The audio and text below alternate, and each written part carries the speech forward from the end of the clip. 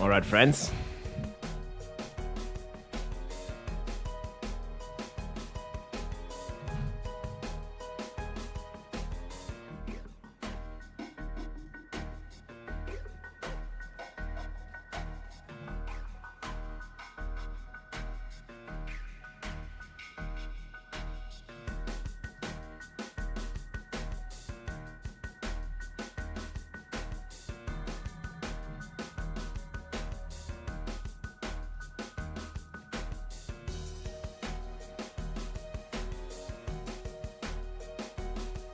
We're like good morning in the morning. How's it going, everybody? It's a good time to stretch. Oh, that's right. Season 11 starts December 9th, my friend. And it's going. The PTR starts next week, guys, on Tuesday, in just 4 days from now. Man, that's gonna be crazy.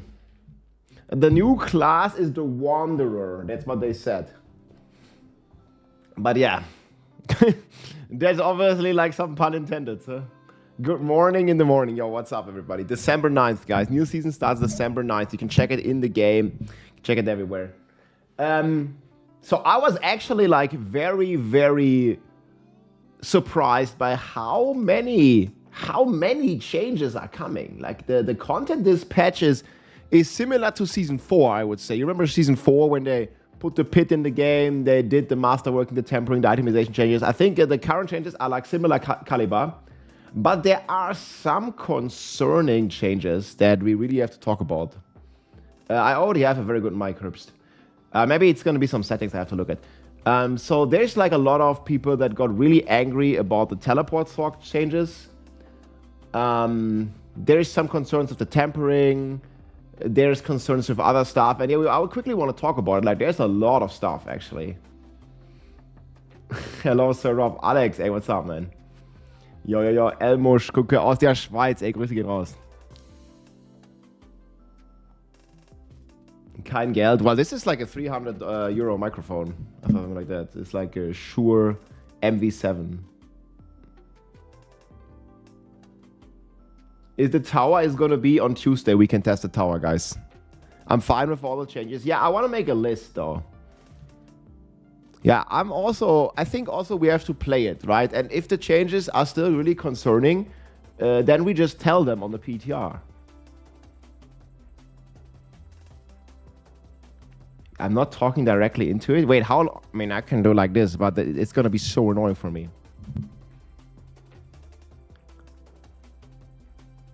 Like, I'm not gonna eat the microphone, dude.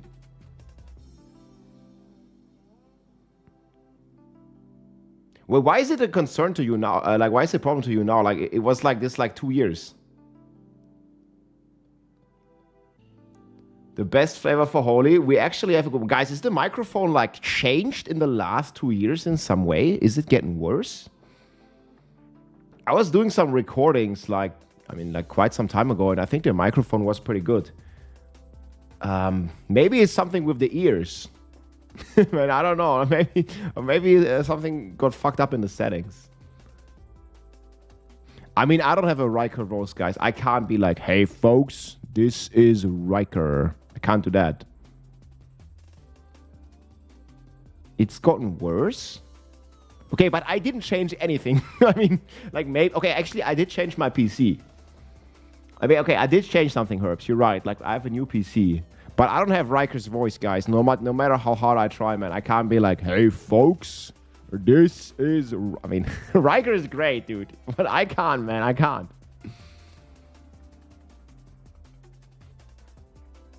I mean, yeah, if you can understand my sister better than me, it's definitely not in the microphone settings, bro. Like, I mean, you're literally using the same setup. My voice sounds different. Well, I may or may not be on an IRL trip, but I can't really change that if my voice is like a little bit. Maybe I was shouting too much. But yeah, thanks for the feedback, guys. I'll take a look, man. I didn't really change anything apart from my PC. I mean, maybe the PC did something, but that PC already I changed like 3 months ago. Microphone sounds great. I have the same voice. Well, I mean, you can always go like eat the microphone and talk like this, but it's very annoying to me. So I always have it like a bit further apart from my mouth. Like, it's just so annoying, man. If I don't know, I'm not singing, like, right? I'm not gonna go like this and like have the microphone like literally like this far away from my mouth.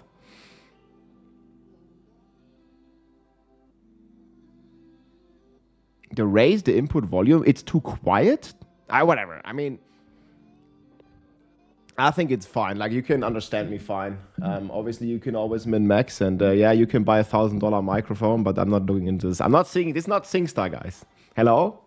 This ain't no SingStar. Not a rig 2628. Yeah, guys, you can you can get rig rolled. Now it's better. I didn't change anything, man. What do you mean? Now it's better. I'm like usually very loud. Yeah, I like talk very loudly. Don't get rig rolled again. Yeah, what changes are you most looking forward to? Yeah, I think we're gonna make a list.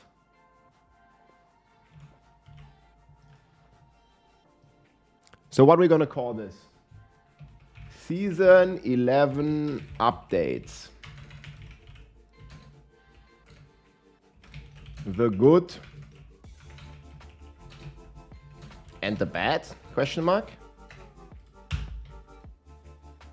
Okay, so main let's say concerns.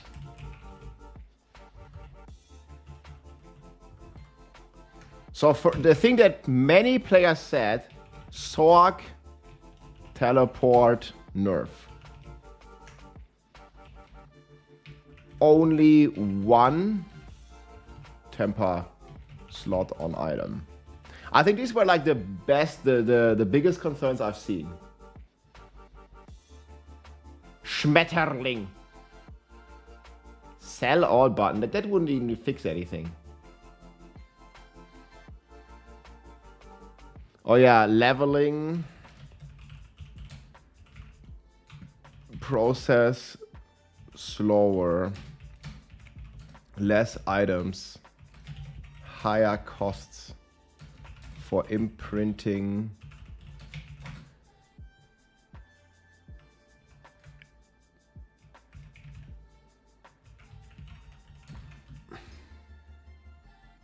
Sorc is dead? Why do you say Sorc is dead? Sorc's one of the best classes in the game for 2 years. I mean, Sorcerer was so far ahead of all the other classes. Like, I said this before, man. I would have not liked them to see, I would have not liked to see the teleport nerf. I would have much rather seen a movement speed cap increase for the other classes. Yo, Bob, what's up, man? Bob and I am... Okay, guys. Yes. Season 11 starts December 9th. PTR starts... I'm just going to put this on the screen because people constantly ask me. This is what, the 21st. Yes, you want this?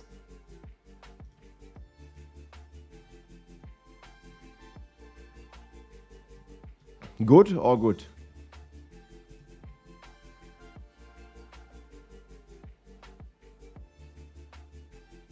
Necromancer builds crazy, yeah. What other concerns people have?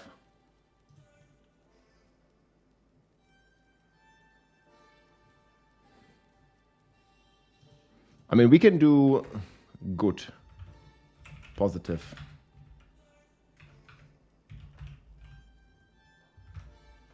In my opinion, a ton... Wait, why does it do it like this now? Bro, really? Why is it doing bullet points? I don't want fucking bullet points. Ton of new content. I mean, you can still break.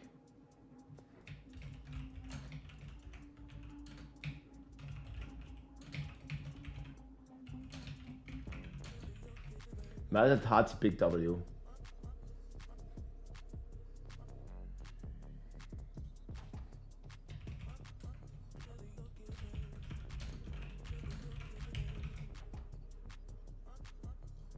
I should probably talk about... Yo, bro, why is it doing this? Okay, this editor wants to fight with me. Fuck you. Oh my god. Need new program. What the fuck is this? Damage, resistance, aura, gone. Deleted. Sanctification. Okay, I've seen this a lot. Yeah. I can see the same thing. Yeah. This would be Sanctification. Too much RNG. Do you agree with this? Rake Spiritborn? Yo, Rake Spiritborn is gone. Like, that build doesn't exist anymore. That got nerfed like crazy. I also agree with this, by the way. I don't know exactly like how we understand the chances, but it's fucking crazy. There's no real bad outcome. Well, I mean, the item is indestructible. It's like a useless outcome. You like Sanctification? I also like the base concept, but the RNG amount's too crazy. We will test it all in the PTR, guys.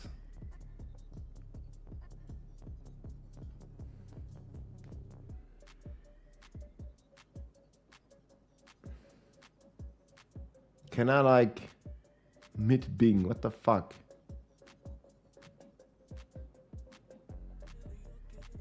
Can I like say that it should not underline these words? Like, the fuck is this, man?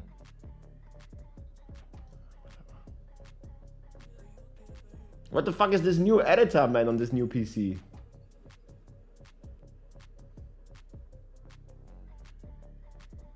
Val orbs can make the item completely useless. Yeah, I mean, Sanctification can remove an affix. And if it removes an affix, then it's gonna kind of suck. Like, you sanctify a Shaco, there's a chance it removes your cooldown. And it's gone. Hey, Toasty, what's up, man? Hype level? Yeah, I mean, there's people having a lot of mixed feelings. I really like how much content we're getting. But there are some very valid concerns for people, and I want to make like a summary of this. And I mean, we'll test it on the PTR, and if concerns turn out to be justified, then hopefully we can all give a lot of feedback so they change it. Right? Like, for example, the Sorc teleport nerf. The PTR, man, guys, come on, I just wrote it here. I guess it's not big enough. It starts next week, 21st. 4 days from now. In 4 days, okay? Not keeping Chaos Power is a concern. I think it opens up a lot of other things they gotta fix. If we really go down that route, I think there's a lot of other things that need fixing. I do not understand how the tower works. Yeah, that's not really a concern though, but I feel you. We'll see on the PTR. Yeah, I'm not really talking about concerns like trading not fixed. We still have stash price problems. This is like a long-term problems of the game. I'm talking concerns specifically about this patch. Not Rake, but Rushing Claw. But even Rushing Claw isn't strong. I don't really think Rushing Claw is going to be a viable, crazy build. Anyways, guys, I'm trying a new holy flavor that I got today. Is the Akia Anaconda, guys. We see how it's going to be Akia. I don't know the English. Like Akia Anaconda. PoE trade. Yeah, they have a lot of stuff. This is the wild as fuck from Holy, guys. Sugar-free, super delicious. Energy for long blasting sessions. Holy moly macaroni. And here I was, man. Holy class next year, guys. That's going to be crazy. Cheers.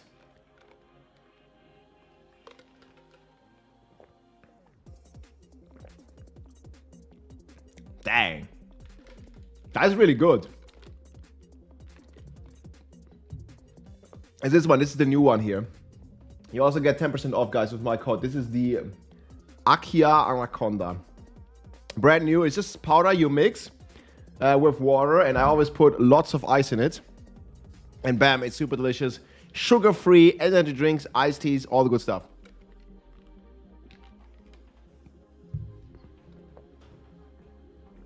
man, hits the spot. Holy Spawn.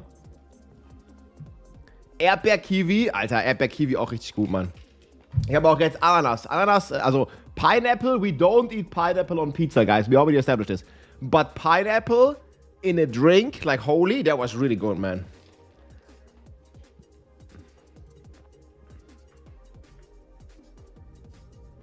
Energy drink for gaming? Yeah, that's completely unheard of, right? Like, sure, bro.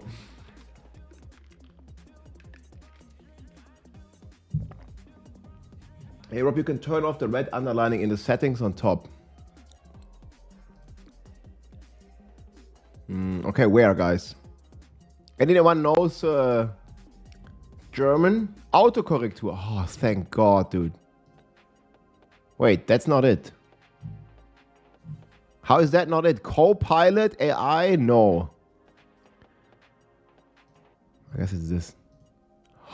Hallelujah. Yeah, get rid of this, man. Okay, danke schön. Yeah, I don't need like fucking AI to read this. I have you guys. You my AI. You're gonna correct me? This is the real AI, man. The AI technology is getting out of hand anyways. Sora 2. I mean, we can probably indirectly... Like, I think Sora was not even working in Germany. It was kind of fucked up.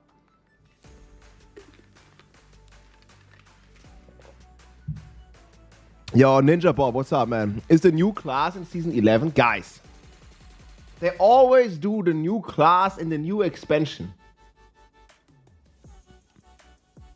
This is not an expansion. It's a massive, massive content update. But it's not an expansion. What build you're going first? So I was looking into it. And right now, I think I'm gonna try the new Barbarian. There is a Brawler Bob. This is Sparta Bob. That's the one I'm probably gonna check out. That looks pretty fun. Spartiaten. This is the Leonidas Bob, guys. The kick Barbarian, dude. They buffed it like massively. 300. Let's go. I don't really think there is any good new Druid build. Druid got nerfed like crazy, but Druid also was strong like crazy. Oh yeah. Should we say general power level of the season? Should we talk about that?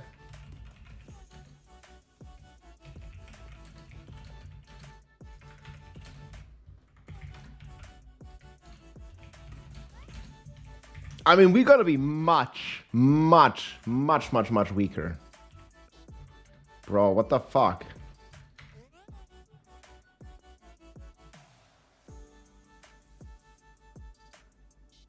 Spartian, was ist euer Handwerk? Man, dude, like, the kid buff's gonna be amazing, man.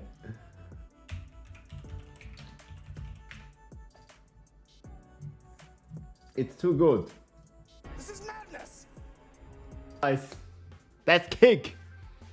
Bro, they buffed it like crazy, man.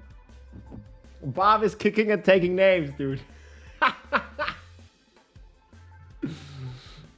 Yo, Cody, what do you think about the teleport nerf, man? Yeah. People are like, this is the #1 concern. This is #1 concern I saw. But Bob is a Leonidas now, man. King Leonidas.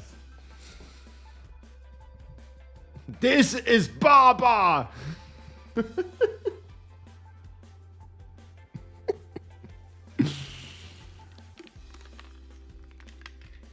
Maybe the sorcerer was teleporting too close to the sun for a season. Actually, for a year.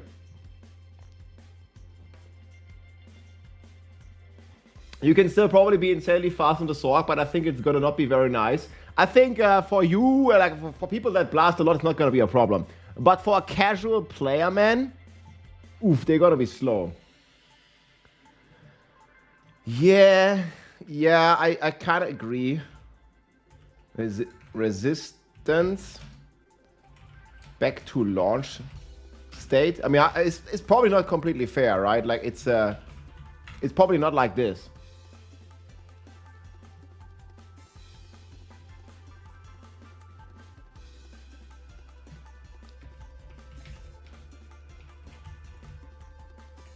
Multiplicative res. Too complicated. I think it's gonna be too complicated, guys. People are not gonna get it. Like a resistance rating, like people are gonna be like, what the fuck? I wish they wouldn't touch it. I like the current system. This system worked well in Diablo 2. The system worked well in Path of Exile, I think in 1 and 2. The system works well in D4. I don't know why they want to change it to make it multiplicative again. It makes no sense to me. I mean, then we'll test it on a PTR, but it's like, man.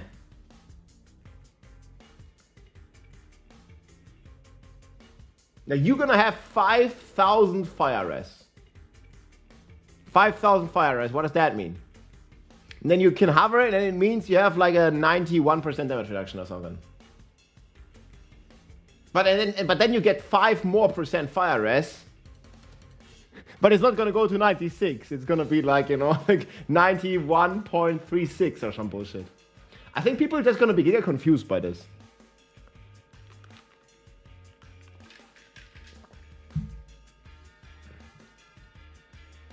Will any class be really even that strong? No, the power level, I mean, I think it's a good thing, but the casual player are not gonna like it. The power level in Season 10 is way out of control. Like all the classes, way out of control. And the power level is gonna come down like, I mean, every class is gonna do like 100x less damage. Every class. Until something is broken again, but then they're gonna fix it.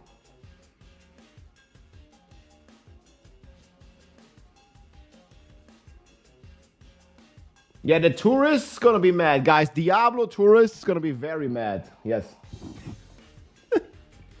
Man, other PoE tourists also always mad about this, man. Druid will be OP. Man, Scream hard. Like, I'm really disappointed by the new Druid unique being shit. Like, what the fuck? Like, I think Druid was finally in a good state. And now the new, what is it, like even pants or boots? Like, they're complete dog shit. It's not shit? Wait. Did you read a different patch note than me? Man, the new Druid, I don't even know what it was. What does new Druid thing even do, dude? Like, look at this. The movement speed's capped. You need to hit 100 enemies with storm skills. If you cast a defensive skill, you get movement speed and unhindered.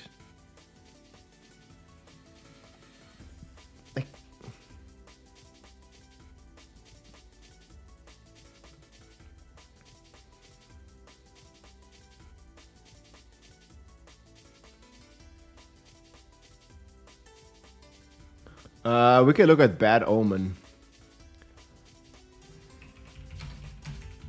I don't even know what Bad Omen... Did they change? Wait, they did change it, no? Okay, I haven't checked that. What does Bad Omen even do?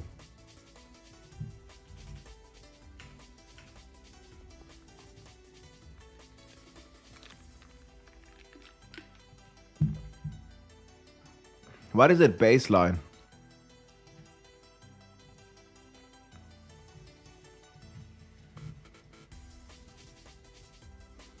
Lucky hit. 10% chance when dealing damage to vulnerable enemies that a lightning bolt hits them. Okay. So you're thinking this could be like a separate build. It's like Sorc, I think, also has a passive like this whenever you stun them. 70% damage, so extra hits. Yeah, so right now it's just a chance that goes up, but extra hits will increase the damage.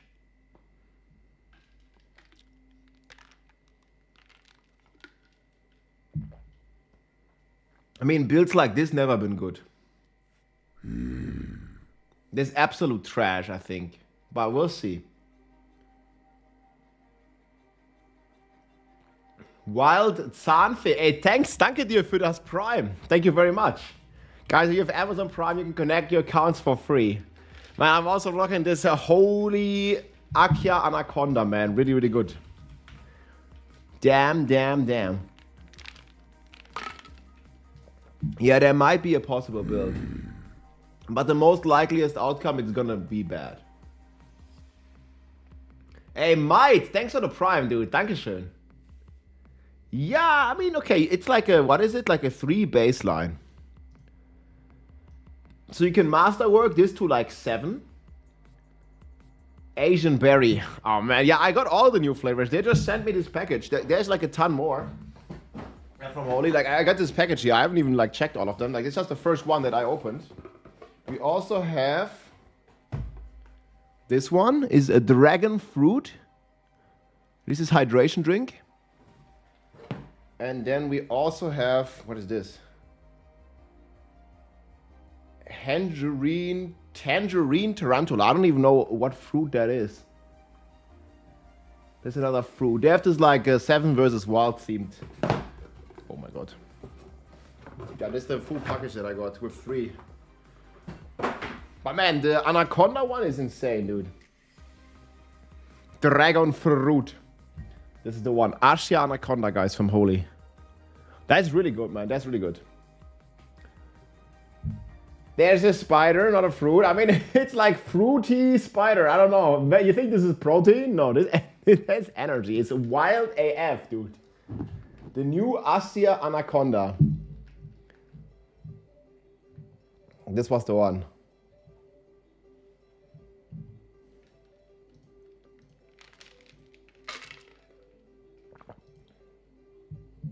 That's really good. Tangerine is like a mandarin.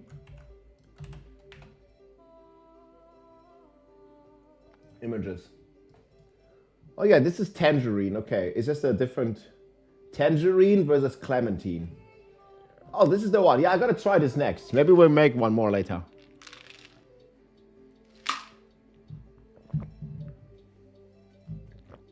Yeah, we get it. Tangerine orange.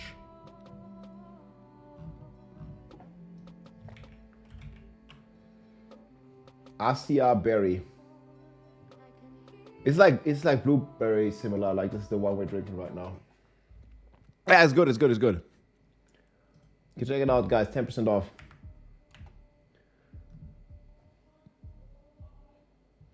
The worst aspect you can think of. So we, first of all, we don't even know. We have no idea if all the ranks, if everything can even roll sanctified.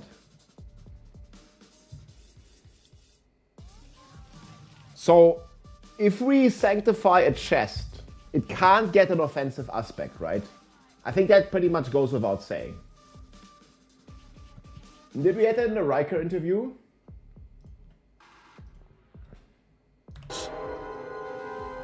This is Sparta! That's the Bob, man. This is Baba. Wait, let me see. Did we have this in this interview here? Over and over. Be a unique or. Yeah, here you see. So hectic, I think is a utility, right? Yeah, you can only get defense and utility. So that's like 30 items. Yeah, you get metamorphosis on a GG Sorc Amulet. Yeah, okay, it can break your character in this case, yeah. Hey, Kodo, thank you so much for the T3 thumb, my friend. Yo, yo, yo. Thanks, Kodo, man. Baba does look good. Man, Barb was bad for a full year. So I'm digging it. The Barb was bad for a full year, guys. Early stream was the occasion. I'm just up early. I mean, also, we got a ton of patch notes. Yeah, okay. The fuck? Wait, what timer you want to see, dude? Yeah. 1 second.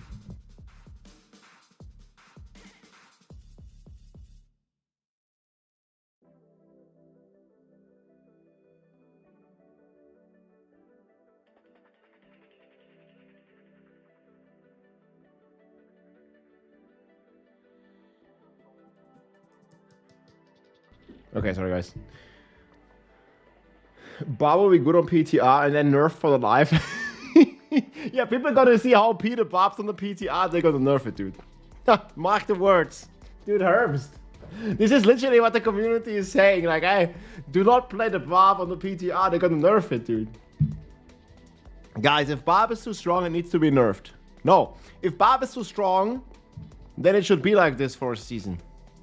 Bro, we had the other classes being crazy strong for like a year. Look at the Sorc, man. The Sorc has been like the meta build for like, I don't know, like a year?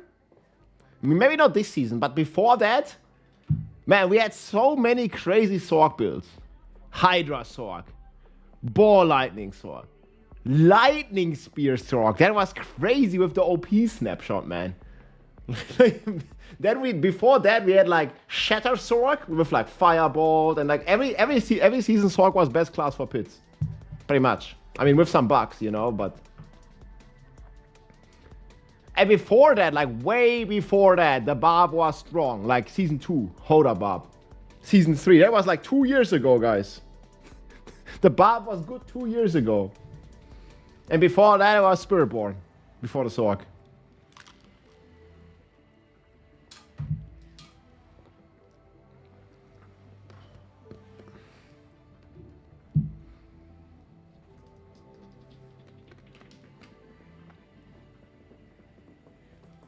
Yeah, Whirlwind Hoda Bob, but that was 2 years ago, right? That was December. That was December of 2023, guys.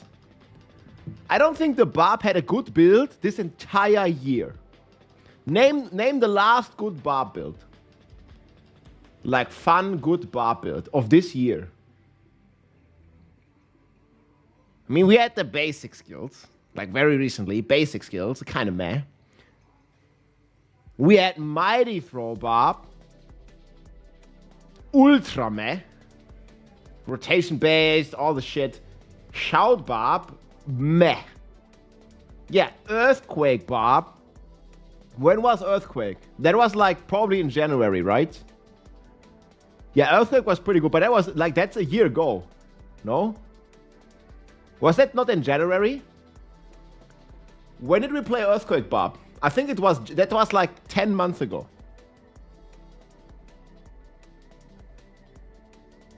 Yeah, I think that was 10 months ago, bro. That was long ago.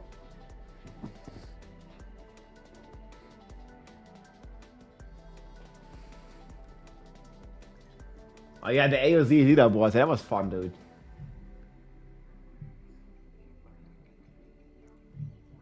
Wait, it doesn't, okay, that does load. Can I click on Bob? Cody rank 1, man. What a guy. TOB level. I remember this. I think I only blasted through it. Rank 6. Unbearable. Oh wait, I'm in there 3 times. What the fuck? Just like Ace. Wait, what? Okay, I'm actually rank 2, guys. What do you mean?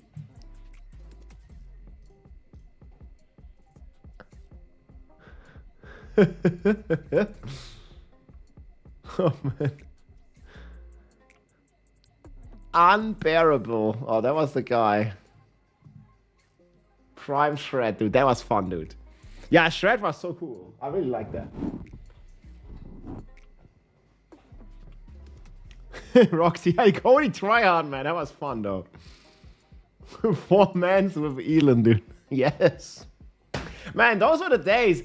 This was still my favorite endgame, guys. Avatar of Zir, Season 2, we had Hoda Bar being strong. We had Shred Druid being crazy. We had Ball Lightning Sorc being crazy. Man, we had so many cool meta builds.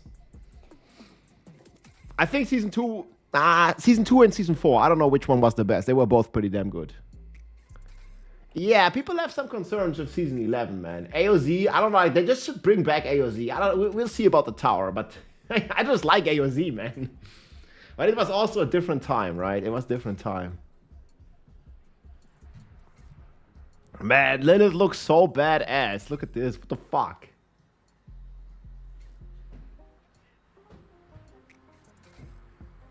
Charge Barb was cool.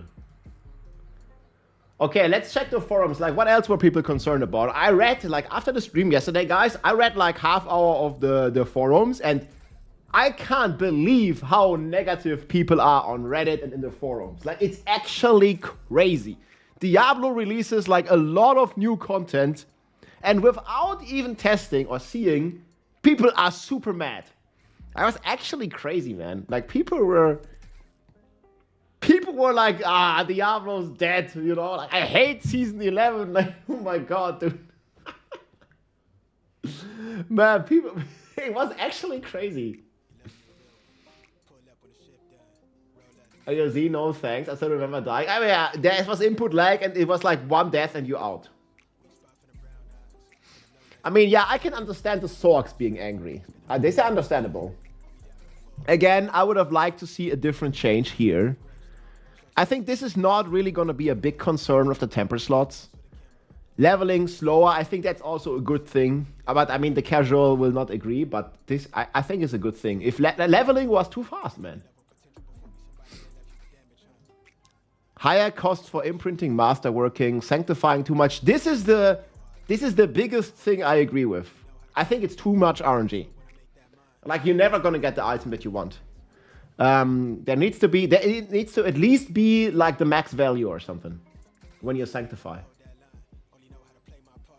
8 hours to T4 is too fast. I agree, yeah. So guys, what do you say? Let's just talk about level 1 to level 60. Right now in the live season, it takes, I think it took me 2 hours, right? But we are playing in a group and stuff. Maybe 3-4 hours is more realistic. So right now it takes about 3 hours, 3 to 4 hours to level 260. What time do you think is good? Like, how fast you want to reach T6? How fast you want to reach level 60? How many hours? And also, how long do you think T4 should take? We got to T4 like in a day.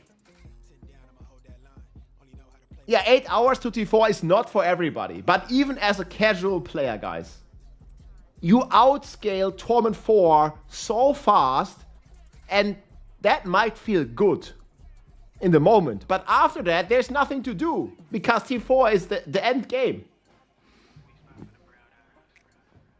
Like, what are you gonna do? Like, you know, then you're in T4 in a day, and then what? You know, and then you run out of content. Like, that's the problem. 3 hours is good. Average player at 6 hours. 24 hours leveling? I think that's a bit long. But I personally, I don't mind it taking a bit longer.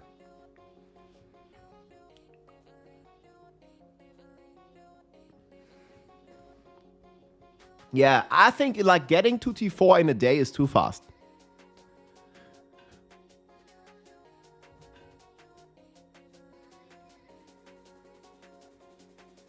Yeah, I remember when Diablo 4 came out. You remember very early on. How long did it take you? It took me 2 days to level to max level. I mean, to level 100. But I think like for casual player, 1 to 60 on launch was like a week. It was like a full week.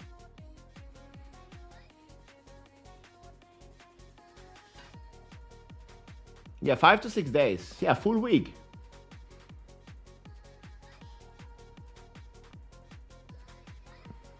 I'm gonna talk about all and every concern, and this is the one I most agree with right now.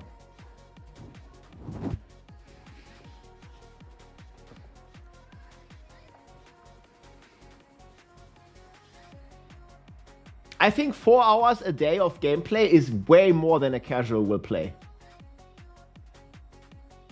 I didn't reach level 100 all the way until season 1. Yeah, I mean, and that's fine, right? But you had something to do.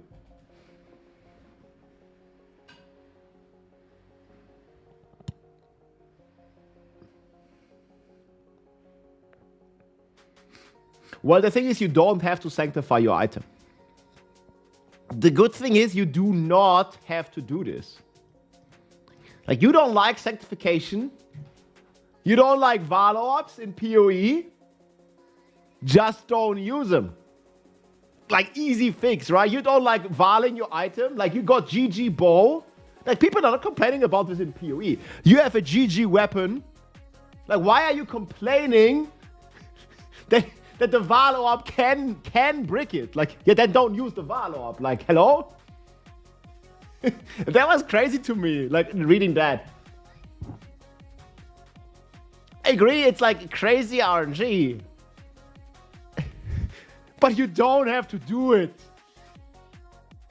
Yeah, exactly. It's a risk you accept.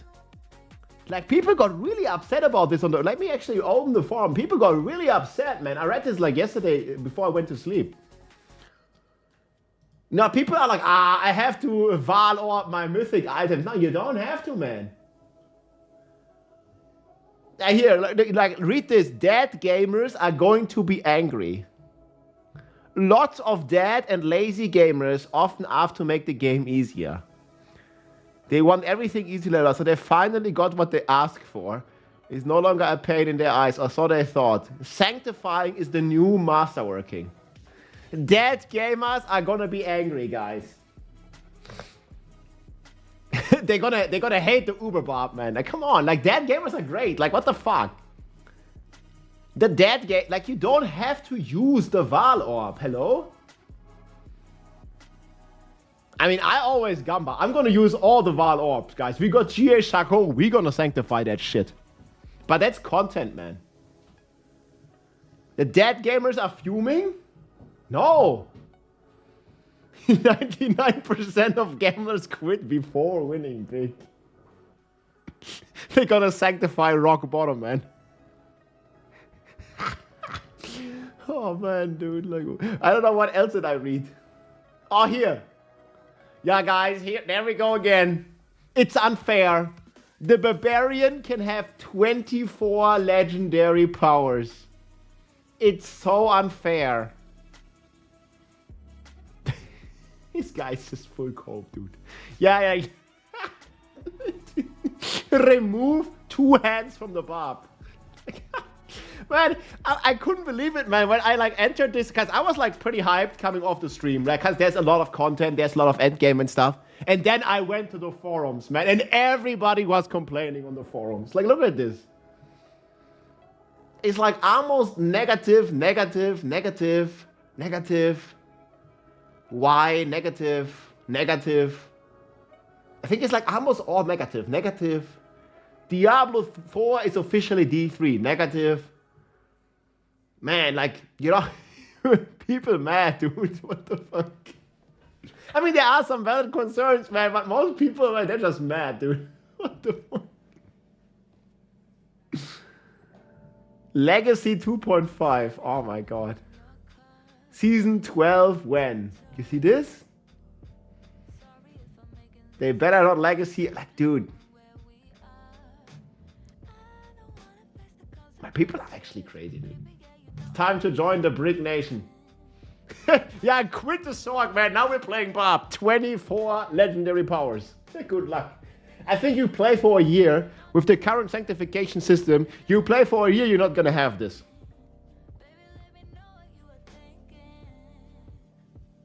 I think there's a lot of content, man. But I feel like no matter what is done, people are gonna be mad either way.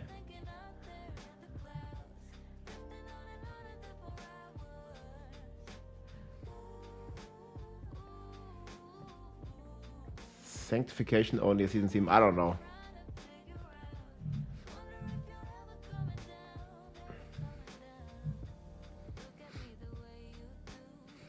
But yeah, people were pretty negative, man. I remember this.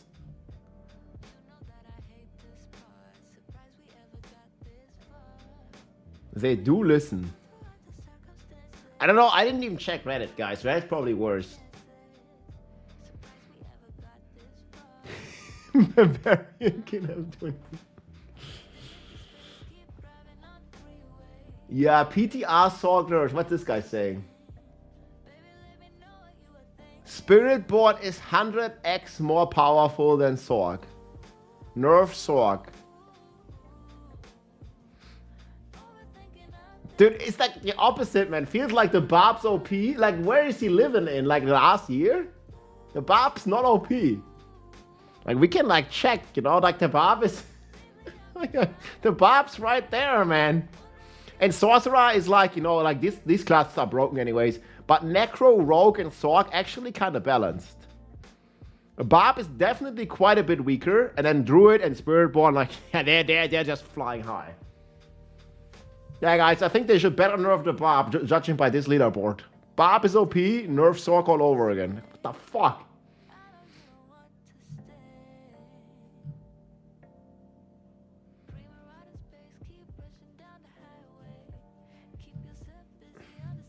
But still, I also don't agree with the teleport change. I would have liked to see them uncap the movement speed on all the other classes. Instead of nerfing the teleport. Grüße ins Sauerland, ey, danke schön. Die nächste Season klingt aufregend. Ey, das denke ich auch. Ich weiß auch nicht, warum die Leute so negativ sind in den Foren. I think, like, man, like, Blizzard could announce that they found a cure for cancer. They could announce, we just found a cure for cancer. You can get a vaccination, and you're not gonna have cancer no more. And then people would find a reason to complain about it. It's like, oh yeah, but all the doctors, they're gonna go out of a job. Like, I don't know, man. I feel like this is just always negative, man. No matter what they do, like on the forums, people are just gonna be negative. The cancer got nerfed, yeah. How dare they? It's actually crazy, man. We found a cure for cancer. Like, they're gonna find a reason to be mad about it. Yeah, but what about all those nurses taking care of the cancer patients? The cancer patients, you know? Like, they're gonna go out of a job, guys.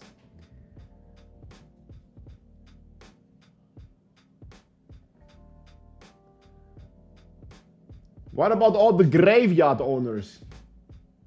Personally, I like the TP nerf. The whole teleport, screen clear nuke, teleport, screen clear nuke isn't the playstyle. Yeah, I guess this is like about philosophy of how fast they want the game to be. But I would have loved to see them keeping the teleport, perma teleport, but then also uncapping the movement speed, the way it worked in D3, the way it works in PoE, where you can just, if you have all this movement speed stacked, it's not like you get it for free. You have to actually get all the sources of movement speed for then your Whirlwind Barb or your like Spin to Win, DOK, Demon Hunter, Rogue, like move around at 300, 400% movement speed. That'd be way cooler, dude.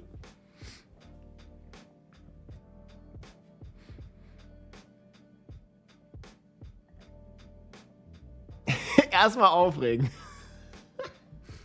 I still think like 100% movement speed cap's way too small. You have 100 base movement speed and you can only stack 100% more.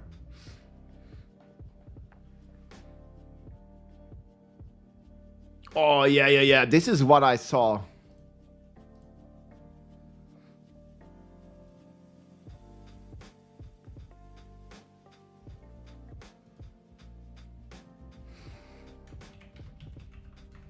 Yeah, this is like...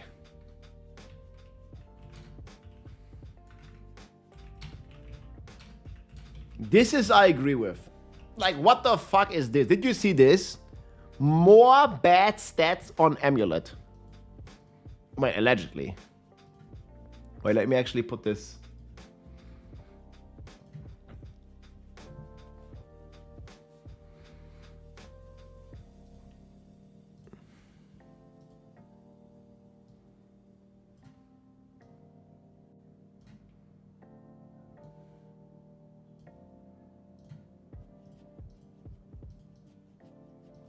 Gamer dads are pissed, dude.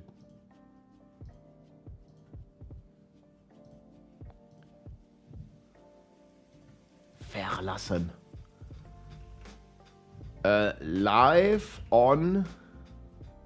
Yeah, this had me scratch my head as well. Look at this. No, you think an amulet is hard to get right now, guys? Look at all these stats, man. Live on Tuesday, live regeneration, live on kill, live per hit, healing percent, max life. There's 5 life stats that all roll on the amulet as a separate affix. Like, I just want a passive, bro.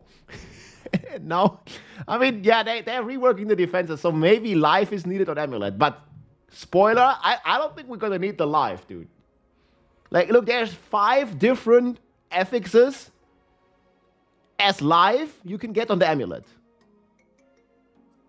Like, I just want DPS, man. Like, it's an amulet.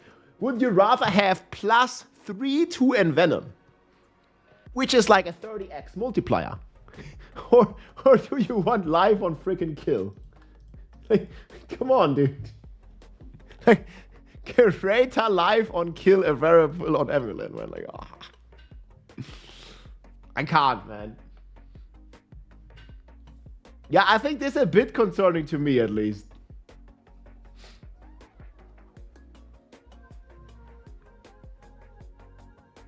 That's a bit crazy.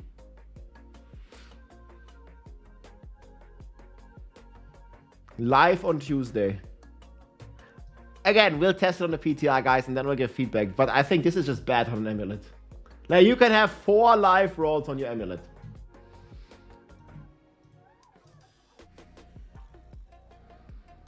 Tier armor tokens, like in WoW. I don't know what that's gonna be.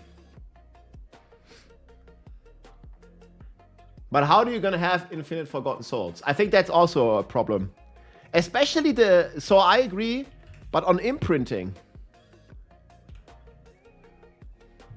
Yo, this had me a bit concerned as well. I read this too. Imprinting. It goes up from costing 5 Forgotten Souls, 300,000 gold to 1 million gold. That's pretty crazy.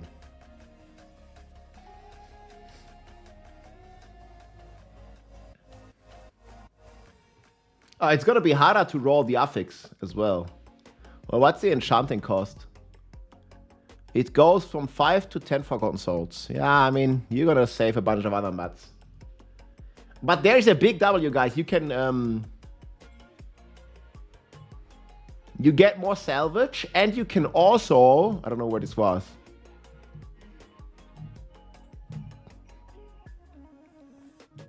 Yeah, here you can also convert your crystals into Forgotten Souls if you run out.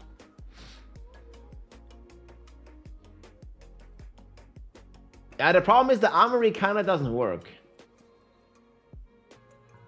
Like, there's a lot of things that the armory doesn't save. Lots of things that the armory doesn't really do well. But this is a big W. Yeah, I think most of the concerns are not really that big a deal. Okay, what might be some of the positive things that people might have missed?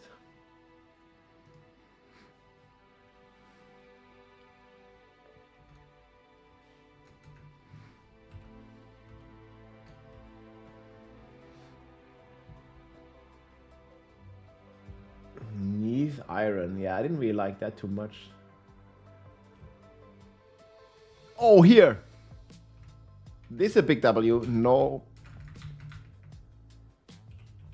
Pit does not require a key to open anymore.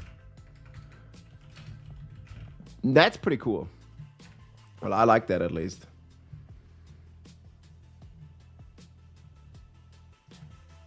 I mean, I guess this is a kind of a niche problem, but I always felt it was weird that it requires you to have a key to open.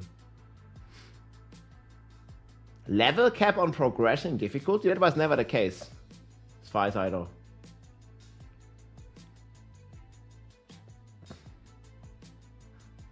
Yeah, okay, this is just a minor issue, I guess.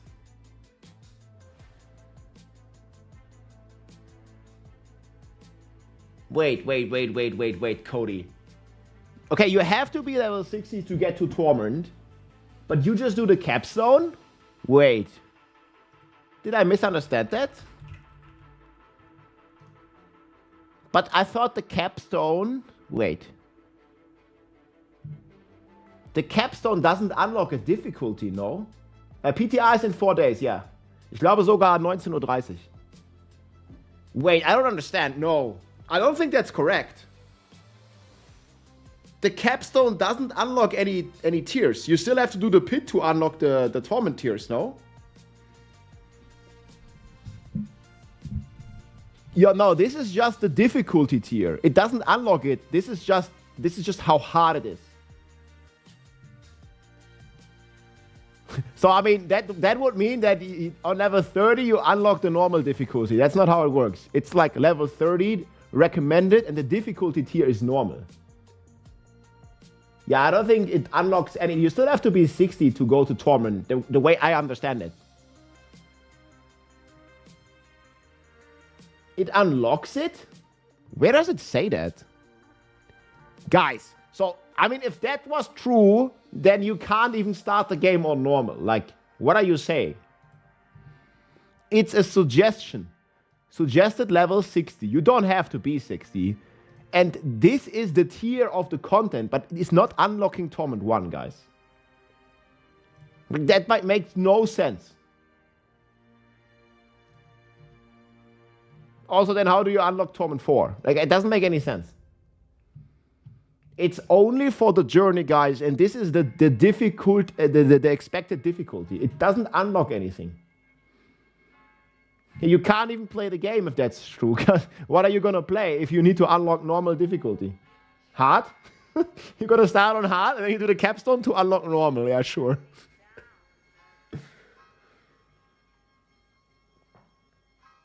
Why do we need the capstones? Okay, guys, the capstones are for the season journey. They unlock your skill points. You do the capstone to get your skill point, to get your paragon point, the thing that you usually get from the Renown. That's the way I understood it. I still think you need to be level 60 to go on to Torment 1, guys. Everybody starts at hard, and only if you do the capstone you get to unlock normal. Yeah, sure. So you need to start the game on a super hard difficulty, beat a super hard capstone to then go to a lower difficulty. Sure. That's a bit cold.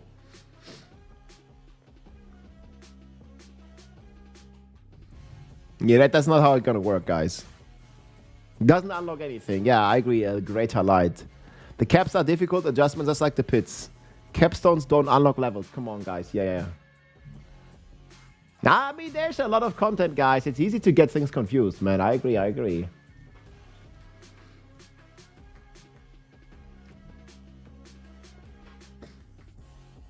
At 50, you can do Torment 1.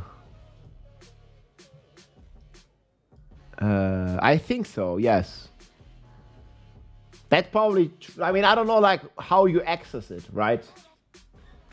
I mean, can you access the Torment 1 difficulty dungeon in normal? We're not sure. Maybe you need to be on Torment 1 to access this dungeon. Well, maybe not. Yeah, this is something, it's unknown. We don't know.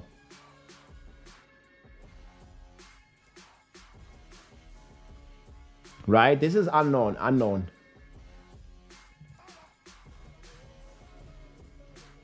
You have to complete the... I'm gonna go bathroom for a sec, guys. This is the capstone thing. I'll be back in a sec.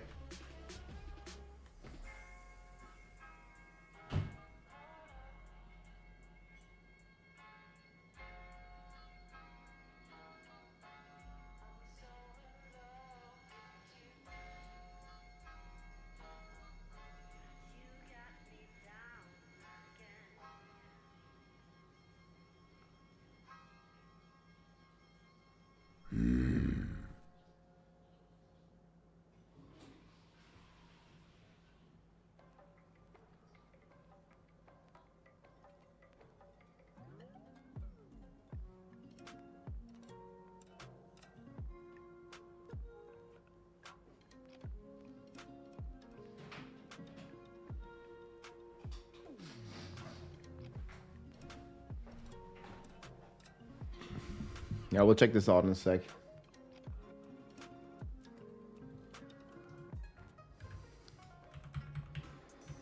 How much gameplay we have here? This is the capstone thing, right? Yeah.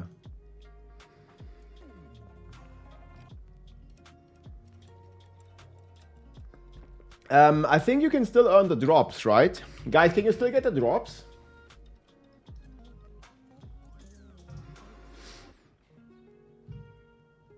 Yes. 11 a.m. PDT.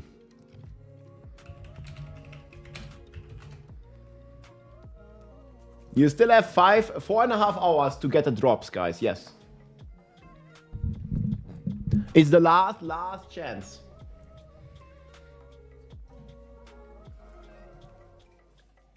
Last chance.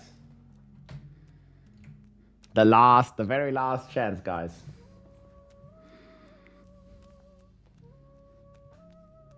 It is what it is.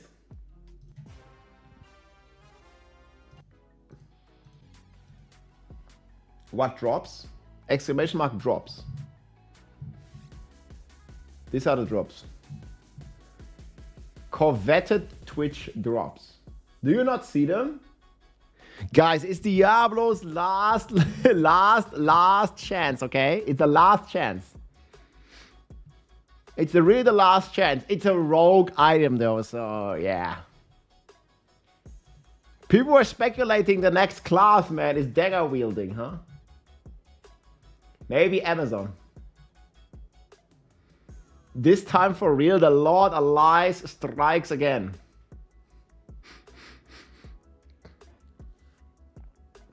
The next Giga skin. Okay, guys. Any other concerns we didn't talk about? I think I have them all now. Fancy Dönermesser.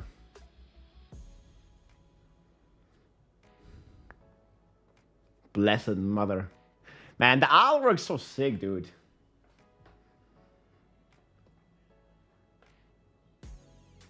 Beta leaderboard, yeah.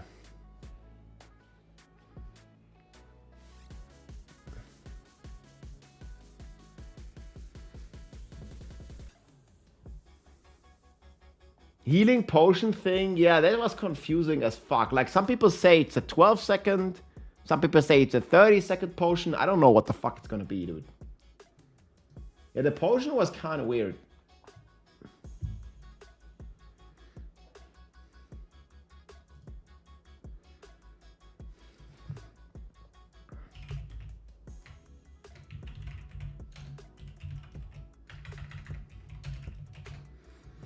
Okay, yeah, Planner is gonna update later today. That's gonna be nice. The timer for the new season. We can make one soon. But that's like a month from now, guys. It's not gonna be that soon.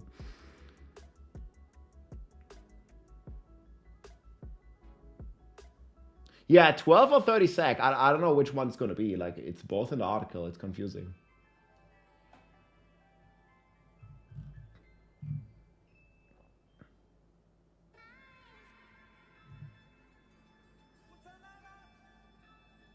You don't have to use the Val Orb, guys. People are still concerned about this.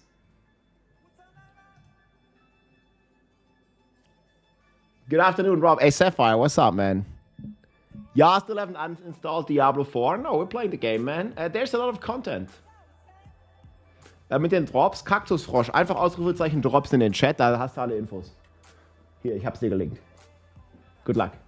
It's just, you watch for 30 minutes, guys, and you get the dagger. I think it's like down below over there somewhere.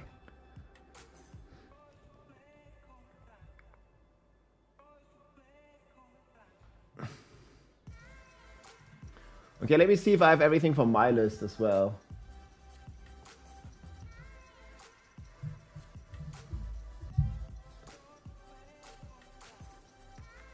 Mana shield for everybody, that's insane.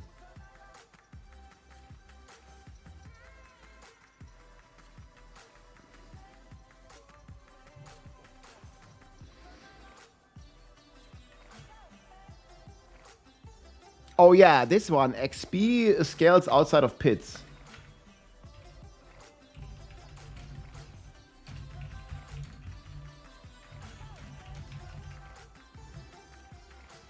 You guys see that?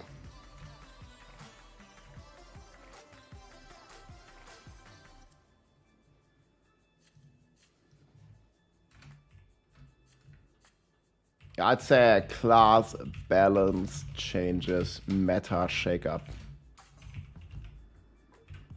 I think This one's gonna be pretty big as well. The Wanderer is the new class. You do not have to sanctify, guys.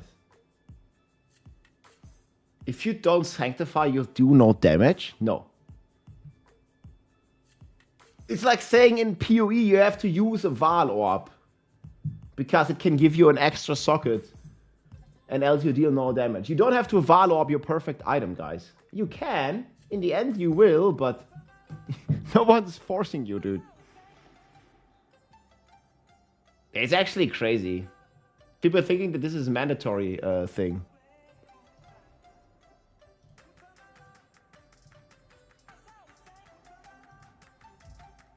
What is Sanctify? It's basically Val Orbs from PoE. Tempering changes will destroy builds. Man, people are so negative, dude.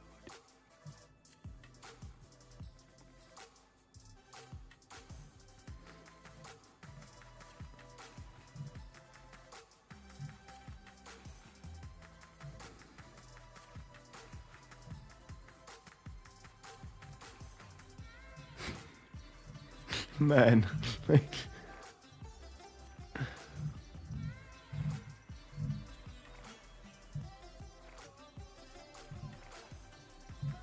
Oh my god, people are like, it is actually crazy. Makuna is super upset. I also don't like the TP Sorc nerf, but if you look at the efficiency values, it's definitely warranted to at least either buff other classes' mobility or nerf the Sorc mobility. I would have rather, I'm going to explain this in the video, I would have rather seen the movement speed cap be increased rather than nerfing the Sorc. Like, you know, the Sorc was having fun and all the other classes were slow. And rather than, you know, making the other classes more fast-paced, more movement speed, more fun, they nerfed the Sorc to also not be as much fun. At least in the regards in terms of speed farming and movement speed. I really like if the game is fast-paced. But it looks like they don't want the game to be this fast, which is also a valid option.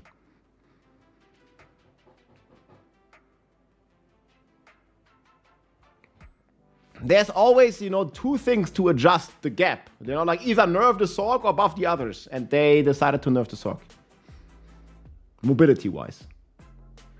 You could approach it differently.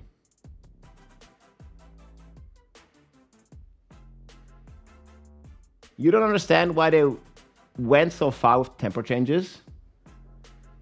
But you get one more affix on the item anyways. The second temper usually is useless. You know, on the weapon, you go for like, I don't know, your skill dealing double damage, and then you just go some additive bullshit. Like, the second temper is not really that big a deal, is it?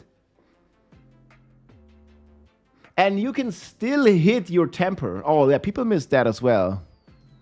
Yo, people miss this, yes.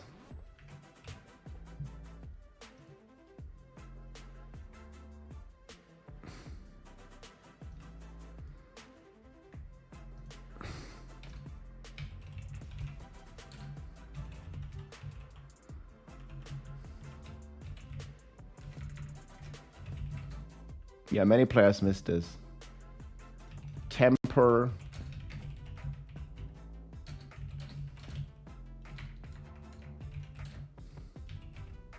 Yeah, temper affixes can turn into a greater affix, guys.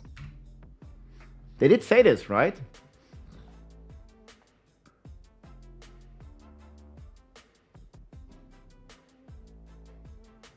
These are not my concerns. I share some of them. Okay, this is not my concerns, guys. This is not my list. I will state my opinion on each of them. I'm gonna make a video now. But I don't think this is really a concern, and I will explain why it's not a concern. I'm gonna make a summary now.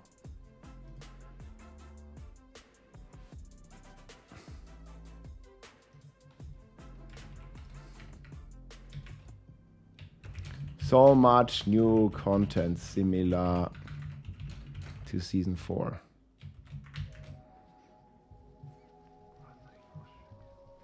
The game was way too easy and fast. I also agree with that, but I also can see how for a casual player, they're not gonna like, and their character gets weaker, and you're gonna get a lot weaker. The power creep is going a crazy way.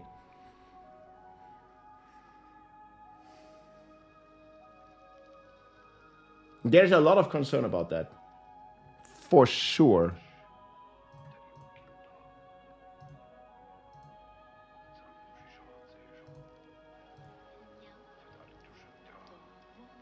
Full-time casual job with daughter. So you like the game getting harder or not?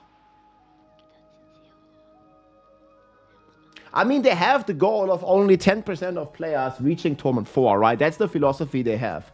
Or at least they had like half a year ago. I don't know if it's changed, but if it's not changed, this is definitely the right way to do it.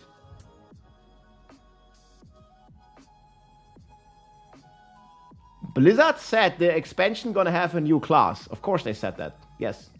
There's gonna be a new class, it's officially confirmed. It's in the expansion. There's many interviews you can look up. They haven't said which class, but they said they're gonna be a new class in the new expansion. Of course, I mean, like every expansion probably gonna have a new class, I would be thinking.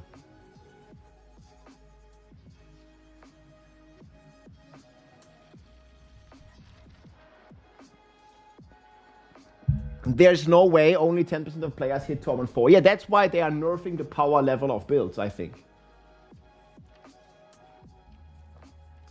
I think it was way too easy to outscale Tournament 4, similar to what they did in Season 7.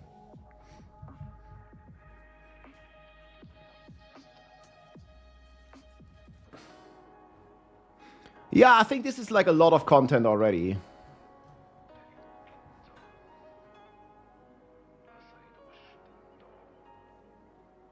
What's the point of playing a video game if you can't play in Tournament 4?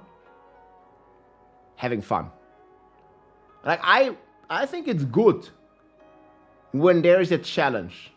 Oh, I forgot this. There's a big one, man. Like, this one I completely agree with as well. Challenging content is not rewarding. Oh man, yeah, this is a big one. Like, I definitely want to talk about this. Man. I think this is still a major concern.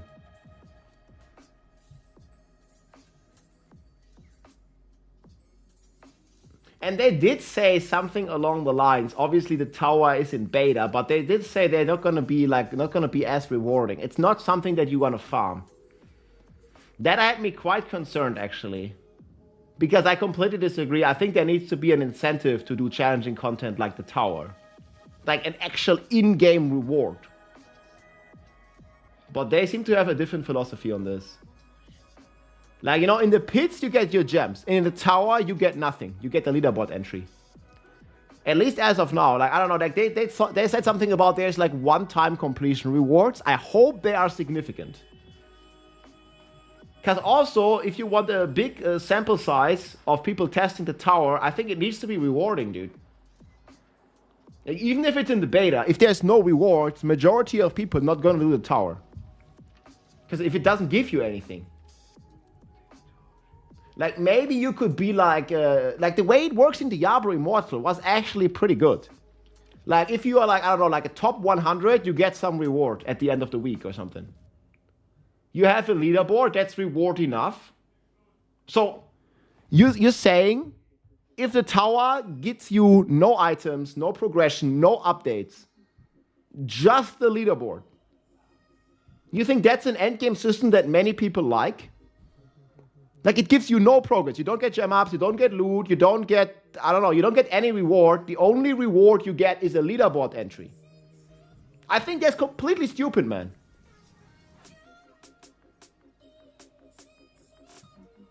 You don't need loot in there. Okay, I completely disagree. Like, I think in the way or the reason why Greater Rifts worked so well in Diablo 3 is because you also got rewarded for doing them on top of the leaderboard entry. I think this thing not dropping any like big rewards is stupid.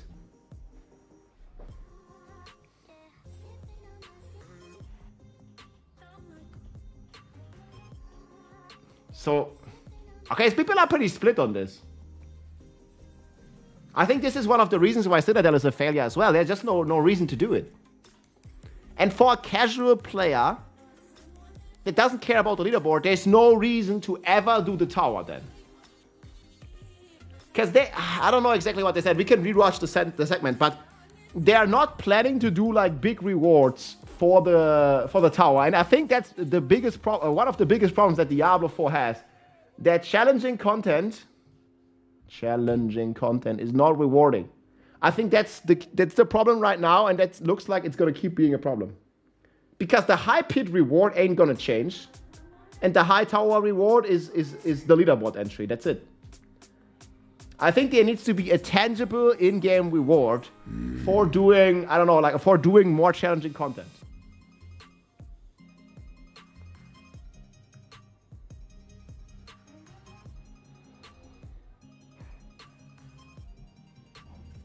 Yeah, I mean, they also said that the Citadel is in a good spot yesterday, which I completely disagree with.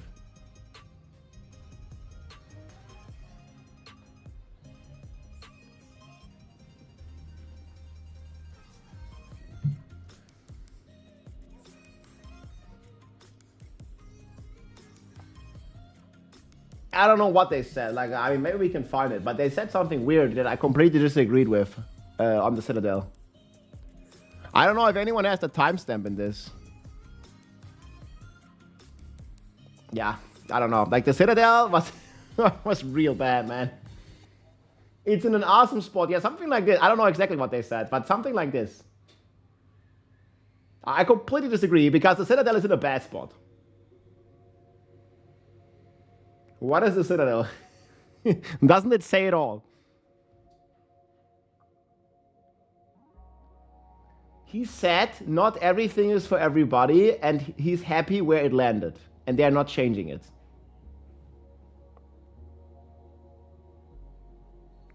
Man. Yeah, I don't know. I mean, I have to rewatch it, but it was definitely something I completely disagree with. Yeah, I mean, it's not for everybody. Yeah, no. Yeah, I don't even have the Citadel. Like, I played the season for like 300 hours. I never had the Citadel even unlocked.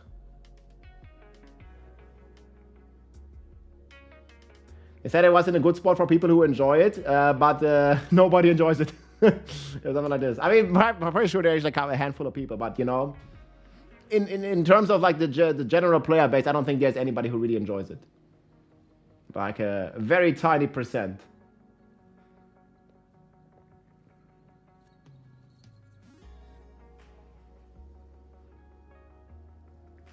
I unlock it just to get rid of the quest line. It's annoying.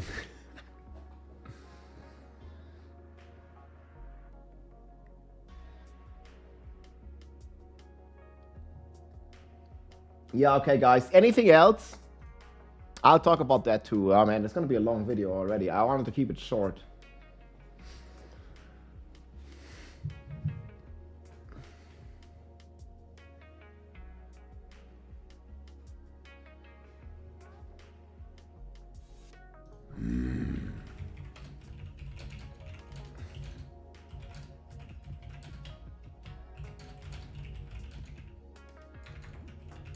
Hey, thank you for the prime. Redneck. Much appreciated, dude.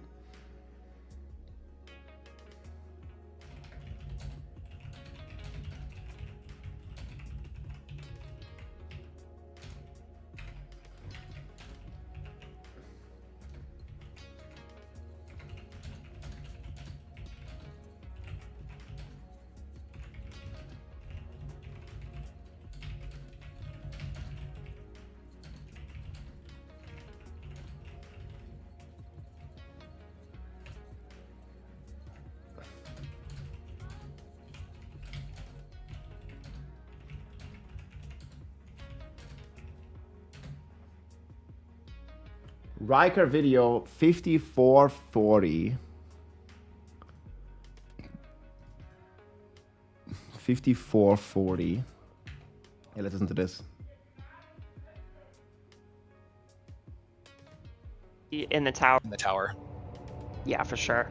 Yeah, what would be in the tower would probably be like one-time rewards. So it would be incentivizing you to be like, okay, can you now reach 60? Can you now reach 65? You know, whatever.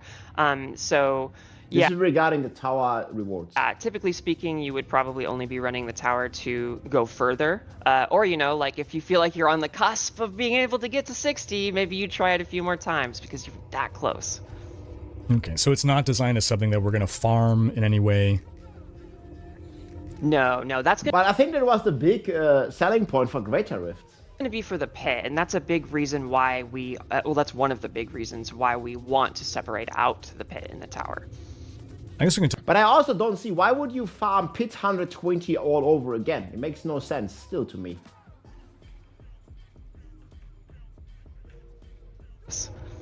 Okay, so it's not designed as something that we're going to farm in any way. No, that's going to be for the pit, and that's a big reason. But then they need to change the pit. Like, what's the point of farming pit 120 all over again? And why we, well, that's one of the big reasons why we want to separate out the pit and the tower. I guess we can talk more about those reasons. I mean, the biggest problem I see still, like in my opinion, right? The challenging content is just not rewarding in any way. And that doesn't really seem to change. And this is something I definitely agree with the community. Like, this just needs to change, man.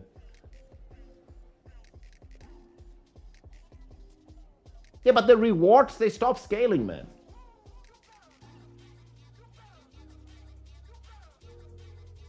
No rewards in beta. Yeah, but even that, I think, is a... Like, you know, if there would be more rewards in the beta, then people have an incentive to test it more, and you're gonna get more and higher quality feedback. Right?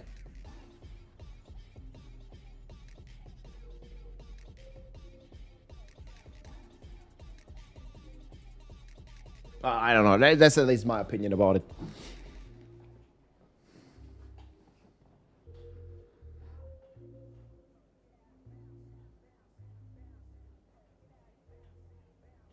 I mean, like, they said like they want you to farm the pit over and over again, but the pit is not rewarding on the high level. Like, there's no reward for doing higher than pit 100.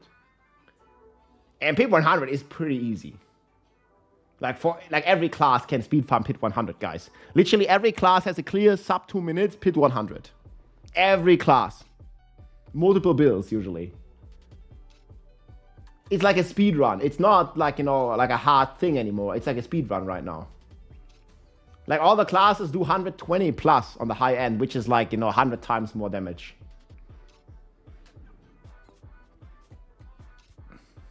Yeah, I think this is still one of the big concerns that I have. Like, some of these concerns I share, some of them I don't share, but this one is definitely one I share. People are so negative though on the forums, man. It's crazy to me. Okay, let's make a video, guys. No, like, you know, people have been... What is first on the list? Teleport.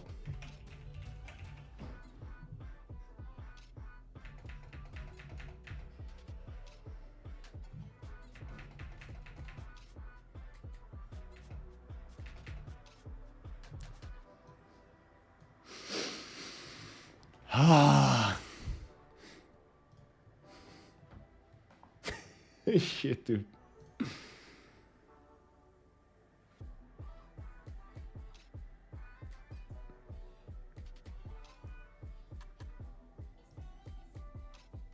People are pissed about this.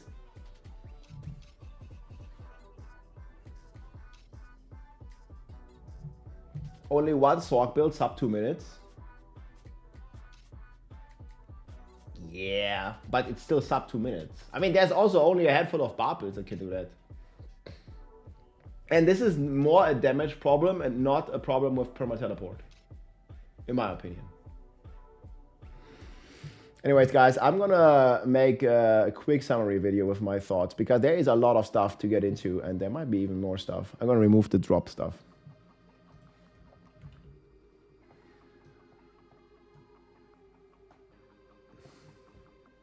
I only play Diablo because teleporting is fun. Okay. But you still have Jaru.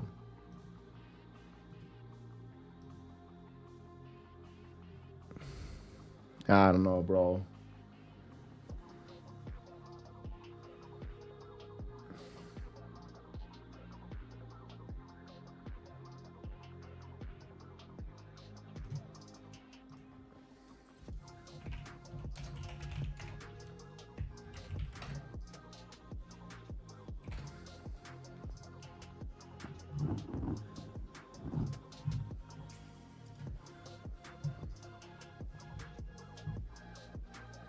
It's probably like the good, the bad.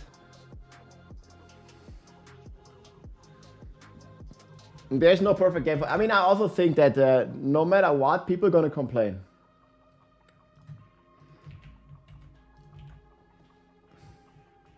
No matter what.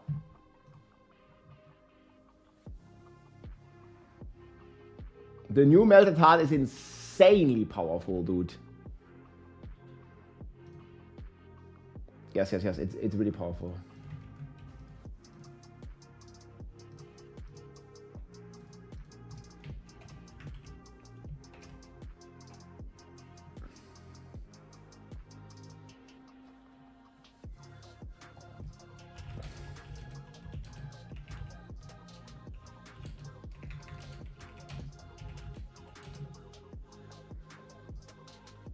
Yeah, I mean, also, I think what a lot of people forget that this is going to be a test server, right?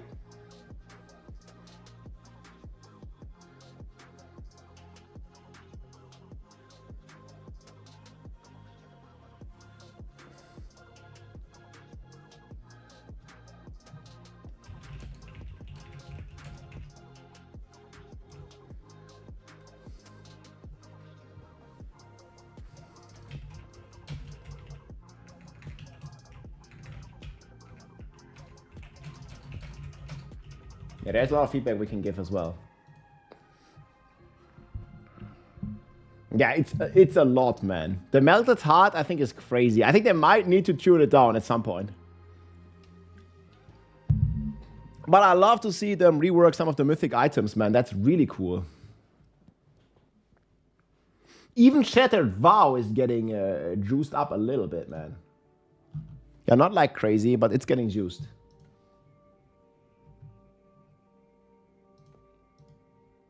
Slowly, slowly.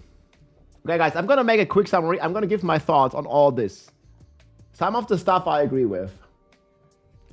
And here, like, yeah, that game is not got, like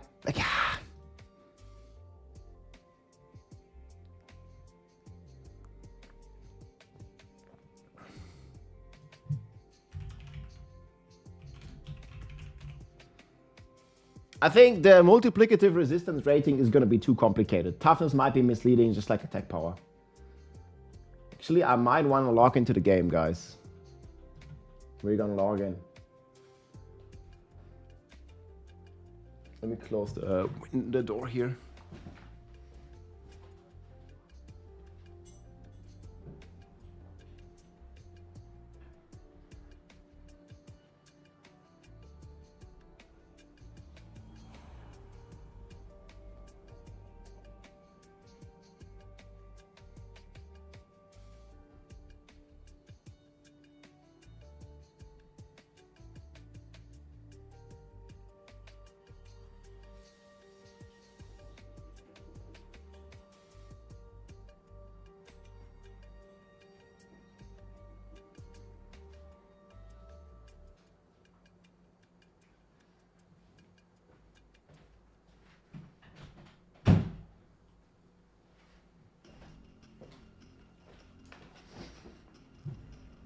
Okay, we have to log in. Toffee's like a lazy replacement. I mean, I think we should like play it first and then see. I did already play a lot of this season 11 content, guys, when I was at Blizzard. And we gave a lot of feedback already. And I'm very excited to see, you know, like how it's going to feel now. Very, very excited. I'm still not feeling attack power. Like, I think this is just ultra debate for people. So I hope toughness is not going to debate people.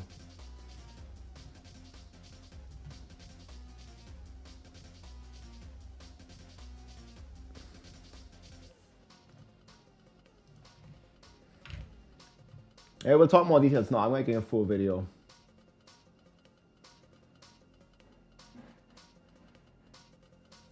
I played 4 hours a day. I steamrolled all the content with my daughter on the lap, man. Gamer dads unite, dude. Let's go. Yo, the gamer dads, dude. They're gonna be a ton of cool, fun builds, I think.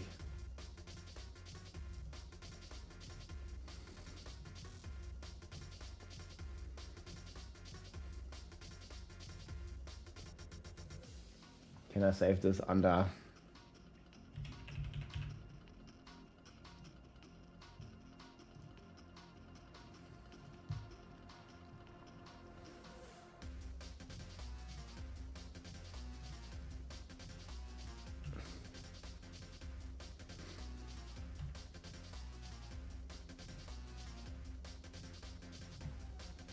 Okay, this is gonna be 47. Okay, guys, so we're gonna talk about all the pros and cons real quick. I think it's gonna be very good.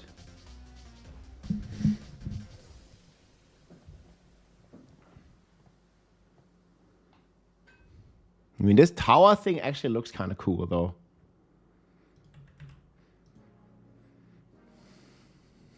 Okay, I think the voice is fine.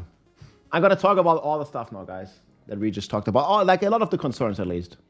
I mean, some of the concerns I share, and some of the concerns I really disagree with. So let's see it. Let's talk about it.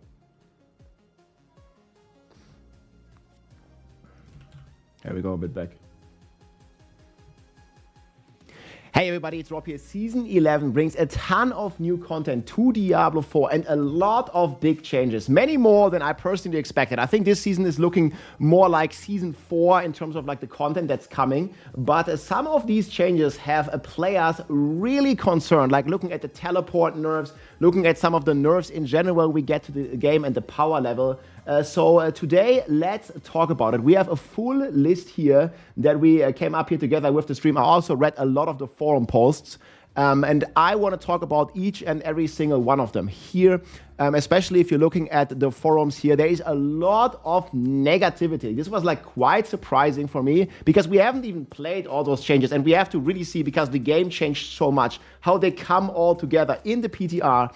And then when we have this, we can also give a ton of feedback on the PTR. That's starting here next week already, guys. So season 11 starts December 9th. The PTR starts 21st of October. So a lot of concerns I've seen here by players, and you can see it here in the forums.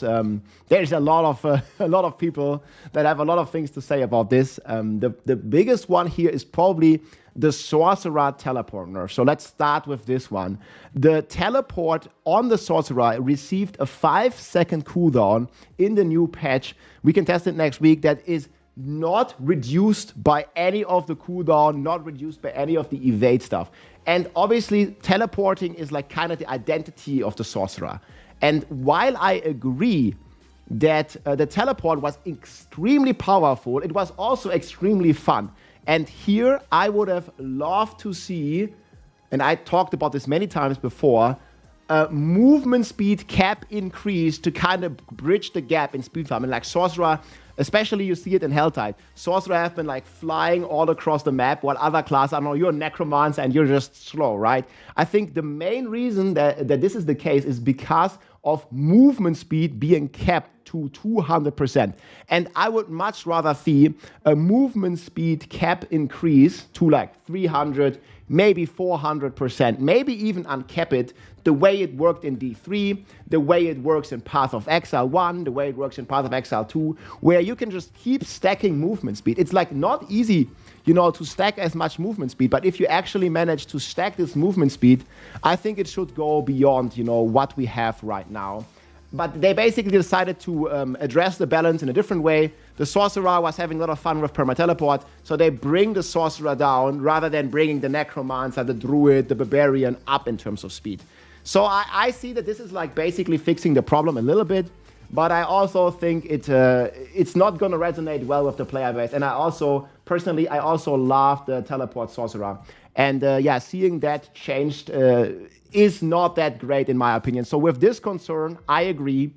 But again, it fixes the problem where the sorcerer was absolutely crazy in Torment 4, to the point where it was unfair if you're doing Helltides, you're trying to click the Chaos Rifts. It was kind of unfair, you know, for like a Necro or a Druid like playing against the sorcerer. So it closes the class balance gap for speed farming, but I think it should have, done differently by buffing the movement speed of other classes. However, this is what they decided, guys, and we'll test it on the PTR, and we'll see how it's gonna feel. Very looking forward to at least testing this and see how it feels.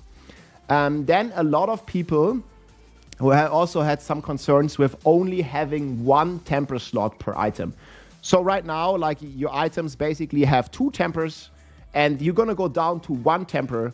But what a lot of people miss, like, they're gonna add another affix on the weapon on top of this. So your weapon's gonna have the same amount of affixes as before. I think we can see it in the footage here. So this is an example of the new item here. You're gonna have, this is actually missing an affix. I don't know what footage they showed. Account for this kind. I don't know what footage they showed here, but like, you're supposed to have 4 affixes plus 1 temper. And then also you can't masterwork the temper, but what you can do in the end is make the temper into a greater affix. So I think many people miss that. And most of the temper slots, for example, looking at weapons and stuff, there's only 1 useful affix on the weapon anyways here. The crit damage is just additive, right? The main temper that you want here is the Dust Devil to cast twice, for example, or, you know, XYZ skill to deal double damage. And you can turn this into a greater affix with the new Masterworking system. So your temper can be turned into a greater affix. So with this critique that many players have, they are really concerned about the tempers. I don't really share that. I really like the new temper system. You can also make unlimited temper resets here, which feels pretty good, I think, or which is gonna feel pretty good. And you can turn these tempers, like, let's say you really want the Wrath of the Berserk cooldown, you can turn this into a greater affix if you already have a 3 or 4 GA ring, and you can keep doing this. So I also really don't see, or I don't really share the concerns here. Again, because the second temper in a lot of cases was kind of not really that useful anyways. So I don't really mind. And we also have the unlimited temper resets now, which is going to be feeling pretty good. Then another big concern here I read about the forums is that the leveling process seems slower. And I think this kind of goes hand in hand with the general power level. So this might be a bit of an unpopular opinion. You can let me know what you think in the comments below. But in my opinion, the leveling and also unlocking Torment 4 and the general power creep of the game has hit insane levels again in Season 10. Like with all the Chaos Armor, with all the crazy stuff and all the crazy multipliers. I think the power creep has just gone a little out of hand. And seeing a bit of a reduction in player power again can be a good thing. Because we were just been unlocking Torment 4, like even if you're like a casual player, in a few days, you could have a Torment 4 character ready. For like people that blast like me, I think we were in Torment 4 after just 8 hours of playing. And you know, there's nothing really beyond Torment 4 that's really rewarding still. So making the journey to the like full end game a bit slower, in my opinion, is not necessarily a bad thing. However, I can see that casual players, whenever they hear that the game gets harder or the leveling process gets a bit slower, they're immediately like, I'm not gonna like this, you know? And I really encourage, like, we have to see on the PTR and test how it feels. The leveling process and getting to the end game was very, very fast. So fast that people were kind of like, you know, running out of content because you outscale Torment 4 so fast that you're just running out of content. And I think tuning this speed down a little bit, like you remember Season 7, we had the same thing. And in Season 8, it was tuned down a bit. And I think we have this again. Season 10, very fast paced, very high power level. And Season 11, we are getting a bit more balanced. And I think that's fair, guys. But again, we will be able to test this on the PTR. And we will see. One thing that I didn't really agree with, however, and I think they posted this on the update here as well, that during leveling, like, we're getting less items. I'm not sure if I can find this like immediately here, but like because there's so many changes. Like there's a lot of content. But they're basically reducing the item rarity like early on. You can see it here. that the item rarity is gonna like be reduced. So magic items will be more frequently, rare items will be rarer before level 30, legendary items will be super rare before level 40. So this here is something I can see the players, and I agree with it, that I don't know, it just basically takes your build longer to get like the significant items. And here I'm like, okay, I'm like a little like more, okay, I don't know if the legendary items dropping later is really a good thing. Because, you know, with the difficulty increase and the monsters becoming more dangerous, I think this is going to happen automatically, that the leveling process is going to be a bit slower. But this to me feels like a little too punishing. Again, we will test it on the PTR, but first glance, first impression, this just feels like not really a change that many players would like. I generally agree with making the leveling take a bit longer, but like making it less fun with less items, that doesn't really sound that great to me. Anyways, that's my opinion. Let me know what you think in the comments about this. Then we also have the higher costs of imprinting and masterworking. If you're looking here, many people have been complaining about this here, that the imprinting now costs 1 million gold instead of 300,000 gold. They've been complaining that the enchanting costs like a lot more Forgotten Souls. But keep in mind, guys, they are rebalancing the entire game and the entire economy. People forgot that the blacksmith is also giving more loot for salvaging items. You can even see if you salvage a mythic, you are now getting 100 Forgotten Souls. And salvaging legendary items also gives you Forgotten Souls now. So I think it's going to balance out. And yeah, the costs seem pretty high on first glance, but I think it's going to be pretty balanced when we actually get to try it. And also, this is a new thing, they added a way to transfer the material. There's a new recipe to transfer materials. So I think that could be a pretty cool thing as well. And if you're running out of Forgotten Souls, you can just use your crystals or your iron chunks to transform it into Forgotten Souls. So I think we have to like see the big picture here and test the big picture before we jump to any early conclusions. Like if you're looking at the forums here, man, so many people are negative about this here. Like for example here, dead gamers are getting more angry, lots of dead gamers, and more like lazy, chill gamers asked to make the game easier. Now the game becomes harder. And yeah, people are really upset about the Sorc nerfs. They are upset about the Barbarian having like 24 legendary powers and stuff like that. So I mean, there's just like a lot of negative sentiment. And again, like some parts I agree with here, but lots of the parts, man, I think they just don't look at the big picture here.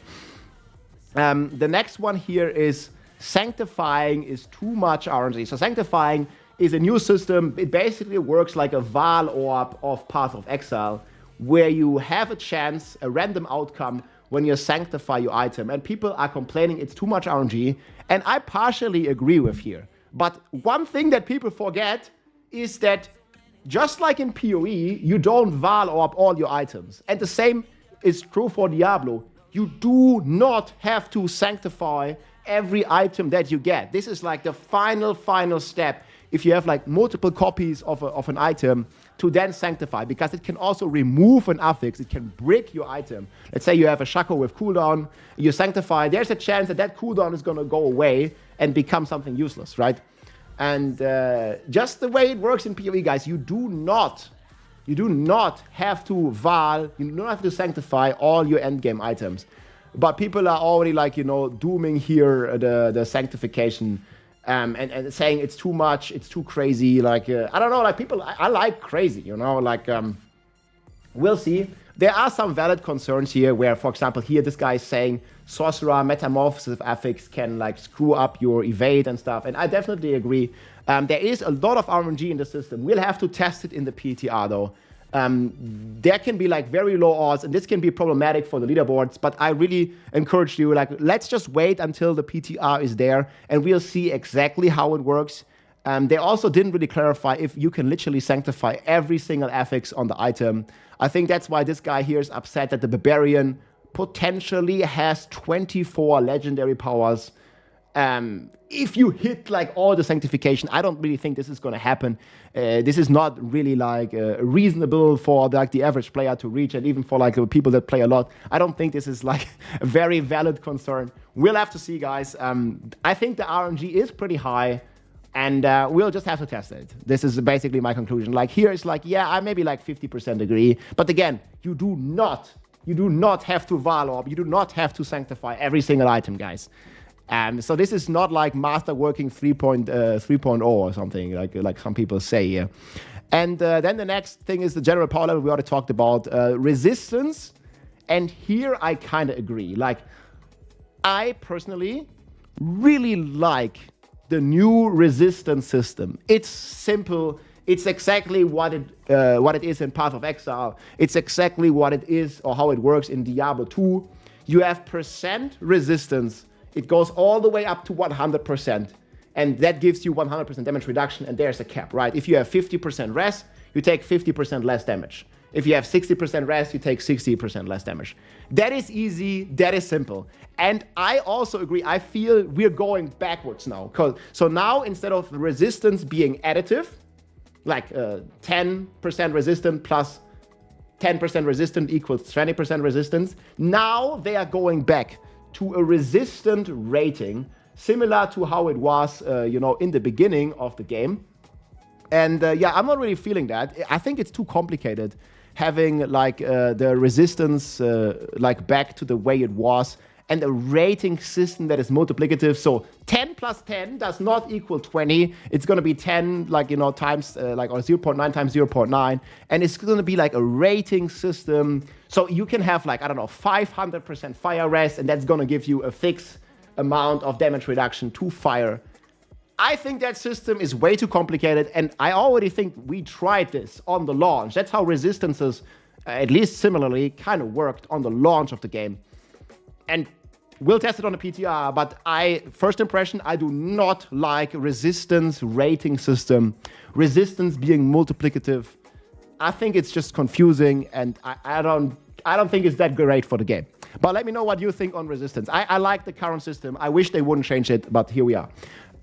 Next thing here is that we're gonna get more bad stats, and I think this is like particularly true on the amulet. We'll have to see how it's gonna be in the end. But I think there's like life per kill. Yeah, life per hit here.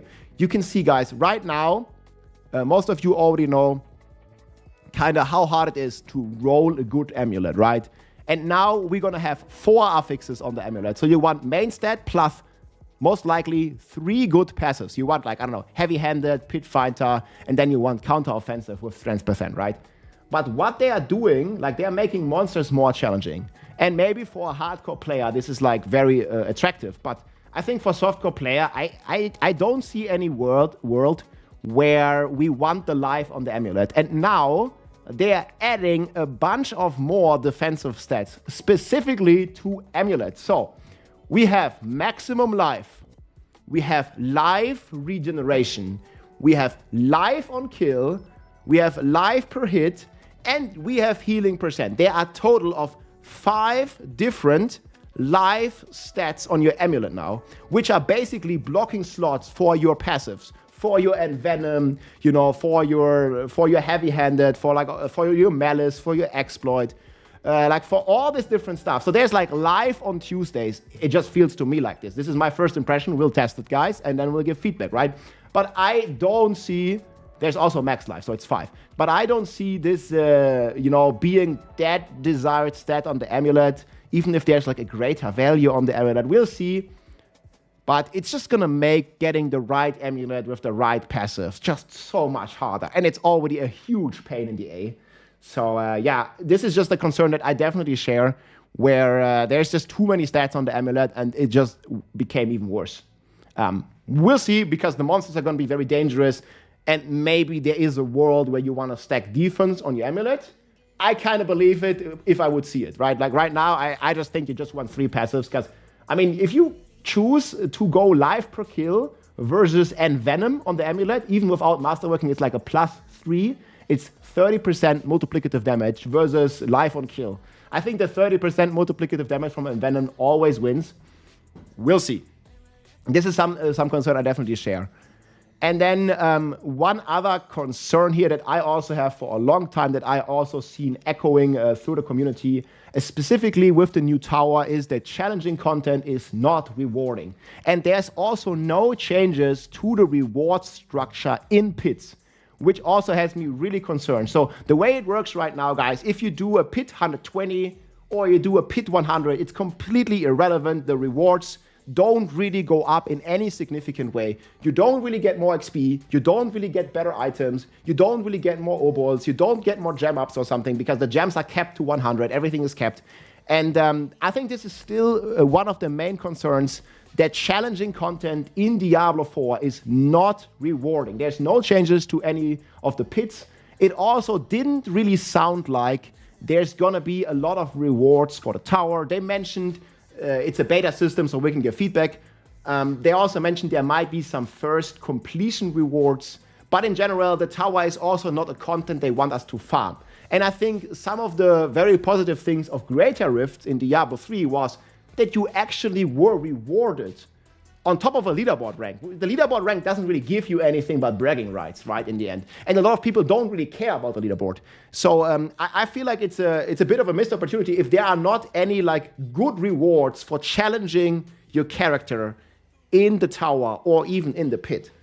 And I'm really thinking that it would be a better system if there would be some rewards, some good, maybe even unique rewards to challenging content in the game. Because right now, like, you're just basically only rewarded for doing completely brain-dead content. You never want to play anything that is remotely a challenge to your character. You just want to play a tier where you basically one-shot everything. Everything needs to die in one shot for efficiency purposes and stuff. And that's not really like a good game system. I think challenging content needs to be rewarding.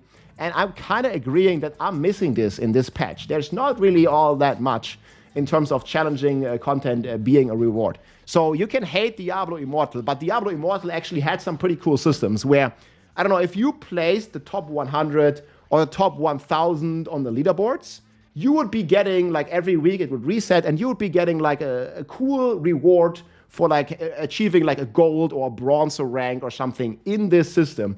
And I feel like something like this is missing in the tower, some reward structure to it beyond just, you know, having the bragging rights. Because if you just do the pit and if you do the tower and you don't really get any items, you don't get any gem ups, you don't really get much.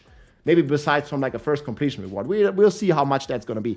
But I think it's also going to basically, like, not many people really care about the leaderboards in the end. They want to, like, I don't know, improve their character. They want to get more powerful or something. And if the challenging content is not rewarding and the only reward is like a ranking in the leaderboard, that I think like 90% of players won't really care about the leaderboard, right? There's a lot of players that do care about the leaderboard, but especially casual players, they're not really going to be too concerned about like landing a good leaderboard spot. So why would they do the tower? You know, it's like, we'll have to see how this is going to turn out, but this is definitely a concern that I have for a long time in the game. And it definitely still stands for the pits, because the high pits, they don't offer any reward. And you always want to do some brain-dead content, basically. And I think this doesn't really change. We'll see on the PTR, guys. Anyways, next to all these concerns by players, and some of them I share, I would say I share like half of these concerns. We'll test them and we'll give feedback. There is a lot of positive things I think that people missed out on, that they, I don't know, maybe we didn't realize because there were so many changes. I just want to highlight a few here. The damage resistant aura guys are gone completely, guys. So next to all the content, they also removed this like annoying purple little monsters that basically completely lag out the game. They completely screw you over, especially on high content. So they are completely gone, deleted from the game. Massive W. They have actually reworked quite a few mythic uniques as well. The Melted Heart here is basically making a huge comeback. They even buffed the Shattered Vow, and other mythic uniques are getting a rework. Especially the Melted Heart is basically like a Mana Shield 2.0 for all the classes. And I think specifically Barbarian with some of the brawling skills, and even Spiritborn, they can make some pretty good use of this new mythic Melted Heart. So very excited to test this. Unlimited temporary sets, like, I think that's offsetting most of the concerns of the temper system. The pits do not require a key to open them anymore. So before you had to have like a certain amount of stones to open the pits. That's completely removed. That's a massive win as well. And then this little change here, better XP scaling outside of the pits. I mentioned before that basically the best way to farm XP is to do no brain dead like pit runs. 1 minute pit runs is the best way to do it. And it looks like they're actually increasing the amount of experience points you get from activities outside of the pits according to their difficulty. I think that could be a very cool way. So right now, basically, the only way to get XP is to do pit runs. Maybe now, like the Hordes, maybe the Helltide, maybe the Nightmare Dungeons, maybe even the Tower are some valid ways to get some experience as well. And I would really like to see, like, you know, a break up of this like pit 69, pit 79 meta in like 45 seconds brain dead content. Again, this ties in this point as well. Again, that challenging content is not rewarding enough. So I have high hopes for this. We'll see how much the XP scaling is changed for activities outside of the pits. But that sounds pretty cool to me. And then also there's a ton of class balance and meta shakeup. Specifically Spiritborn and Druid. They have received quite significant nerfs because those classes were like absolutely crazy, hitting for hundreds and sometimes even thousands of trillions of damage. And there's been quite a few nerfs to those classes, and also with the season 10 theme being gone, again, the power level goes quite a bit down, but I think also to a more balanced state, while obviously not everybody likes when their character become weaker. Not everybody likes to hit for 2,000 trillion damage per hit as well. So I think we're going to have to see and see how this is going to shake out. But I think overall it's a good thing to shake up the meta. Like, I think Druid and Spiritborn, like, they were both like a little bit too crazy right now compared to the other classes. And I think it's completely reasonable and fair to see them go like a bit weaker in general. And then also let this temper affixes turn into a greater affix. I think this has tremendous potential with like perfecting your gear in the end and getting some juicy temper affix and hit the GA on the temper affix. I was missing this before, and I think it's really cool to see this coming. And in general, guys, there is just so much content to test. This seems like a season 4 type of season where you have so much content, and we just have to wait and see how it all gonna work together. Like, if you're looking at the changes individually, I think it's not fair. You have to look at the big picture and see all the changes combined. It's gonna be a different game, basically. And I really like it overall. So let me know what you think, guys. I hope you enjoyed the video. Maybe you share some of these concerns that the players have. Maybe you share some of these concerns that I have. But there's also so much positive. There's so much content. And I also think some of the concerns are not necessarily gonna turn out to be true, because I remember beginning of season 10 PTR, people were also concerned about so many things, and I think season 10 turned out to be pretty awesome for the game.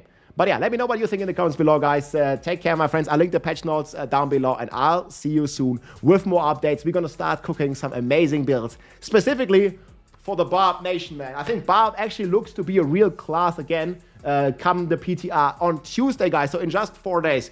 Take care, my friends. I'll see you there. GG. D4 bad again? I don't think so, man. This is the last chance. Yeah, people keep saying that. The last chance, dude. Hydrate, yeah, cheers, guys. I have no more holy. We're gonna get another one.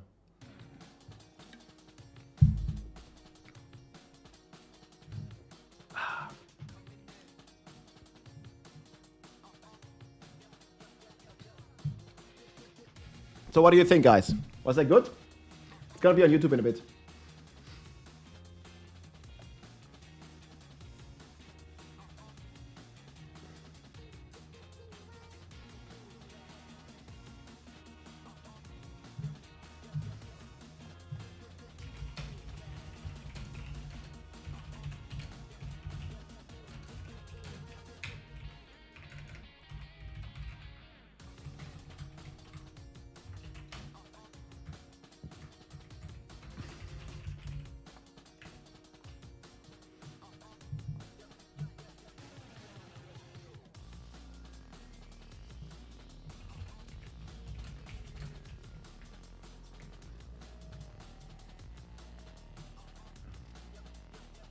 From Diablo-like to PoE-like? Ah, come on, dude. I mean, the forum is always negative, guys. Like, it doesn't matter what you do. Like, the people are always negative. Like, read this. Dead gamers are going to be angry. Pepper Riot.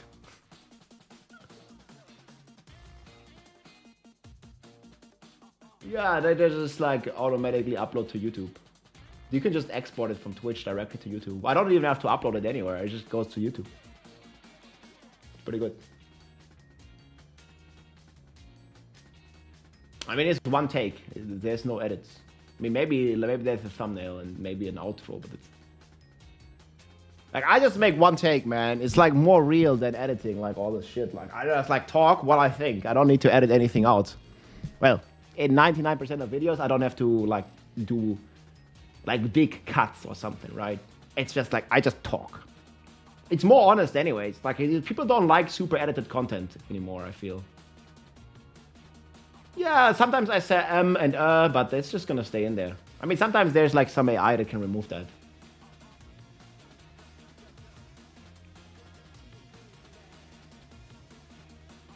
Dead gamers are writing on the forums.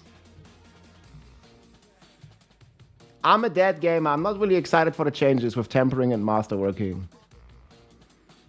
The game is becoming too simple, huh?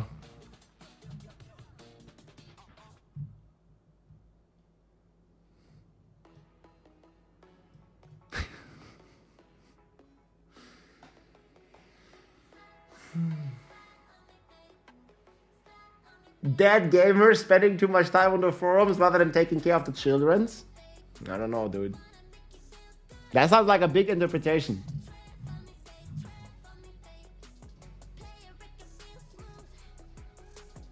Hey, Sir Leslayer, thanks for the T1. Yeah, I don't really feel like the comparison is this good. Dead gamers and lazy gamers. Like, why are they lazy, dude? Like, they're just busy with other stuff in their life, man. Like, making a like founding a family. Like, what the fuck? It's not lazy. It's just more relaxed. I don't think lazy is the right word. I mean, people like a lazy, like, chill build, but I would more like use the word chill. No try hard, no sweat. Lazy because they don't invest time. Yeah, okay. I don't know. I just think this word is like too negative. Like, it's not bad to be like a bit more chilled and relaxed and not a super sweaty tryhard.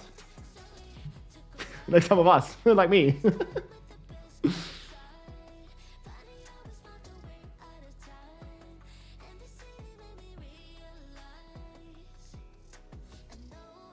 God forbid someone plays the game for fun, man. What the hell?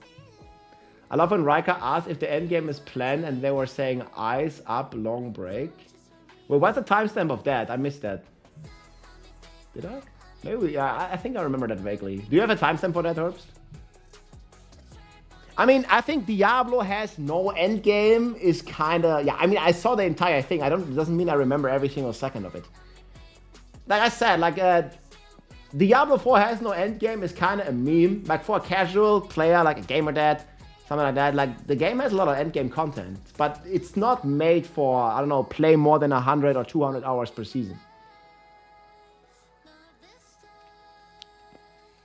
A dad gamer here, you're gonna play the season, judge it for what it is. Yeah, like don't really listen to all the noise on the forums. For sure. I was also very surprised to see... Okay, I don't know, really surprised. I didn't expect there to be so much negativity on the forums again, man. Like, because this was a lot of content, man. This is like season 4 level of content.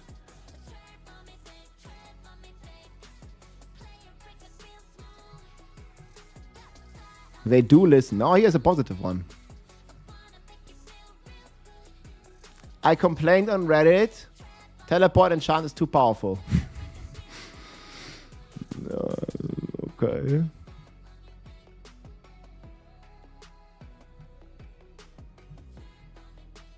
This guy seems very happy about the teleport nerf.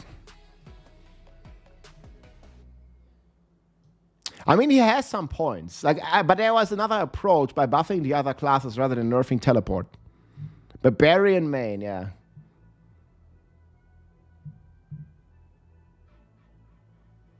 Yeah, that's what I say in the video as well. Like, I think people, they're kind of like too focused on one change. They're not looking at the big picture, right?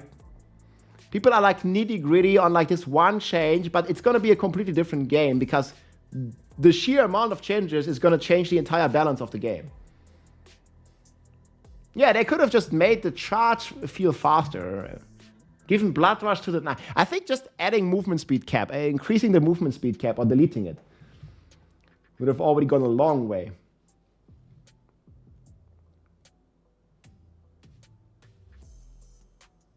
Not many people enjoy change. Change is hard and you can either roll with it or bitch about it, yeah. Makuna shit himself on the teleport changes. Yeah, I mean, I was like talking about this before. Like, I think that the teleport, the comparison of Sorc speed farming versus any other class was too crazy. If you are playing Hell Tides, like right now in the live game, the sorcerer always wins. It's not even close, you know. Like, it's not 2 times as efficient. It's even more than that. Like, sorcerer is literally insane with teleport. Again, I think the better solution would have been to increase the movement speed cap rather than destroying the Sorc fun. But yeah.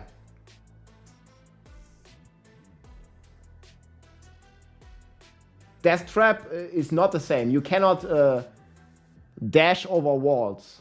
You don't even have anywhere similar to the same clear speed. I mean, you can race me. Like, you go on your rogue, I go on my sorcerer, and we just compare the movement speed. Telling you the Sorc is like way faster. Shred Druid is not even close to the Sorc. What are you talking about? Shred needs a target, man. Teleport just goes. And it's even faster than Shred. They're not even in the same universe for T4 content. They're not. Anyone telling you otherwise is just complete bullshit, dude. Maybe you haven't seen the Sorc speed. We're talking about brain dead speed content. Like T4. And so like, it's not even in the same universe, man.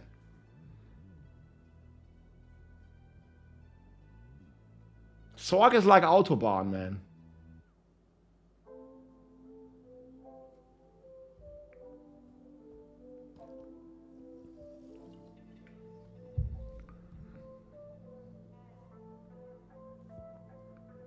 Sorcerer is Enigma. Time for D4 racing.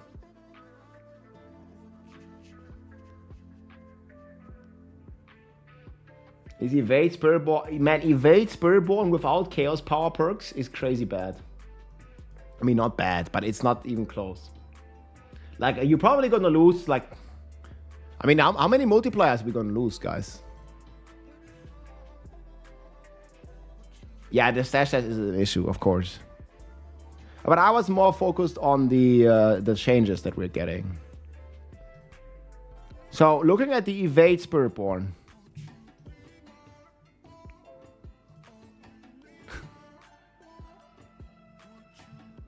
Okay, Fist of Fate you can keep. You're losing Sunbirds. You're losing Vushnek-Pa. You're losing Sepan Sontag, so you can't even Perma TP. It's too crazy, dude. Like, Vushnek-Pa alone is 360. And then no Sepan Sontag. And no Alacrity. So how are you even gonna Perma Evade? Doesn't work. Damage divided by 10, easy. Yeah, but you need Shaco, and then you need to play Shaco, and then you don't have loyalties, and you can't even master. No, it doesn't even work. In Season 9, okay, dude. Man. In Season 9, you have 54% CDR. You're not gonna have this no more, guys. This Shaco will not exist. You cannot perma evade. It's not possible. Well, unless we get something in the Chaos Power perks thing. You're not gonna be able to, like, how are you gonna do it? You don't even have the evade temper like that crazy. How did we perma evade? With this item that you're looking at on your screen. You stacked cooldown and you masterworked it, but it doesn't exist. You can't masterwork the cooldown no more. It's gone. It doesn't exist anymore.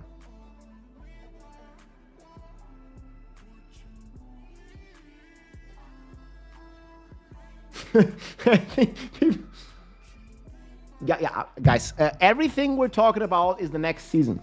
We're not talking about season 9, any other past season. We're not talking about the Eternal Realm. We're talking about the new season. Yes. For 3 hours, we're talking about only the new season. I don't really care what happened in season 9, man. We're talking about that's already in the past. Was interessiert mich der Schnee von gestern? No, we're talking about the next season.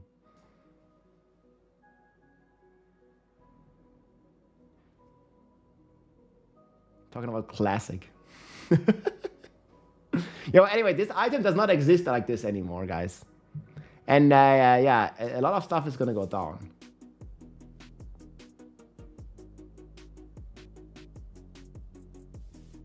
Yeah, of course. Like, yeah, we'll see how it shakes out. Like, obviously, like, we're just speculating. You can still play Bakja. I mean, there might be even... you might even play Druid on Sorc.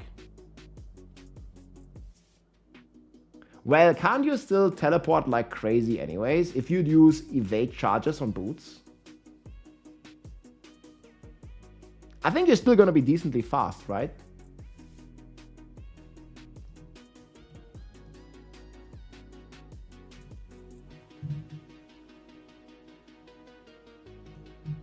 I think it's going to be kind of fun.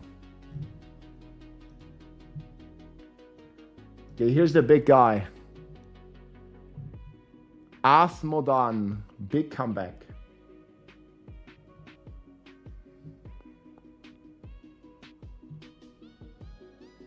Yeah, they're changing a lot, dude. Sorc will be much faster than the rest of us. I think Sorc is still gonna remain like ultra fast, dude. Dude, this guy's an absolute... Look at the player size comparison. The Sorcerer is like teeny tiny, man, compared to the Giga Chat Asmodan. Look at this.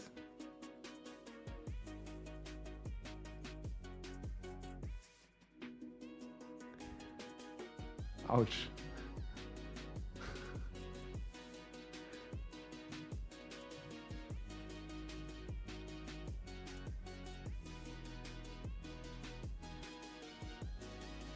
Look at the nipple ring comment. Yeah, I see it, dude. What the fuck? Asmodan's nipple ring has to be added as a unique.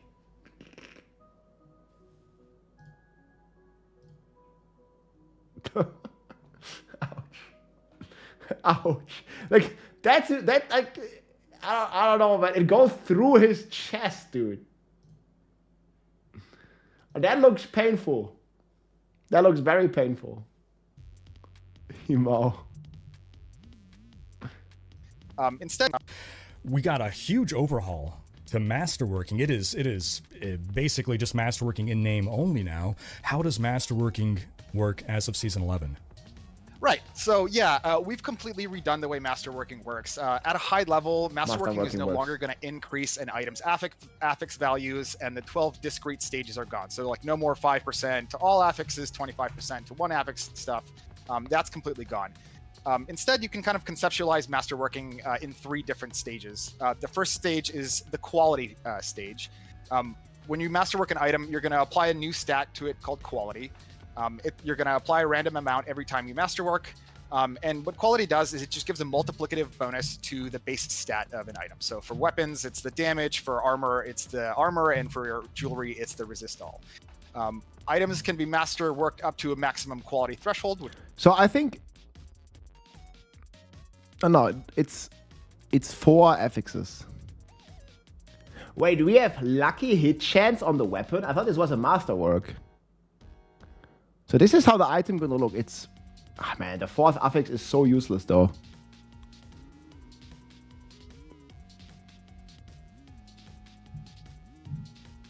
That does look kind of yikes. Just 20%. Once you've hit that 20% quality, you're done with this part of Masterworking. So as an example, if you have a 1000 DPS weapon, you quality it all the way up to max, you'll have a 1200 DPS weapon.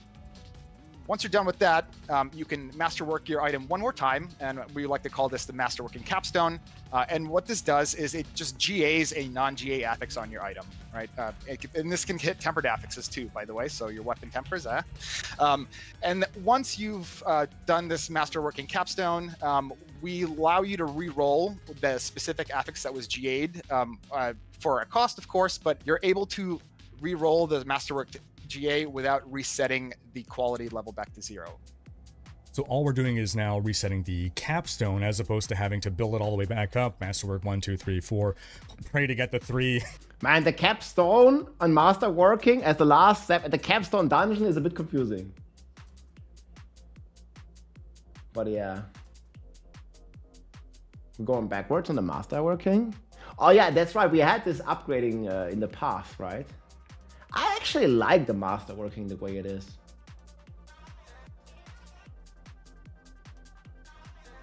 Yeah, you can reset the capstone masterwork, but you cannot reset the capstone dungeon. Capstone. Punchy.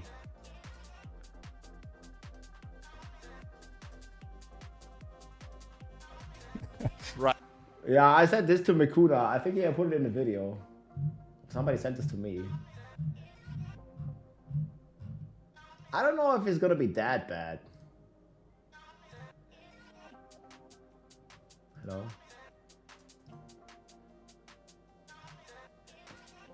I kinda look at this. There we go.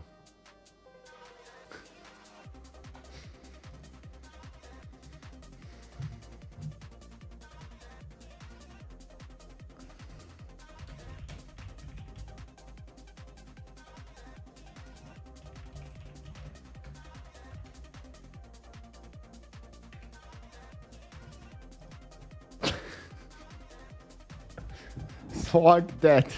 So. Gee, man.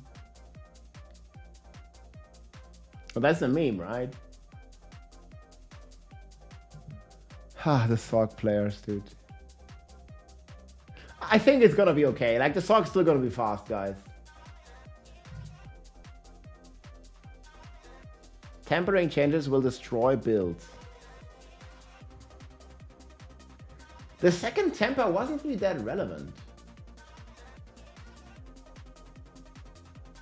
Did you post this in the memes? There's more. They probably included this.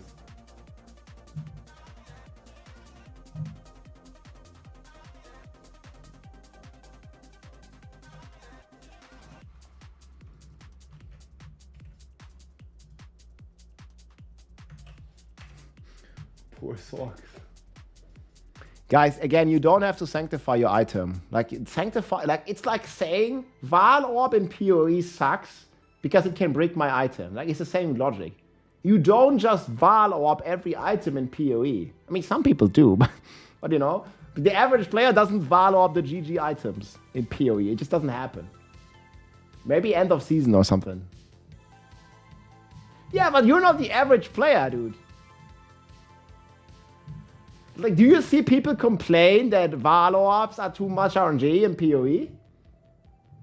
Like, are people getting mad in PoE that they are forced to Val Orb all the items? No. It's crazy to me, man. Yeah, it's a high risk, high reward system, man. And you don't have to do it.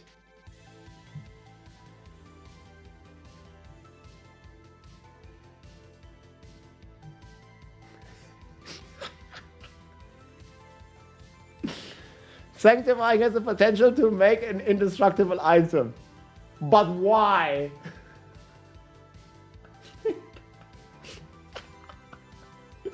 Well, this guy clearly did not play PoE, dude. It's fucking crazy, man. But why? Oh, gee, dude. Yeah, it's supposed to be the bad outcome, guys.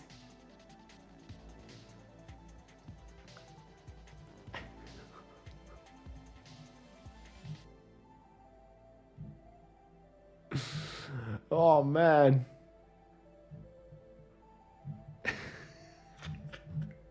Oh, shit, dude. Okay, maybe we should laugh. Like, the people just don't know. Maybe it needs to be more communicated. That there is supposed to be a bad outcome. Season 11 changes will destroy the game. I mean, some of these are valid concerns, but some of them are absolutely ridiculous. The game gets a lot of praise for Season 10, yes. So I guess this guy is angry that we're gonna get a bit weaker. Also, there are not really many bots. And duping also fixed. Account sharing is a problem, but it's a very small problem.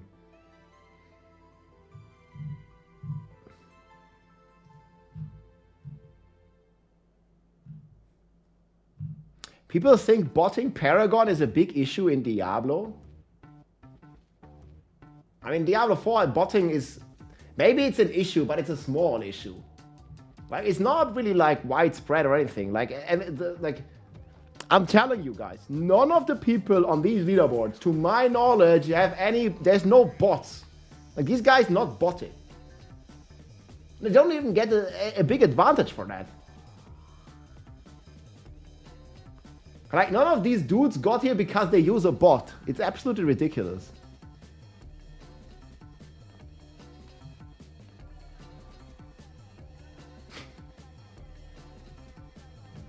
Also, like, if you are 280 or 290 Paragon, it's completely irrelevant for leaderboards.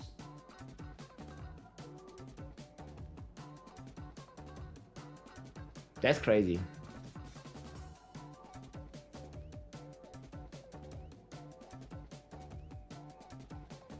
Capstone Dungeons return. I think it's actually pretty cool.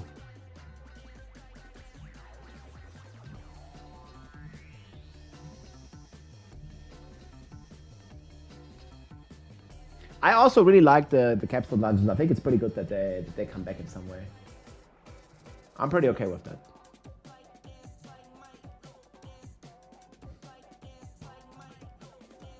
Okay, a lot of people don't like the Capstone. I don't know. I think it's fine.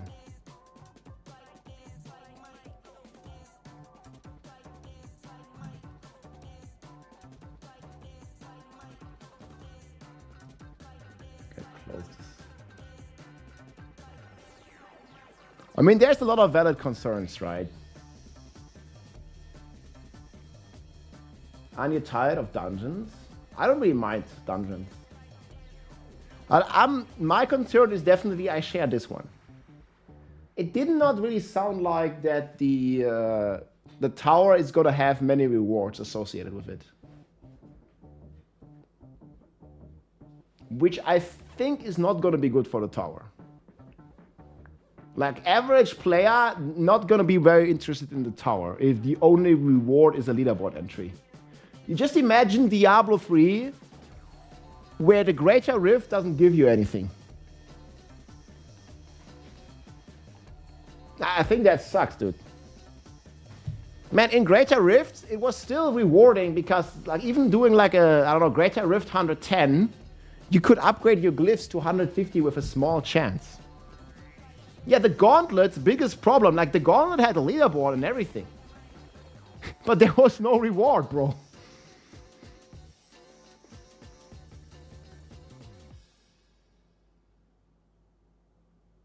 The tower's reward, yeah, but even in the beta, man, I think the tower needs to have a reward for more people to give feedback so they can make it better.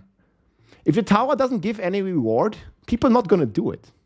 Like, there's gonna be people that do it, but the average player not gonna do it. Yeah, maybe they don't have to, but still. It's the same for the high pits. There's no reward to it, and I think it's still a major problem.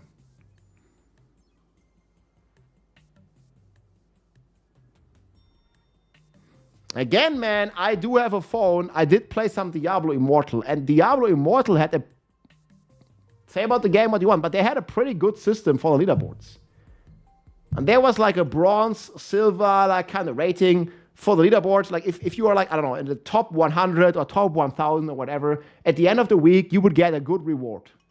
Based on your rank, you'd get a reward. I think it was pretty fun. Especially early on. Yeah, we're not talking about the pay-to-win aspect of the game, guys. But the game actually had some pretty cool clan features that Diablo 4 is desperately needing. And also challenging content was rewarding. Hey, even the P2P, PvP system was kind of decent, yeah. You guys, we're not talking about the pay-to-win aspect of Diablo Immortal. We're talking about the good things that were in the game. Which was some of the leaderboard systems and also some of the PvP systems and a lot of clan features. Like, not everything was bad. Yeah, Immortal gives a ton of stuff for clans. Social stuff in general. Yeah, it was a more social game. No, but the problem is the high pits don't even give experience.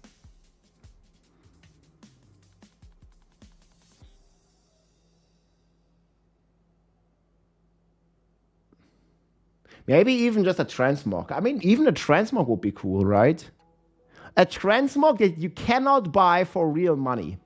I don't know, let's say you beat the tower level 100, whatever it's going to be, right? Let's say you beat tower level 100. You get like some cool transmog that you only get from beating the tower level, and you can't pay $50 to get it. You need to play the game to get it. That'd be pretty cool.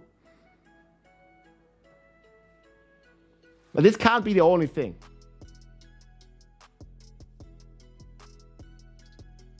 You cannot swipe your credit card to get it. You need to actually play the game. That would be crazy good. Well, it's not a free skin. You still have to beat the content. Yeah, but the biggest thing is, like, it cannot be pay to win. You cannot, like, buy the skin. It's only earnable when you play. Something like this would be cool.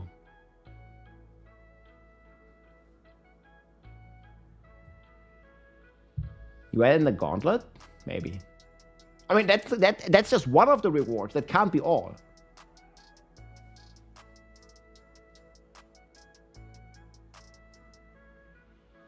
No, I mean, that can just be one skin. Like, obviously, they will still buy other skins.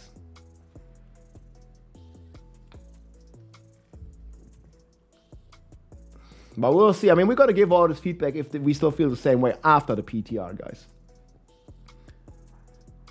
Like, giving a ton of feedback now, like, I can do my initial impressions, but we'll have to, like, play and see, because there's so many changes, and a lot of people, again, fail to see the big picture. Like, they're focusing on one change, and they're like, oh, it costs way too many materials to do this now. But the entire economy, everything is changing. You can transmute the mods, you get more mods from salvage, you maybe get more mods from monsters, and like, there's a lot of moving parts. I think you can't just, like, pick out one thing and say that's a big problem, because we have to see, like, you know, the big picture. And I think you only really get to judge that when you play the game. Hey, Dread, what's up, man? Gotta walk your dog, but a hot take is that Immortal, despite the pay to win, was hell of a lot more engaging to our time playing than D4. Man, especially like the early beta stuff we all played together in Diablo Immortal. I mean, it was public beta. We had a ton of fun, man, in the game. And there are so many great systems. People always like shit on Diablo Immortal because the pay to win system. But if you just ignore the pay to win system for a second, there's actually like a ton of good stuff, man. The clan features. Like Diablo 4 doesn't have any clan features even. Take care of the doggo, man. Good to see you, dude. Hope all is well. There's just a ton of stuff that is just completely missing in D4. And also, the Diablo Immortal leaderboards, despite pay to win, like, there were some cool rewards in there. Like a weekly challenge. If you are, like, I don't know, top 100 in the leaderboards, you get like a unique, a specific reward that you only get there. I think that was really fun. And it was also like basically creating this like mini game where every Sunday evening people would try to get the highest leaderboard clear to then get the reward when the new week starts and the old ranking ends. And then you had like just like in the Gauntlet, you had like historical ranking. The only problem in the Gauntlet, there was no rewards. Or no significant. I think you got some, I don't even know what you got. You got some legendaries from the Gauntlet, but it was completely irrelevant. It was way better just playing the game normally. And also the Gauntlet wasn't hard content at all. In the tower, you can make it harder by going up. And at some point, you're going to fail the time. I think that's very cooler.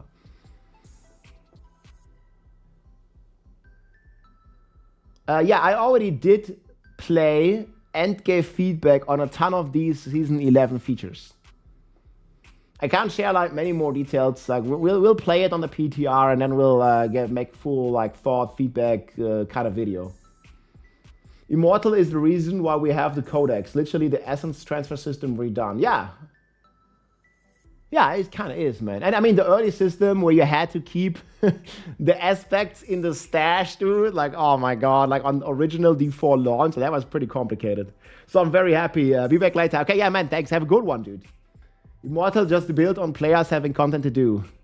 Yeah, there's a lot of events in Diablo Immortal as well. Like, there's a lot of positive things that I think could be implemented in D4 without the pay to win, guys, from Immortal.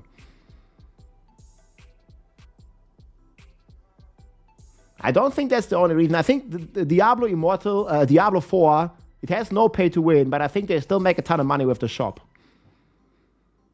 So I think financially, like, they could make these events and stuff.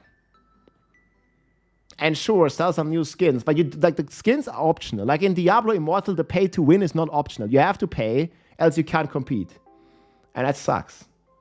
But in Diablo 4, you can't buy power. You can only buy transmogs, which is, yeah, it makes you look cooler, but it doesn't really, like, make your character stronger. But, yeah, maybe chaos items can return in some way. Why are we talking about Diablo Immortal? Because we are talking about the new leaderboard system in Diablo 4.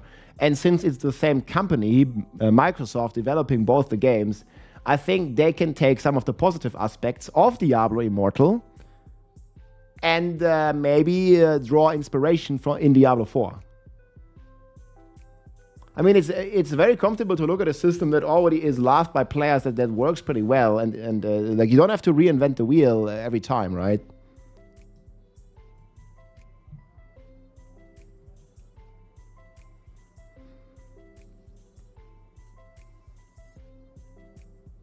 Maybe one chaos item. You have like like unique equip, one chaos item. I could see that like making a return in the game. I think Adam Fletcher also hinted at it, right? That they are like discussing options potentially to do chaos items and like include them in some way. Yeah, Clute is posting the good content here on X. So he's like, new endgame content in the tower, 10 minutes timer, can skip floors if unfavorable, 4 pylons, solo 2, 3. I really like it there's party leaderboards. But again, they need to do stuff for party play in Diablo.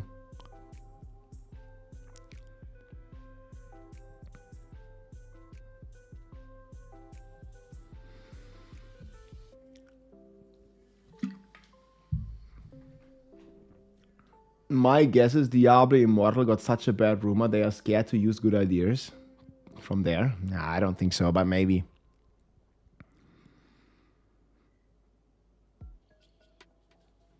Yeah, we shall see. Yeah, I don't really think that's the case. I mean, a good system is good, like. And again, this is the beta, guys. You see, it's a beta system. I think it's a really smart move, like this is a similar thing that PoE did, right? They just call it beta. Like they release the game, they call it beta.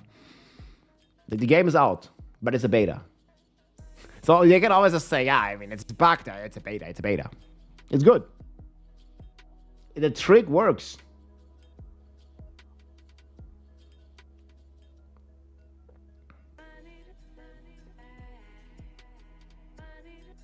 Yeah, okay, or early. They don't call it beta, they call it early access beta or just early access.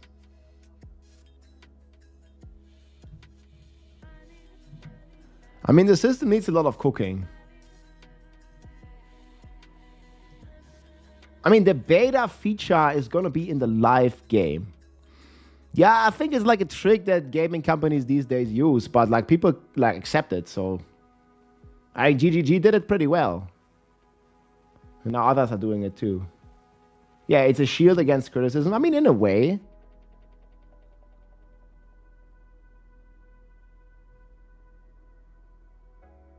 I also think like this is one of my biggest concerns as well, that the challenging content is still not rewarding. But I'm not going to judge now like that much. We're just going to play it on the PTR and then we'll make a feedback thing. No, PoE 2 is early access beta, but like the game is released, guys. Like it's not free to play yet, and when it's like fully released, then it's going to be free to play. But like I don't know, marketing wise, business wise, it's pretty smart.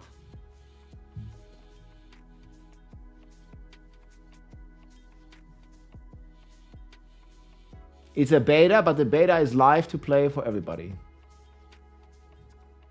Well, actually, it costs money, but yeah. Immortal was given crap due to it being a money grab, but you also had some good things. Yeah, exactly. Lots of good things, man. I love the beta, but I love the beta in Diablo Immortal where there was no shop yet. It was really cool.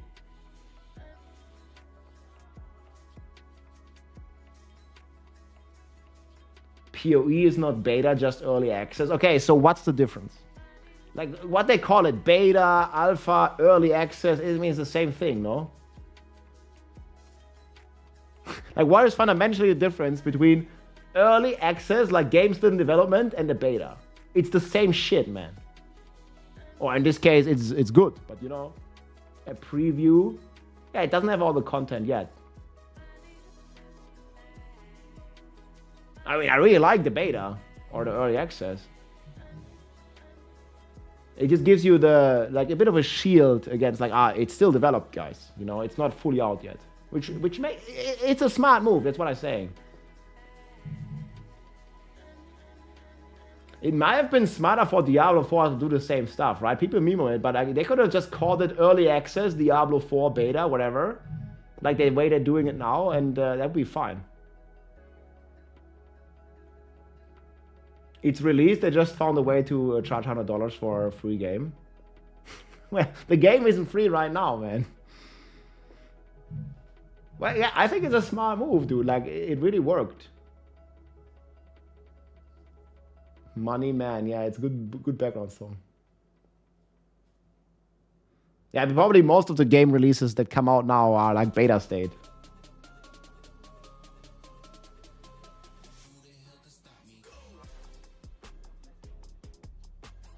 But I don't really care if it's a beta or early access. It's the same thing to me. Yeah, and those games are not pay to win. That's really important. That's Diablo 4 and PoE 2. I mean, there is like pay for convenience, but you're not paying to win.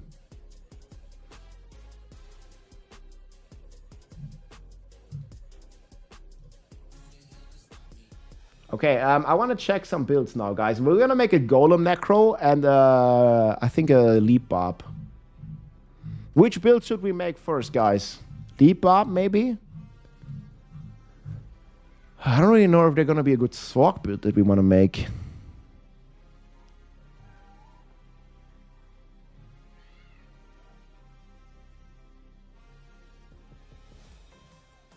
You're not winning anything. I mean, you're just having fun, dude. That's the most important.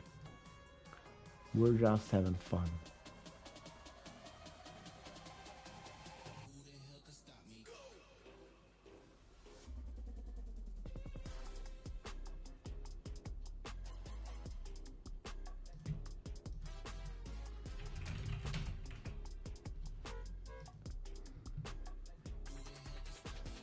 Make Whirlwind Barb great. Yeah. But Whirlwind didn't like. Okay, so the only thing that's changed on Whirlwind Barb Spin to Win is this. It doesn't really do anything.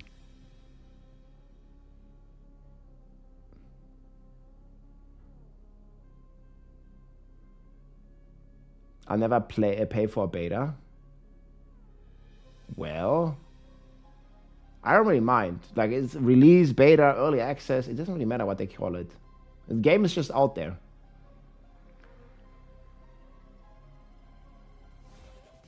Like, you know, like, I think the most people, they consider PoE, like, PoE 2 is a released game.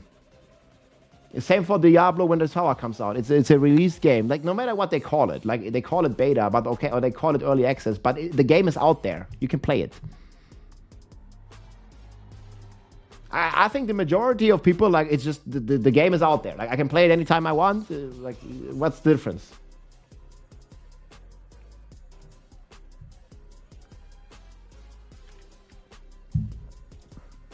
Yeah, Warward is not really like a big change.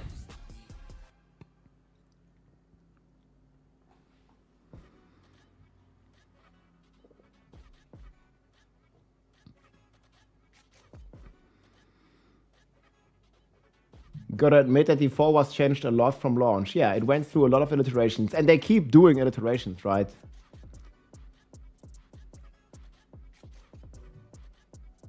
But it does feel a little bit like sometimes they go back on it. They test stuff and they go back on what they changed. Like with the resistance, for example. But yeah, I mean, I'm not a fan of changing the resistance into a multiplicative rating system. I don't like it, but we'll see how it's gonna feel in the game, guys. Like, my early impression is I don't like it, but you know, we'll see.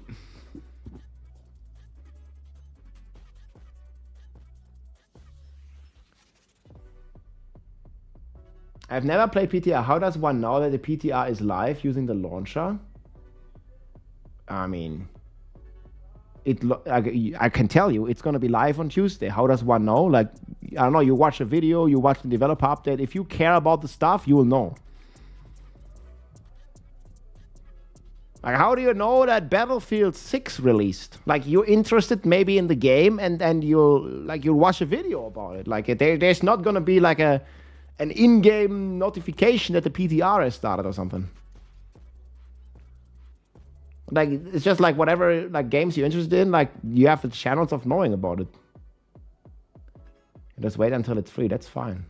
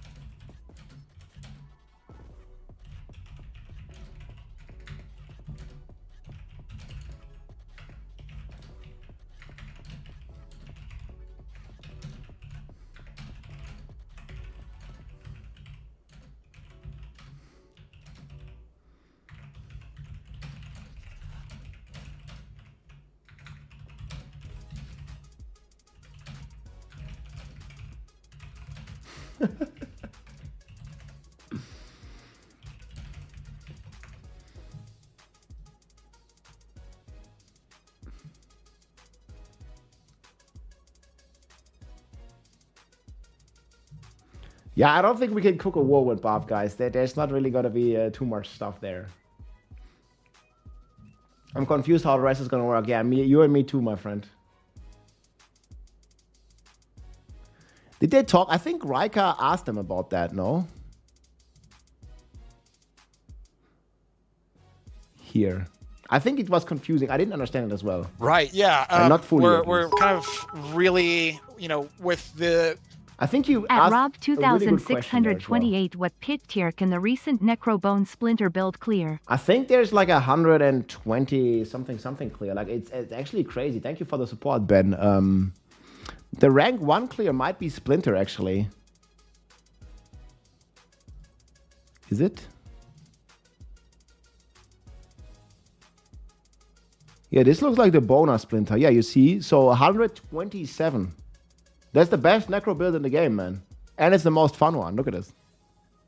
It's like... brrr. Yeah, they took down 127. Here's the video. Pretty crazy. BD. They're rocking, man.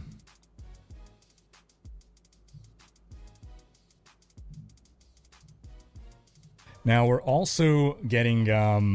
well, I don't know if this is going to be more difficult or less difficult, and I think we're going to need help understanding exactly the significance of this change, but we're getting massive changes to defenses. Yeah, here it is. Right?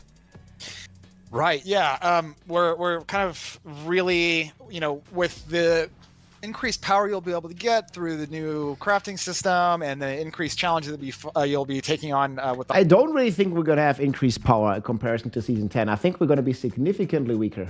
harder monsters. We really wanted to kind of evaluate the state of like player defenses and healing and player damage reduction.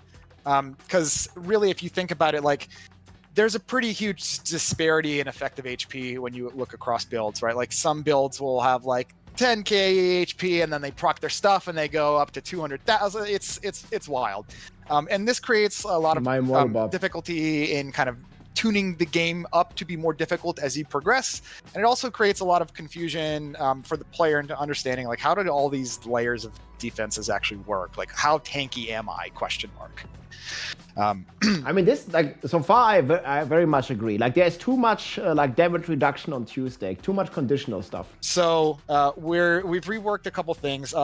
Starting at the top, we're changing armor and resistance to be rating systems, which means that you can continue to invest in these for more and more damage reduction. This change, man, I really dislike it, man. Armor, resistance, rating system, multiplicative. You're gonna have 500 fire res, but fire is still gonna kill you, dude. But they have diminishing returns at higher values. We're also changing armor from being a source of physical damage reduction to being a layer of all damage reduction. So it's not just against the physical damage type, it's against all damage types. To pair with that change, we're adding a new resistance type. Like the math with the resistance, like you can have 100 resistance and you're immune. You have 80 damage reduction. You have 75, you have 75 damage reduction. Like that is so clean, so simple. That works super well in D2. That works super well in PoE. And it works really well in Diablo 4 right now. Called physical resistance, right? So you'll go from having 5 elemental resistances to now having but I will see on the 6 PTR, resistances with physical resist. The kind of I hope it makes goal sense here on the is that armor and resistance are your two primary defensive layers that you're kind of balancing against. The other thing that we've done is we've really evaluated the use of all of the various damage reduction affixes, right? This is conditional damage Very reduction. good. There's like 20,000 flavors of conditional damage reduction. Yes. We found that this leads to a really inconsistent experience. Like, you know, your buffs will fall off in mid pack, or you're going from pack to pack, and suddenly you're like 7 times less tanky, and you get 1 tap. Yeah, this is really good. I really like this change. And there's too much conditional stuff. Right? It just feels really bad. So we're really trying to kind of make defenses a lot more predictable and understandable. Largely, we've removed a lot of conditional DRs and made them non-conditional. So your defenses will be much more predictable. To kind of help the player understand all this, we've introduced a new thing on the character sheet called toughness. Toughness itself is not a real stat. It doesn't do anything for you, but toughness is a mathematical representation of your effective HP. So what it does is basically we calculate for you how much HP you have per damage type after your armor, after your resistances, and after any other sources of DR, so that you can look at this number and get a general sense of how tanky you are. And if you're like, you got a new piece of gear, you put it on. If you see that number go up, that means you're more tanky. So just to ensure I'm understanding, does this mean that now armor and resistance no longer have a cap? The numbers just go higher and we like asymptotically approach 100% but never reach 100% damage reduction from resistance and armor? Yeah, more or less. So if I remember correctly, that's kind of the system we had at launch, and then we had like a rework in Season 2 where resistances changed to being more like Diablo 2 style, where the cap is 70% and you can get... Man, I think it's just going to be too complicated, this rating system. 15% on your gear meant 15%, and then armor as well. Now we had the cap of 1,000. Like the average player is already lost, man. Like, how are you going to understand this? And so it sort of introduced this itemization puzzle for us all to solve, where we know, okay, I only need 1,000 armor. How do I get it? I only need X amount of resistance. How do I get it? And I thought that change was really well received by the... Yeah, I agree with Bracky. Like, it was a good change, man. And I really like the way it works right now. I'd rather they focus on adding more endgame. I mean, I agree with that part as well. Yeah, I mean, D3, I didn't really like the D3 resistance system either. I like it way more the way it is in Diablo 2, Path of Exile, and Diablo 4 right now. I think that system is great. Community. And I don't really think many players were expecting a change there. So why are we now moving away from that? Right. Yeah, So the system that we have right now created a few problems, namely for how we are able to scale up damage. If you think about, again, the HP disparity between some builds. I mean, it sounds like they didn't want to, but they had to do it. We can't really reliably scale up damage past a certain point because some builds would start getting one shot while other builds wouldn't.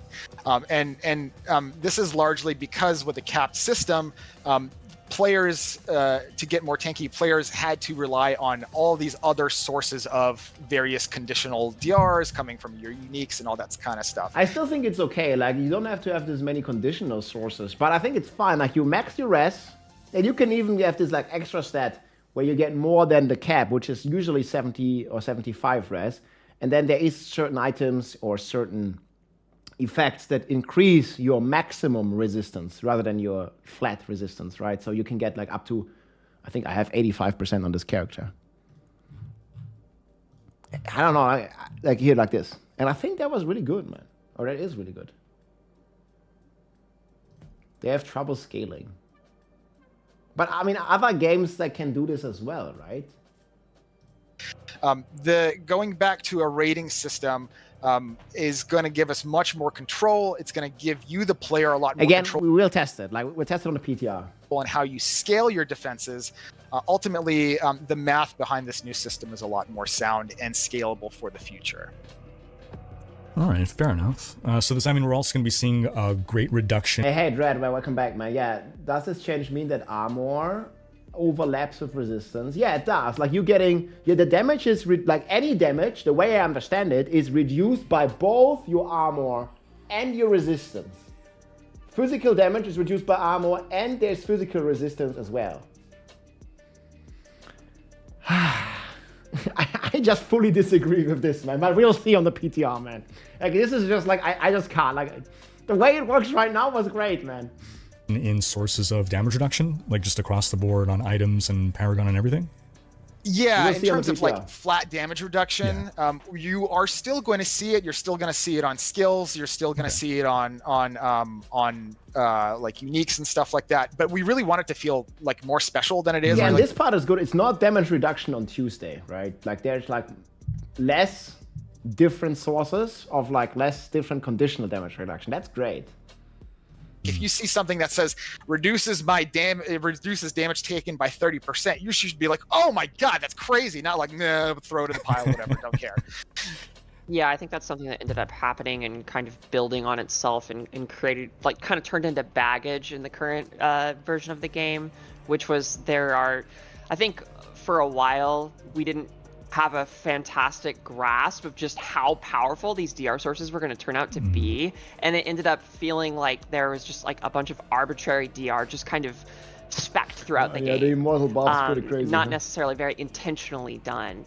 And now, like Art was saying, it should feel a lot more intentional when you do find something that gives you DR, because that is a very valuable thing to have. Season 11. Now, that's not the only side of defenses being reworked. We got healing, potions, that kind of stuff is also being revisited. What's going on there?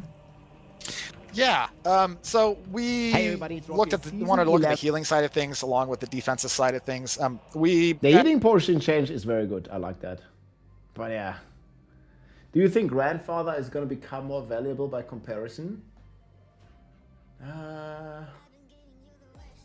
Yeah, I think Grandfather is going to remain a good item, but only on the barb. Yeah.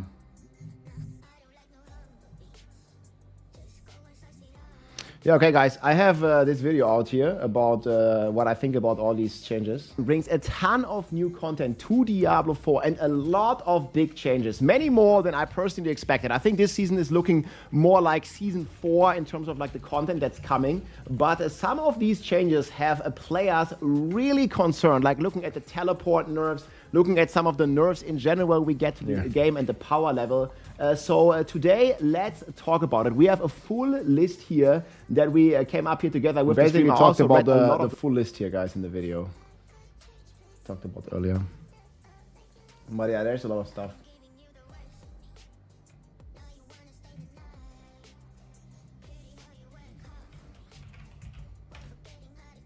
Put this on the exclamation mark in nerfs or something.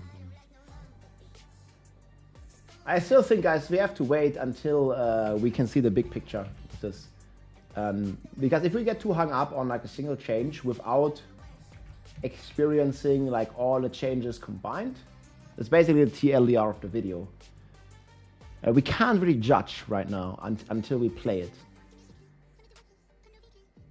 Where's the full list? Right here. There's the full video. I mean, you can just pause it. If you want the full list, just take a screenshot.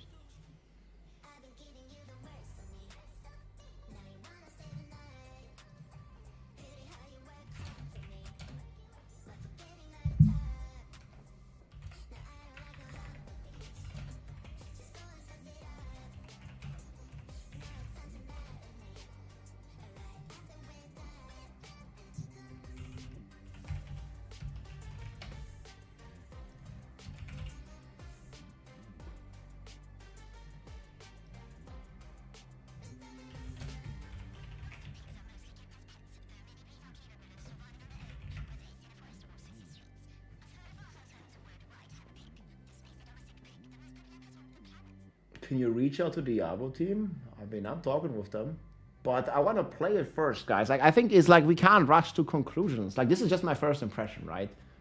And I already gave a lot of feedback, but the thing is, I want to play it first on the PTR, you know? Like, again, if we focus, like, this is what I say in the video. If we focus on, like, one single line, like, oh, I don't know, like, the material cost, the leveling is way too slow. Like, let's just wait until we can play it. That's what the PTR is for, right? Like, we can just play it on the PTR, man, and then, yeah, you can be sure I will. It's not the launch, guys. You gotta chill, you know? Like, it's... let's test it, okay?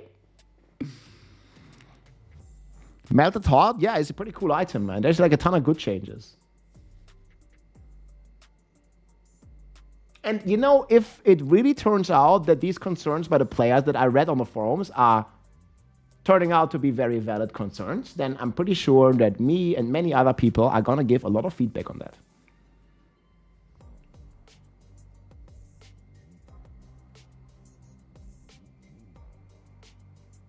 Yes?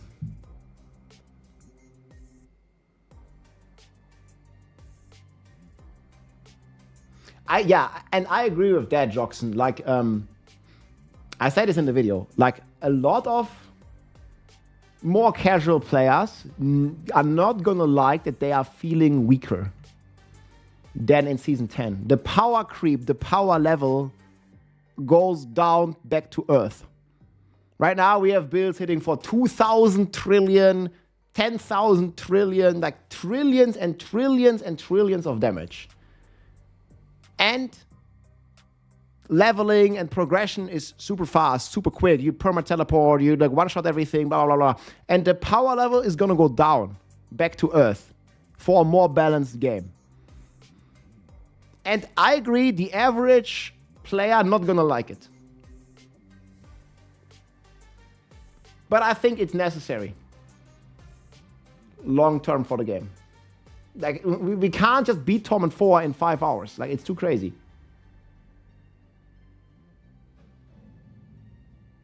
The game's too easy, man. Yeah, but I mean, you're already watching Twitch. Like, the real average gamer that, I don't think he's gonna watch Twitch. He doesn't watch someone else play a video game. Are you crazy? You know, like, if you embrace the meme, the average gamer dad, they have their 3 jobs, they have 2 wives, 10 kids. They're not gonna watch someone else play a video game. They don't have time for that. They're not gonna have any time, man. They come back from the job, they have to put the kids to bed, they have to satisfy the wife, whatever. And then, like, they sit on the couch, they turn on the PlayStation, the Xbox, the PC, whatever. Most likely it's gonna be a console. And they just play. Like, they're not gonna care about like some news like in 5 ways from Tuesday. They're not gonna care about what some guy on the internet has to say. They just sit down, play the game for an hour, and then they go sleep. Like, man, they're not gonna be on Twitch. 10, whatever, dude. Whatever the meme is. They don't have time, man, to care about some internet stuff. Like, I think, like, you guys here, like, I mean, I appreciate all you being here, but, like, you know, like, we're already, like, more nerdy than the average gamer dad. Come on. They're just gonna log in when Season 11 comes out, and they're gonna feel weaker than in Season 10. And I think a lot of them are not gonna like it. But that's a necessary evil.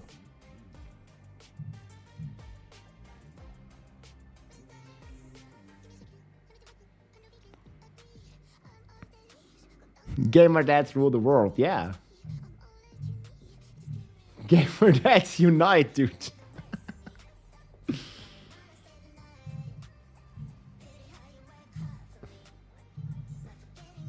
Season is over. I mean, the season is still right there. Yo, Neutron Star. Yo, yo, yo, yo, yo.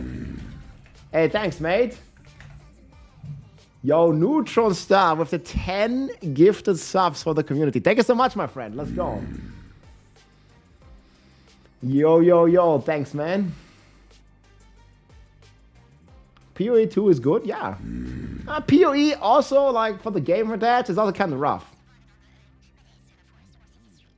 I'm waiting till PoE 2 is free. Yeah, that's fine.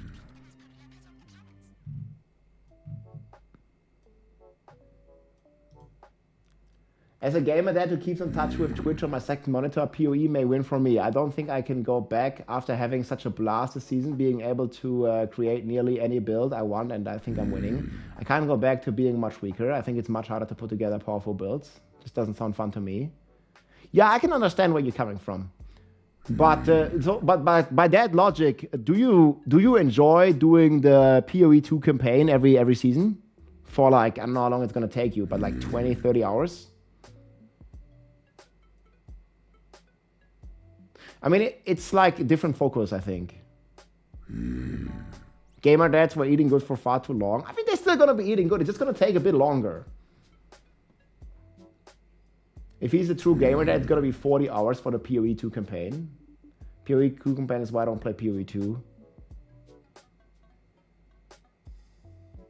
I'm okay with the campaign, but I also wouldn't mind an optional skip button.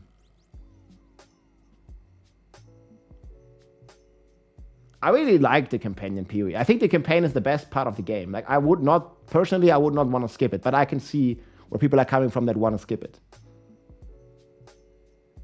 Like, if you only have like 1 or 2 hours to play a day, finishing the campaign is going to take a week. Like, if you're blasting, you just blast through it in half a day. But, you know, maybe a day if you're slow, but still.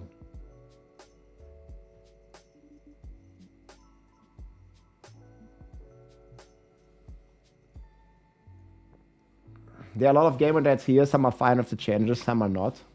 I'm happy for the game being a bit slower. Like I said, like, in my opinion, like, watch the video. In my opinion, this is like just the TLDR, but if you want to hear the full thoughts here. In my opinion, it's good for the game that it gets a little harder to reach, you know, the full end game. Because this season, again, it took us 8 hours, guys, to be T4 viable, and that's just too fast. The season launches, 8 hours, you're done with T4. Or you're like T4 viable. That's too fast.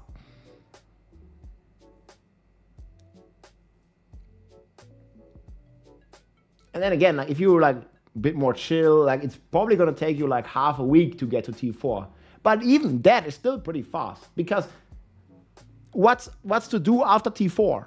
You know, like, if you're outscaling T4 like super quickly after a day, you know, it's not like there's like a, I don't know, like a Torment 16 like in D3 or something, right?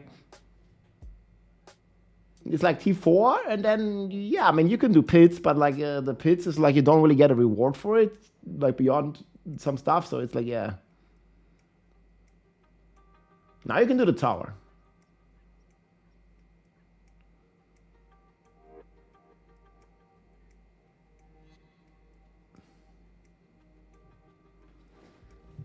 I think I still like the AOZ like a lot more than the pits. Yeah, for sure. Like the AOZ was just better than the pits in my mind. We'll see next week on the tower stuff. Yeah, I mean, in ARPGs, the way is the goal. Like progressing your character, getting more powerful gradually. Like that's the goal in an ARPG. Like the way is the goal, right? But if you just reach the end game, like in a day or in a few hours, then I also understand why people get bored with the game pretty fast.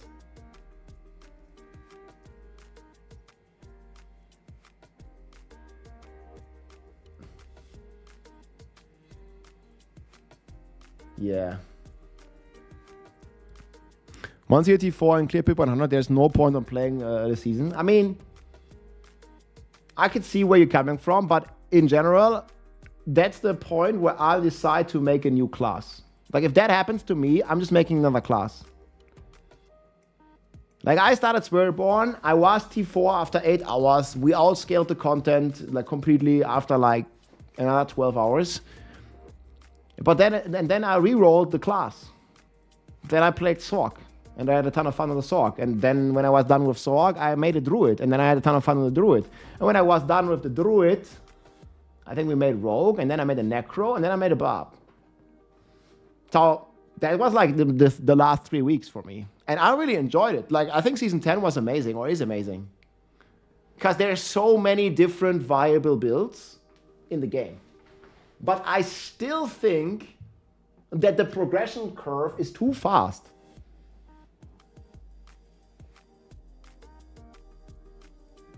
I can understand the sentiment, but it requires a follow-up thought. Why does getting to T4 need to be slowed down? Well, like overall, I think because there's nothing beyond really that is attractive beyond T4 at the moment. Like after T4, viable, like, yeah, you can do some pits, but then what do? The pits are not really rewarding, so, especially not beyond 100. Yeah, why isn't there anything being added from a PvE perspective? I mean, they're adding like the tower, and they're doing that, but yeah, it's a slow pace right now.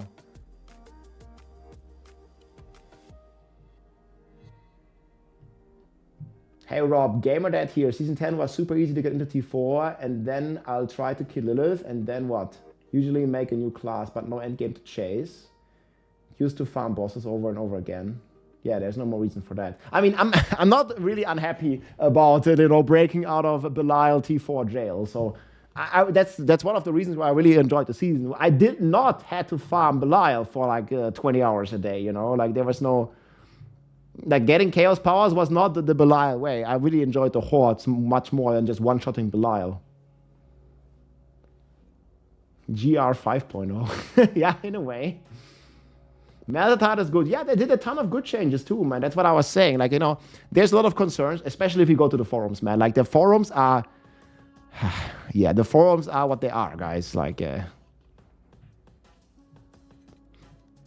I said, man, they could literally announce they found a cure for cancer, and people on the internet would find a way to be mad about it. Like, it's just how it is, man. Like, the doctor is going to go out of a job. What about the nurse? They're going to lose their job. What about the guy all in the graveyard? Like I don't know, man. Like, this is just like, they're always negative, man.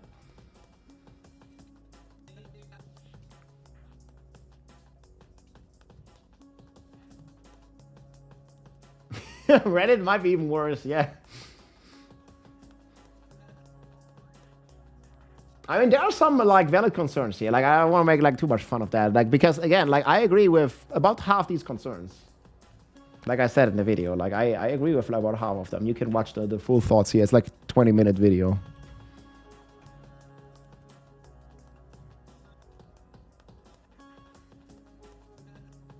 Please add waypoints to carry over.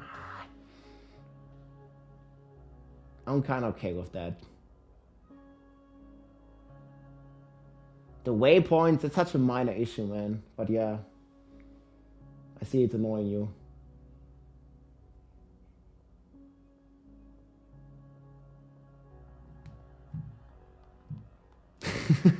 Okay, I understand, man.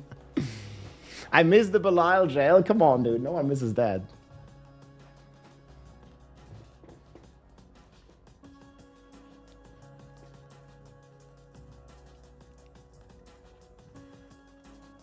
Yeah, the RNG and this is going to be pretty crazy, though. That's for sure.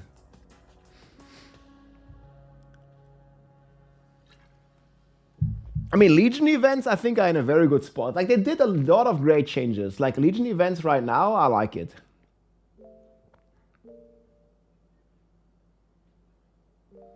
And also, like, how do you like the hordes right now, guys? The new Infernal Hordes. Like, I had a good amount of fun with the hordes. Hordes pretty cool. That's way more fun than killing Belial. And yeah, if they keep it, I would still love to see like a Giga Horde or like some more challenging Horde mode. That's actually, you know, like one of the biggest problem is that we outscale Torment 4 so fast. So T4 Hordes, like we did this in day one. And like the T4 Hordes doesn't really change. So if there would be like a more challenging Horde mode or a way to juice it, to make it more challenging, but at the same time, this is the most important thing. When you make it more challenging, you also need to make it more rewarding. Like basically the opposite of the pit. The pit, you do 100 or you do 120. It's like 10 times more challenging to do pit 120, but the rewards is like 1% better or maybe 5% better. And it's just complete bullshit. Like if the challenging content or juicing content, by making it more difficult, it needs to scale the rewards. And this is like the biggest thing I think that's missing. Like there's no reason to challenge your character. It doesn't exist.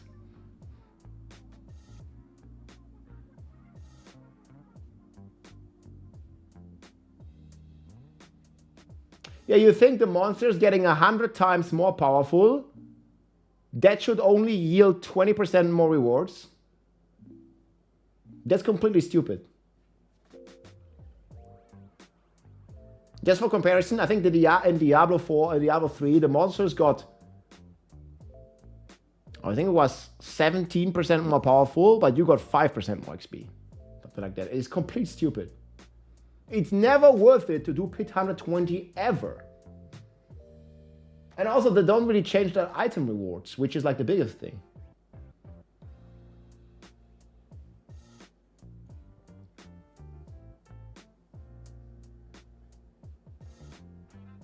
And that's still not changed. And that's definitely one of the biggest concerns that I also gonna have with the tower, but we'll see. The challenging content needs to be rewarding. Like in PoE, it's different. Like in PoE, if you really, really juice a map, or you do T4 like breach boss or whatever, right? Like it's really, really rewarding as well. Like you do like an ultra juiced, crazy T16 map with a bunch of modifiers, delirium and all that shit on it. Like you're getting a ton of divine orbs usually. You know, all the things, all the multipliers, everything.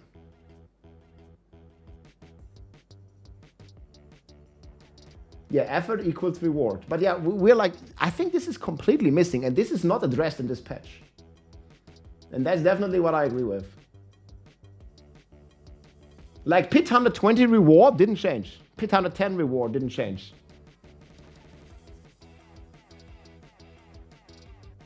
Again, like, I'm gonna make a full list after the PTR has ended, or after we tested it on the PTR, because like we can like talk about this, but we didn't really play it, so we have to wait and see.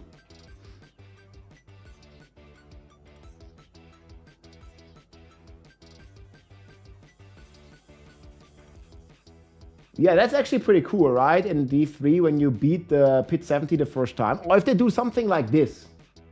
So what do you think about, I don't know, you beat the tower level 70, and if you manage to beat it, you get guaranteed mythic, something like that, or you get a guaranteed 4 GA item. What do you think about this? I mean, it needs to be a level that's achievable for everybody, right? Like pit 70, or I don't know, like whatever, Greater Rift 70 in D3, like that's pretty reasonable. And they could do something like that. But it needs to be rewarding, man. Like, you know. Yeah, not repeatable. No, you can't repeat it. It's a first, guy. Very important. Very, very important. First completion reward. Cannot be like, you know, you can grind this all the time once you beat it once. No. That's also not how it works in D3.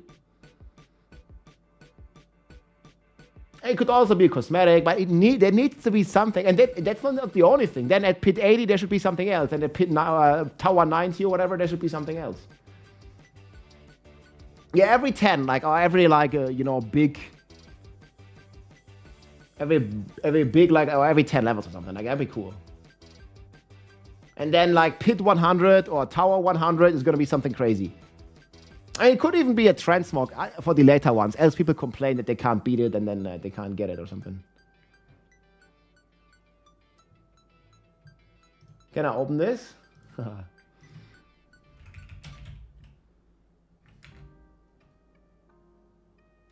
me see. Development hell.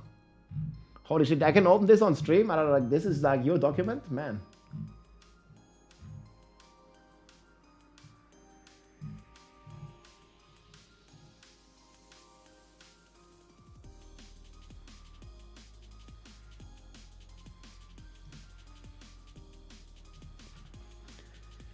Should be a reward for completing these. I mean, they did hint at that, right? They did hint at that. I think it was 54.50. But they said they don't really want you to, like, focus on this, which has me a bit... Let me see. 40.40. I think it was here. Forward progress in the tower. Yeah, for sure. Yeah, what would be in the tower would probably be like one-time rewards, so it would be incentivizing you to be like, okay, can you now reach 60? Can you now reach 65? You know, whatever. So yeah, typically speaking, you would probably only be running the tower to go further, or, you know, like if you feel like you're on the cusp of being able to get to 60, maybe you try it a few more times because you're that close. Okay, so it's not designed as something that we're going to farm in any way. No, that's going to be for the pit, and that's a big reason why we... Yeah, but she says it's for the pit, but the pit doesn't have that. Why would you want to farm pit 120? There's no reason, no reward, no nothing. I agree kind of with the sentiment, right? The tower is going to be like first completion, big reward. But why would you farm the pit? Like, especially high pit. It doesn't exist, and I don't see anything that addresses this. Well, that's one of the big reasons why we want to separate out the pit and the tower. I guess we can talk. How do one-time rewards incentivize you? I think they are pretty incentivizing. Like, you know, the Greater Rift 70 primal example of these three, I think it's pretty incentivizing. It also unlocks the ability, on top of giving you a guaranteed primal item, the red items, it also unlocks the ability to even get primal items in the first place. And more of that would be great. And that cannot be a repeatable reward. That would be way too powerful. More about those reasons, because I know, like, you know, people have been asking for leaderboards now since day one, and as soon as you guys added the pit, they're like, why can't you just put a leaderboard on the pit? Like, it's right there. So why did it take another, you know, year and a half to get another activity just for leaderboards? Yeah, so in the last year or so, we've seen a lot of upheaval. You know, we were talking about this earlier, and of course there's like tons of things that are changing in Season 11. And so the game had been changing so rapidly that we felt that those leaderboards might not actually reflect, like, they would just change so constantly that it might not actually be a good representation of, like, player skill, or, you know, from one season to the next, it would just be so different as to kind of lose meaning. And so we feel that with Season 11, we're kind of reaching a state where we're going to have a lot more confidence going forward in having leaderboards in the game. And we have a lot of confidence in the tower as an activity that supports leaderboards exceptionally well. Whereas the pit really is taking a role as the speed farming location. And that's not necessarily a place where you would want a leaderboard. And now with the tower, because we have that, that's going to take like the full spotlight in terms of like, this is where you'll be competing for a leaderboard. But I think competing leaderboard like that can't be the only leaderboard, right? Like, a casual player is not gonna care about the leaderboard. Or not in a big way. Like, there needs to be a reason to do it. And that needs to be like either then very attractive one-time rewards, or like, you know, like in the pit you have the glyph XP. But you don't have anything in the tower like that. Apart from these like one-time rewards, we don't really know what it is. But again, it's a beta feature, guys. We can give feedback, and that's definitely what I'm going to do next week.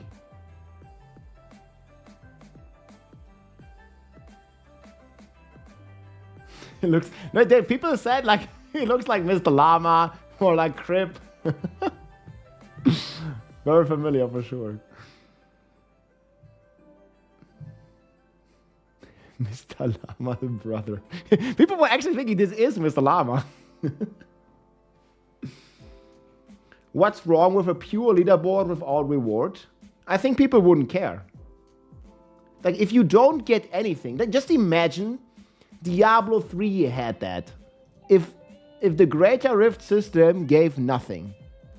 They can combine both. Like, why not have a leaderboard and the system be rewarding on its own?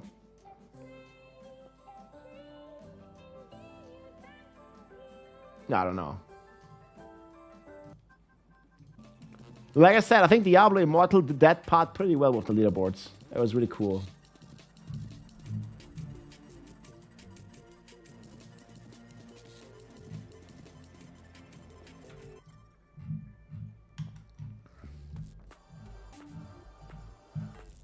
Development hell. This is from Dread 5, man. Like, this is a big document, dude. Yeah, I probably have to like go on that. But I mean, this is like, yeah, Kiss. Keep it simple, man. I think they don't do this with rest right now. But yeah.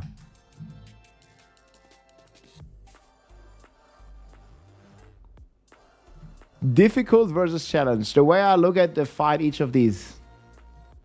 This basically is going to break down to like, you know, the juicing part that people like in PoE, where you make an activity more challenging, but at the same time, very, like the pit, high pit, but at the same time, it needs to be rewarding. In the end, man, and...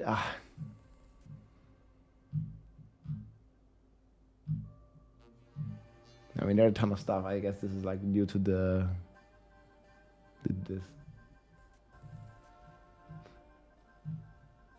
Oh yeah, man. The group, there are gonna be group play leaderboards, yeah. Confirmed group play leaderboards. Let me see, where was this? I think they did share screenshots as well, right? From the tower.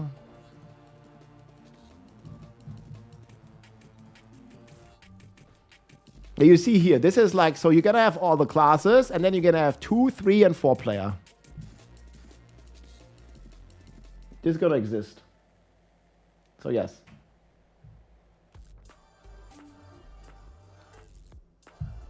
I also think you're not gonna get as much feedback. Like if there's no reward to challenging your character in the tower, I think half the player base is not gonna do it. What does the gamer dad care about some leaderboard? It's not gonna improve his character. Stop crying about rewards on the tower. We're not crying, we're having a constructive discussion.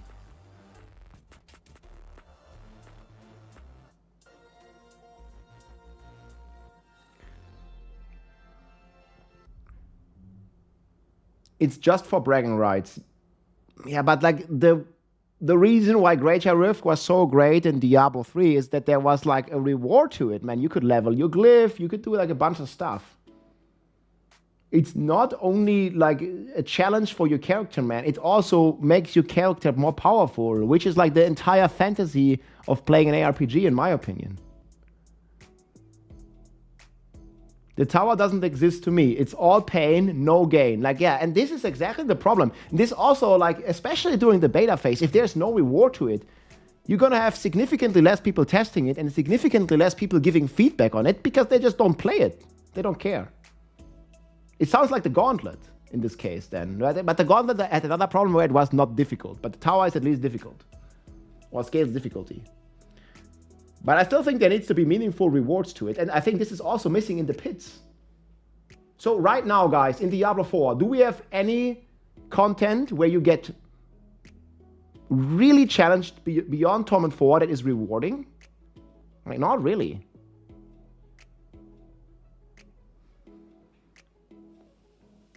And I think PoE does that much more like well. Like you use the map, it gets really challenging. I mean, it could even get more challenging, but it also gets very rewarding. Obolds? What do you mean obolds? Obolds are challenging? Man, I think you get like one more obol. Like the monster HP goes up by 20% and you get one more obol, or maybe two. It's completely ridiculous, dude. Like, obolds per hour are the best in known challenging content.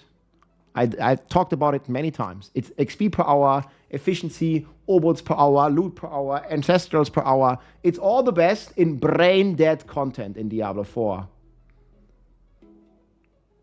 Like, you never, ever want to play a tier where you can't one-shot the pack. It just doesn't make, I mean, efficiency-wise, right? Like, you're having fun, like, doing some challenging stuff. But that's fun for, like, I don't know, 10 runs. But then, after that, you just realize you're scuffing your character. Tower is to see how powerful you are. It doesn't need to have rewards. Well, yeah, I completely disagree with that. I think it should be challenging content and it should have rewards. But yeah, we'll see. T80 all day. I'll pit 69, man. That's where it's at.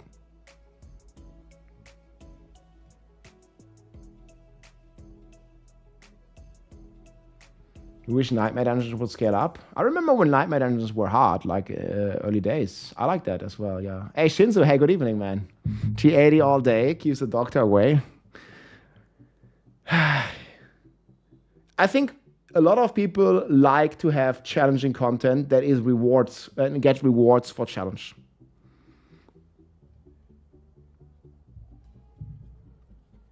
And there are many patch notes here, but I don't really see that changing. We'll see on the PTR. What do you think? I mean, I made a full video about my thoughts here. Again, like a highlight, I think there are many concerns. Like if you watch the forums, like it's very negative. I mean, the forum's always negative, but it's very negative. Much more negative than I expected. Here. Required sanctification chances. We're all doomed. Man. PTR Sorc nerfs. What? Sanctification is the new tempering. Disappointed.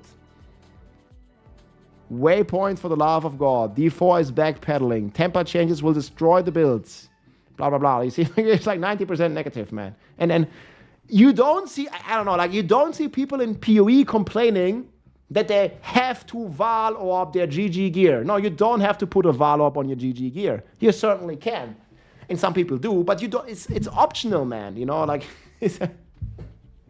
again, I think some of these are valid concerns, man, but most of them, it's just like, I don't know. You have to like see the full game first to judge this, right? So you have to look at the big picture, like not at like one individual change before you like all doomsay it.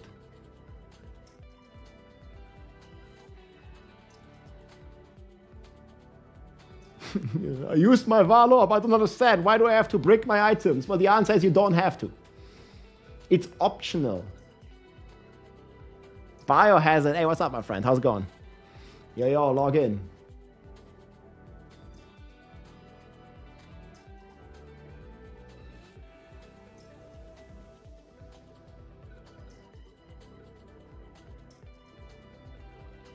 People want extra content, but they want the content to be easy. Yeah, I mean, I'm completely the opposite. I think if they add new endgame, the endgame should be challenging. Yeah, I don't think we necessarily need more endgame content for like the very, very casual player, because they already have a ton of endgame. Like if I'm talking with some of my real life friends or something, that play Diablo, like they don't understand. Like people say Diablo 4 has no endgame, but for them the game has so much endgame. Like there's so much to do, man. They don't have time. Like I don't think they need to add more easy endgame. I think they need to add more challenging and rewarding endgame. And I think we have to move away from the concept where every player has to do all the content. Like, if you're only playing, I don't know, 5 hours a week, I don't think you're expected to be Paragon 300, beat the hardest content, beat the hardest boss, and do all the things that people that put in more time into the game do as well. There needs to be some reward for challenging content, man. Not every content is for all the players, man. But people are gonna be mad about this. People are gonna be mad that the leveling is gonna take longer, that the power level is gonna be weaker, that we're not gonna be as powerful as last season, and people are gonna not like it. But I think long term this needs to happen. I mean, people are also mad that they're hitting for 2,000 trillion, but you can't have it both ways, man.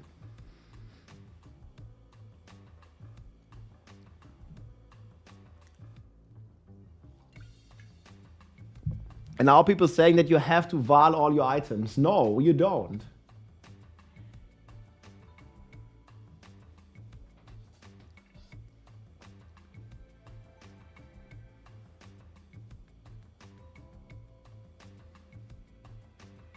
Just give me back Perma TP. Yeah. Again, I also say this in the video. I would have liked to see them increase the movement speed cap rather than nerf the TP. You know, rather than bring down the Sorc, I'd love to see to bring up the movement speed of the other classes, but we didn't get that. And I mean, it fixes the problem that Sorc was like twice or triple as efficient in Torment 4 than all the other classes. No exception, pretty much. But I would still like to see, instead of nerfing the Sorc, a buff to the other classes. But I've been saying this, like, give Necro Blood Rush, like, I don't know, make the movement speed cap, like, uncapped, or make it, like, 500%, like in D3 or in PoE. I've been saying this for, like, a year now. Is what it is. Hey, cheers, man.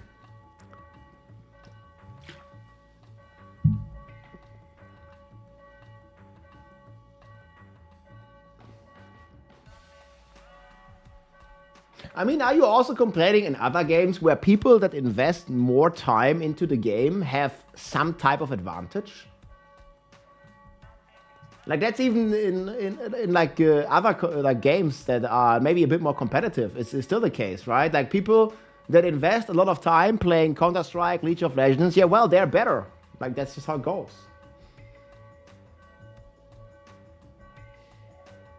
You're gonna complain about, like, I don't know, someone that's playing like a lot of football, like training every day, playing football, that he's better at football than you. It's unfair. Hello? Traveling was very nice, man. Thanks. Yeah, I was gone for 3 days, guys, but we're back now.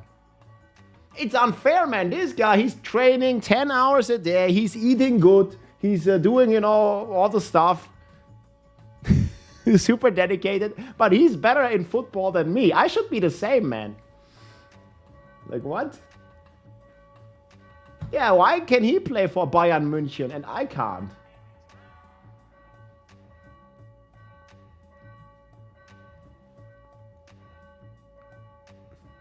And I mean, Diablo 4 is doing very well for casual player already.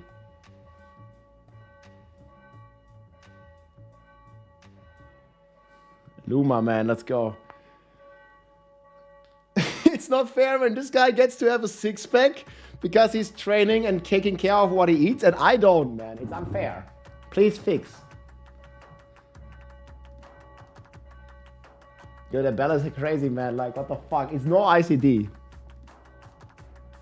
We gotta pray. We gotta pray for Witch Doctor, guys.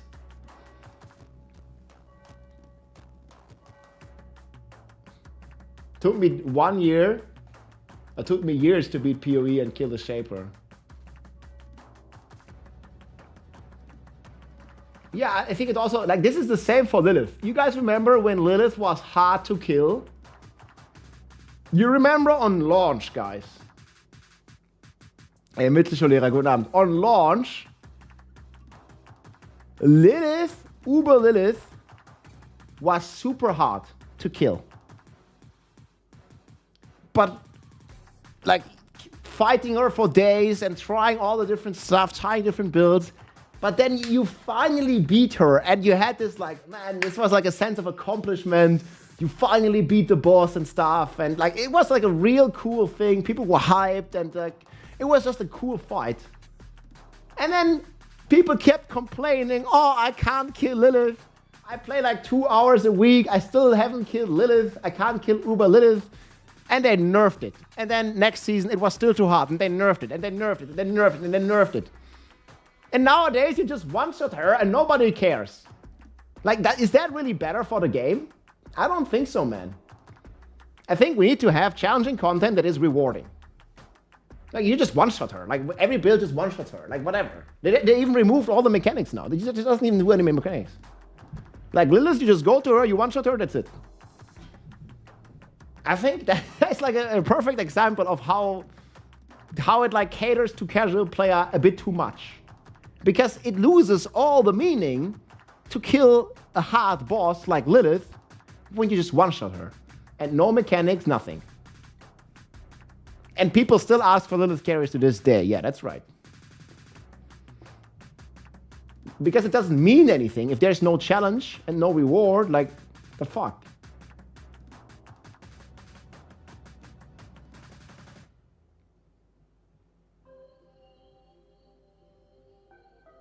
Yeah, there's a drop. It's ending in 2 hours.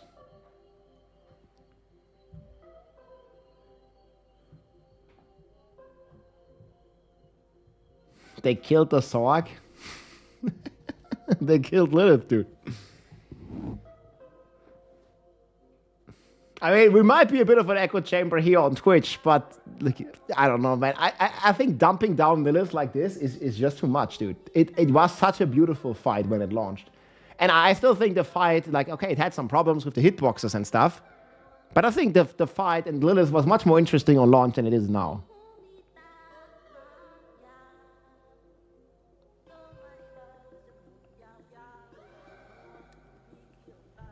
Yeah, but this is a different issue. People complain that Lilith is too hard. Like, a more casual player could not kill the hardest boss in the game. And then they made it easier. And then there were still some casual players couldn't kill her. They made it easier. And they made it easier. And they made it easier. Until eventually, it ended up what it is right now. And I think the Lilith boss fight, it lost all its meaning.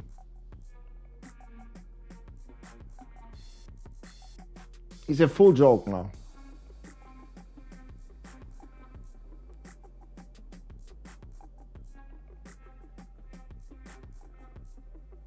One-shotting her is fine. I don't know, dude. It needs to still be easy. Lilith is too hard. Yeah, but this kind of mindset, man, this is supposed to be the hardest Uber boss in the game.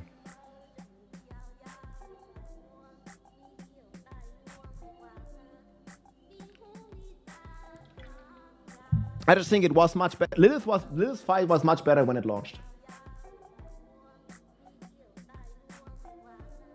This is the pinnacle Uber Duber end boss. You can, like, if you want to kill Lilith, you can kill the story version in normal. But the Uber boss fight should remain an Uber boss fight, and it just isn't. Only new, yeah, but what new content is hard? And even more, what content is hard and rewarding? You feel where I'm coming from? It needs to be both, man. If you juice it, like you make it harder, it also needs to become more rewarding.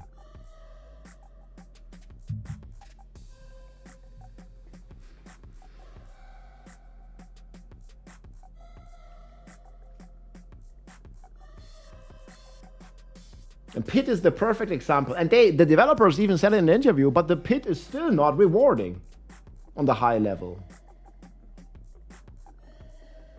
The Dark Citadel. Yeah, they did talk about the Dark Citadel a bit as well. But that was one of the points where I also disagreed. Like, I don't think the Dark Citadel is in a good spot. I don't know exactly what they said about. I don't know if I can find it, but they were talking quite a bit about the Dark Citadel in here as well.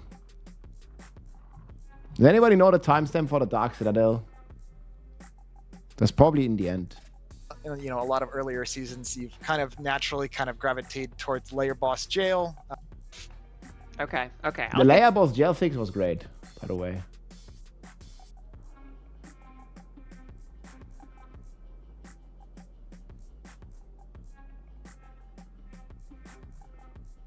The 4 players love getting no rewards for hard content. I think it's really bad.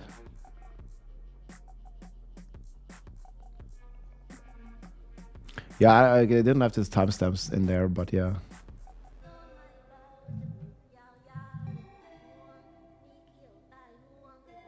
Yeah, I mean, they could also make it solo now, like the Dark Citadel. That'd be fair. Or like have a bot play with you if they don't want to change the system. Like have a bot do the mechanics on the other side. And then the bot can't fail or something. That would be fair. Pits has never been rewarding. Yeah. But now that I hear it looks like it's going to be similar to the tower, it's not going to be a rewarding activity in the... I mean, the reward is the leaderboard entry.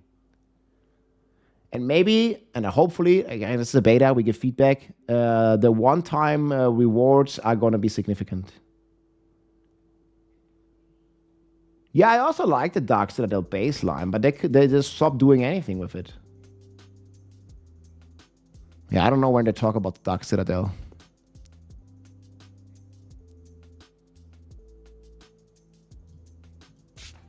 Okay. I'll continue the trend. So, Magic wand. Okay, and it was somewhere here. We're still definitely evaluating. We know that they were super popular, and like they're super fun to try and collect the thing and kind of see how you can piece together the parts of the set you need with the rest of your itemization puzzle. It's about set items.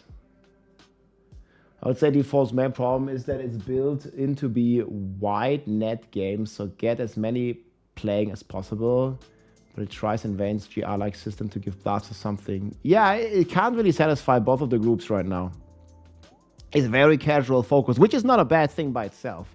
I think the game can be both. It can have a low level of entry, and I think this is what Diablo 4 does very well. There's a low level of entry, but there needs to be like a high level of complexity if you choose to, like, you know, like go deeper into the game, and that's missing right now.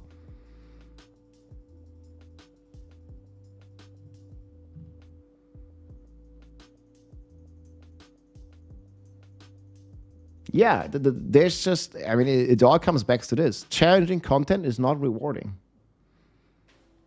I think this might be like the biggest problem I have with it. Like, I mean, and also if there's a new endgame added, they need to make sure that it's challenging, and then if it's challenging, and you can maybe like find a way to modify it yourself, make it more difficult, but at the same time, it needs to be more rewarding. It can't just be just more difficult, because then nobody gonna do it if there's no reward to the challenge. No, I don't think the PoE Atlas mapping copy-paste is good. I mean, there's plenty of people that don't like the way that the maps work in PoE. I think the maps in PoE 2 has a lot of problems as well. I definitely disagree with that. Like the entire map thing, like, I don't know, it's kind of annoying sometimes.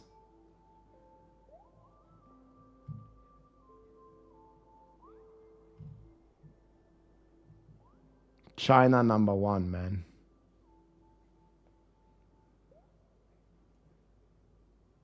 Yeah, I also like the mapping is not really that great in my opinion either. Like they need to like work on this. I think they know. Like PoE 2 Endgame, guys, I think the developers are very aware that the PoE Endgame with the mapping is not in a good spot right now. So they're just saying to copy paste it. I think that's like, yeah, it's not gonna work either.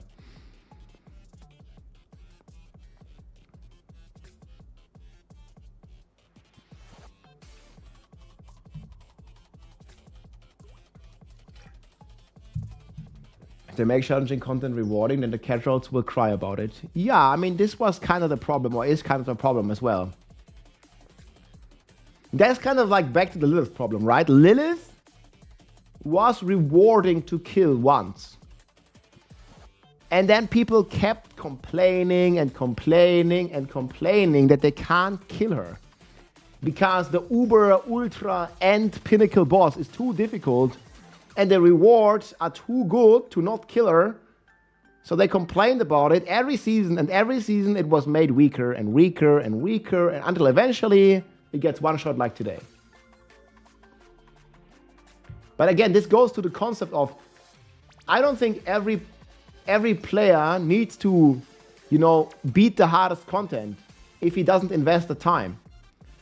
You're not supposed to get Paragon 300. You're not supposed to, I don't know, like be rank 1 on the leaderboard, like if you don't invest time into the game. Or like somebody that invests more time into the game should have some kind of edge of players that don't. Yeah, not every player gets to level 99 in D2 anyway, either, right? And I'm pretty sure there was a lot of people that complained that the grind to 99 is too long, and I don't know, level 98 needs to require way less XP, and you know, like, but they didn't nerf that.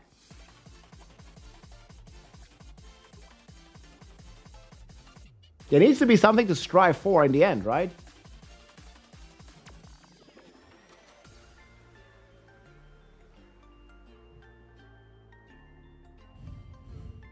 They nerfed the Sorc teleport, it's stupid. I would have also liked to see other change, but the Sorc teleport was kind of imbalanced in comparison to the other classes.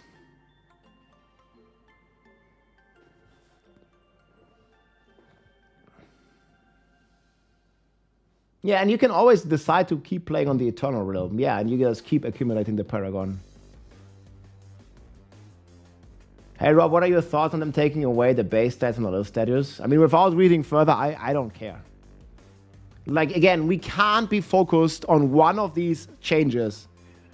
We need to look at the big picture, because on top of them taking away the stats from the Lilith statues, they are changing itemization, they are changing the entire economy of the game, they are rebalancing the game, they're making the monsters more difficult, and like we can't just look.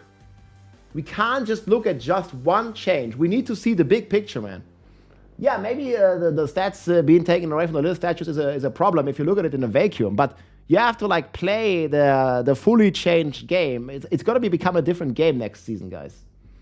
We can't just look at this one change and say that's good or bad. Like, we need to see the whole picture first, I think.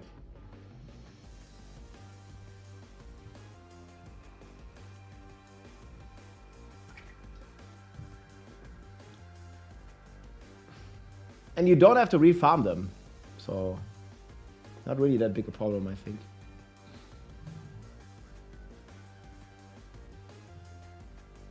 But yeah, I mean, we focus on the negative aspects, man. There's a ton of positive stuff, dude. Like, people love to be negative, man. Like, a lot of negative stuff. It's like, oh, man, like, I hate this, I hate that. Wait, it's Asmodan, right? New boss, man. I mean, there's a ton of cool stuff. Look at this guy. I love this guy in D3, man.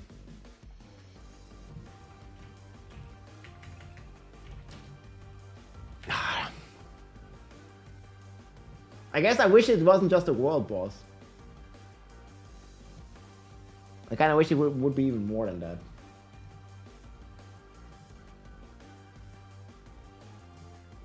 They thought you were so clever. Asmodan. This should be a pinnacle boss on top, right?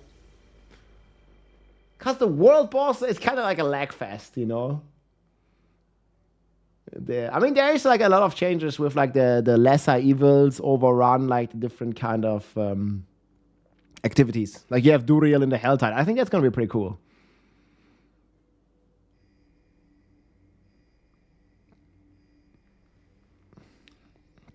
Hey, Crank Me, what's up, my friend? Yeah, this was one of my favorite guys or villains in D3 for sure, dude. You remember this? Man, the cutscene was so good, dude. That was so good. I'm gonna get a snack real quick, guys. We're gonna watch Asmodan, man. This is the guy that they're gonna introduce into the game. Baby.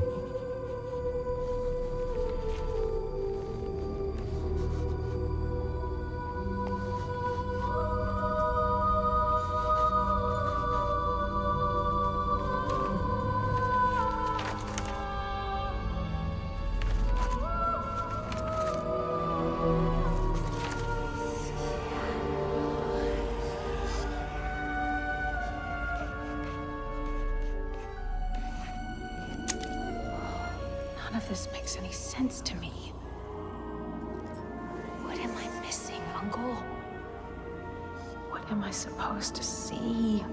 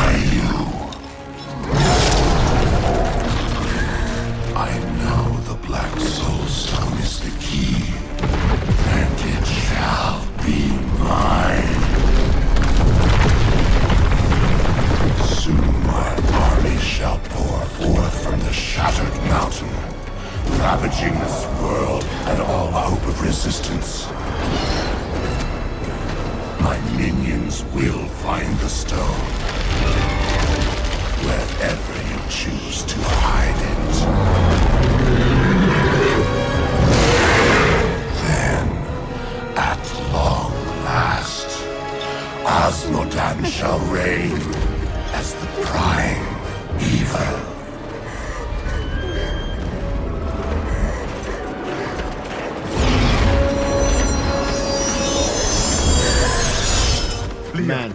Are you alright? Speak to me, child. Arian.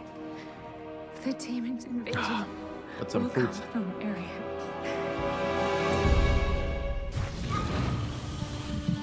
No, man, that was crazy good back in the days, man. Cinematics, 11 out of 10 from Blizzard, dude. I mean, look at the guy. Like, look at the design of him. He's just so good, dude. Hey, what's up, Hyde? Welcome in, dude. Bro. It looks so clean, dude.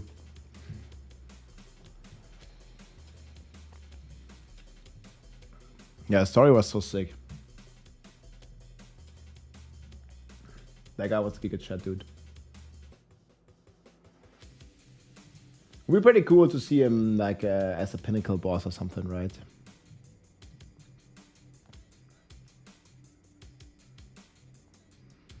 Yeah, I totally dig that. Döner kebab? Oh yeah.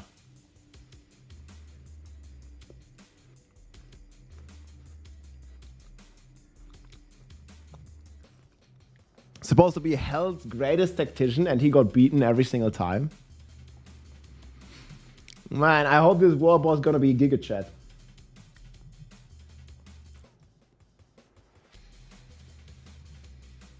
End his reign of sin.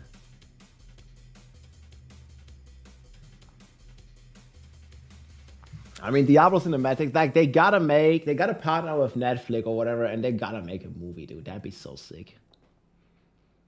Like a full Diablo movie, man. Oh yeah. I'd be so down for this. Chaos Armors are not staying in the game, guys. Not as of now, anyway.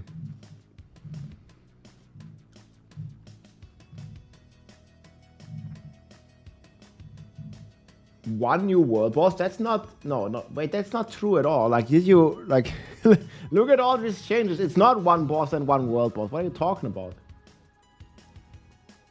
Megan Fox would play Lilith? Oh, yeah. They know the target audience, man.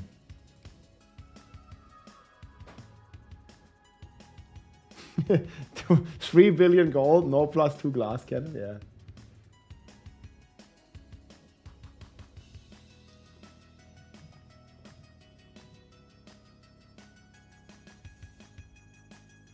That would be crazy. We shall see, guys.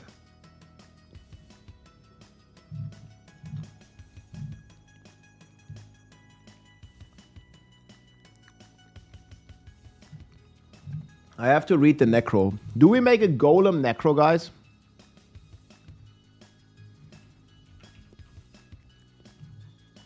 Has anyone started cooking a golem necro?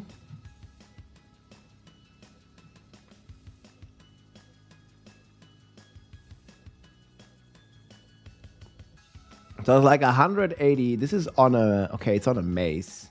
Nah.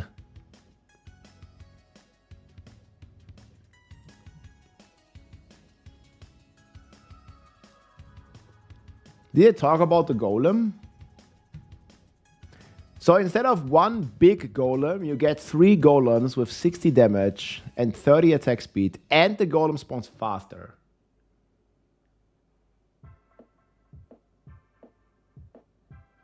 Yeah, just for some context, guys, I was Paragon 250 after 20 hours. So it's pretty normal to not find a Fist of Fate in pants. Like, that's good, like 20 hours of gameplay. I mean, maybe you're playing more, but, you know.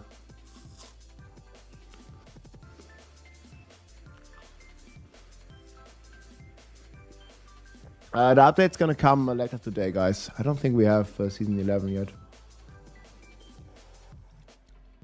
It's gonna be in a few hours, I think.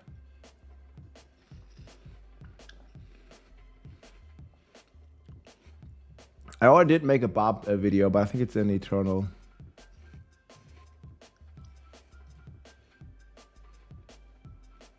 Season 11 update, yeah. Yeah, I made this one. I think this build is gonna be pretty crazy. And this is obviously a placeholder for new pants, guys. Hey, thanks, Strad. You too, man. Good to catch up. Yeah, indeed it is, man. I'm gonna check that document next days. Have a good one, man. Thanks for tuning in. Hey, Rob, but you play more efficient than most players. Yeah, I certainly do. But I'm still saying, like, you know, Paragon 240 and you haven't found Pan's Fist of Fate, like, that's pretty normal, I think. Yeah, I think the bar build finally gonna be pretty cool. Like, you have perma charge, perma leap. Actually, we could try.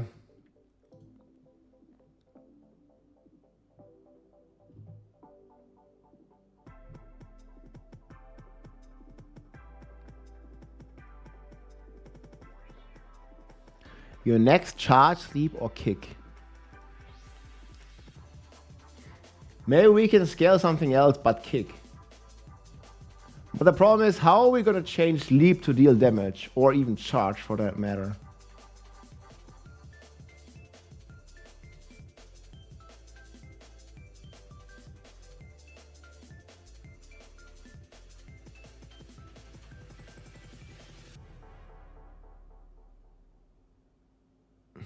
Yeah, I think charge is like more than twice the base.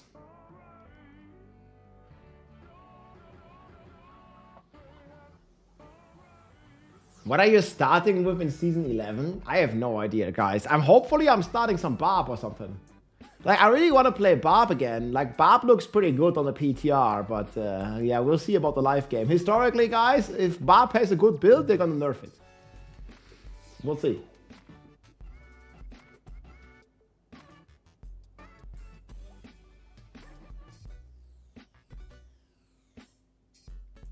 Yeah, Barb sounds pretty good. Like, I think the new Barb Pantaloons is pretty cool.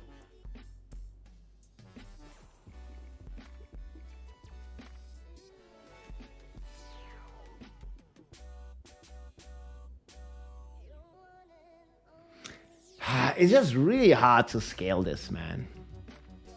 It doesn't deal damage. The thing is, you also can't transform leap or charge into core skills, so you lose a ton of multipliers.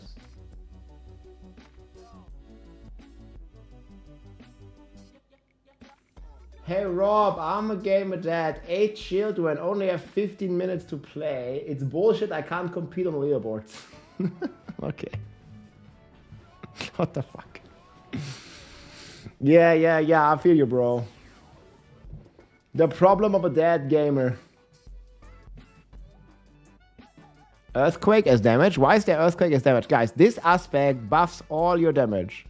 It doesn't buff only Earthquake. It buffs every damage by 120. That's why we use it. It goes on every good bar build, because not because your Earthquake dealing damage. No, no, no. Your thing is doing damage. Earthquakes, you stand in it, you deal 60x damage. On a two-hander, it's 120x. It's too good to miss out on it.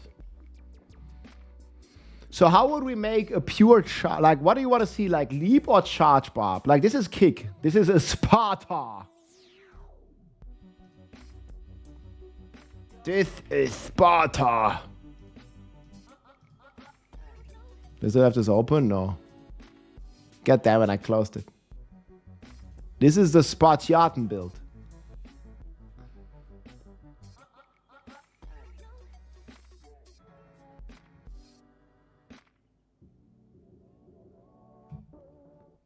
Mix? No, you cannot play hybrid builds in this game, guys. There is never going to be a viable build with mixing. You're going to either do damage with leap or with charge. You're never going to deal damage with both of them. Well, the way it scales right now, I mean, maybe they'll make changes in the future, but right now it's impossible. You can't make hybrid builds in this game. You go one skill, and that's going to do damage, and the other skills are there to support. I can't really think of a build that does this. Cannot. Why not leap? Well, the problem with leap is it doesn't do damage. I don't know, 77 base, it's kind of nothing.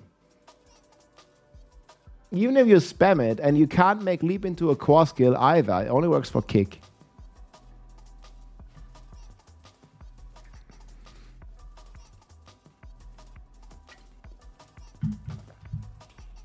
Like, how would we scale the leap? Like with kick, you see, we can make it into a core skill, and we can make it scale with fury. But both of these options are not a variable for either one of these skills. Like we get some waffles first of all, but we get leap, cooldown reduction, which we don't need because the pants is going to reduce our leap cooldown.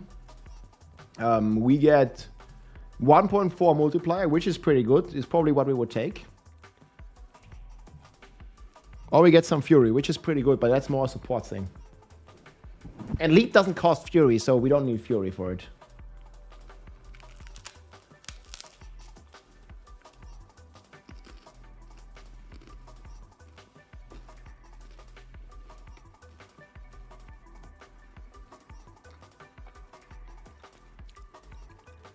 But just for the lols, maybe we can do a T4 variant.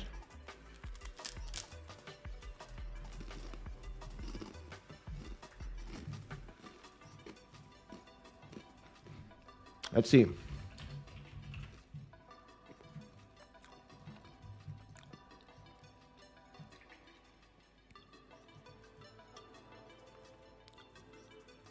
I mean, you still have this.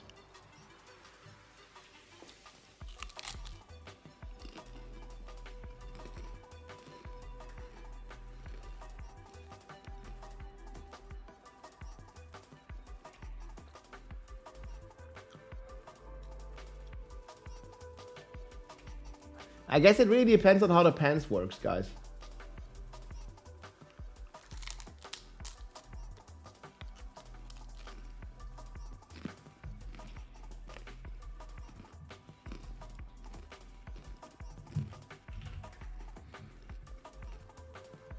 Yeah, it's gonna be pretty good.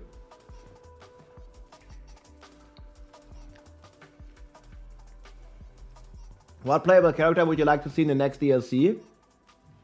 Guys, we are all praying for a sword and broad archetype. I want shield. I want sword. I want like auras or laws, like holy damage. I don't know, Captain America, kind of like a Crusader, Paladin, whatever they want to call it, right? I think this is what everybody wants, man. Smiter comeback. Hammer Jammer. I don't know, flail, sword, shield, this kind of thing. Just copy paste the paladin from D2. Hammer Jammer. That was D3. Yeah, I don't really care what they call it, but the sword and broad archetype, holy kind of class. Templar, Crusader, Paladin, Holy Knight. I mean, that's what like you ask 1,000 Diablo fans what class they want next. I think 80+% gonna say Holy class. Death Knight. Arthas.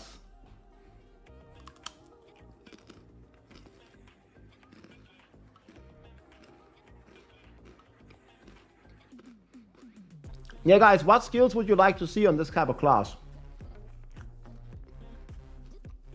I mean, Captain America. Like something shield. Like we had Smiter in D2. We had shield throwing in D3. What is a PoE doing like the holy class? Doesn't exist in PoE 2 at least. You want Perma Pony Crusader? Yeah. Yeah, I mean, that was fun in D3. Like the Perma Pony. Oradins. Like Holy Shock, Holy Freeze, Holy Fire. Captain America class. Yes, Cap. Just call it the Cap class. Zealer. So Zealer is more like elemental type of attacks, right? Holy shit. Condemn pull. Yeah, I would definitely prefer auras over laws, in my opinion. Something along the lines for the DLC, that'd be crazy.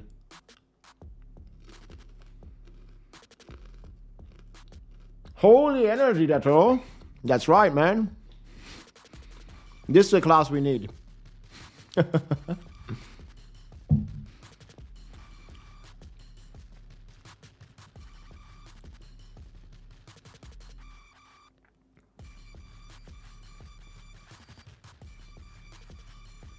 Oh, I did taste the new flavor. Yeah, we got it today.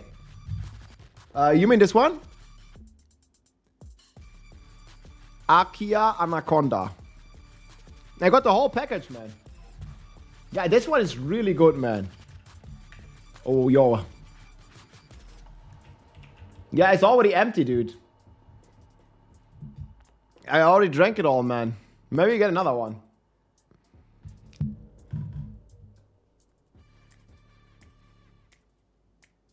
This one. Holy freaking wild. Wild AF. This is the one.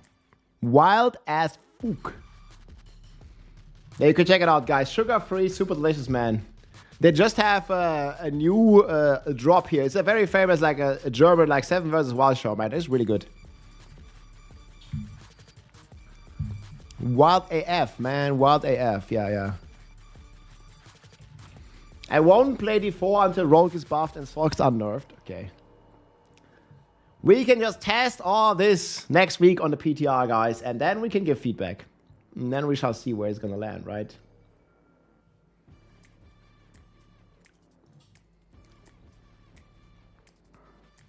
Okay, but let's cook on a pure leap barb, guys.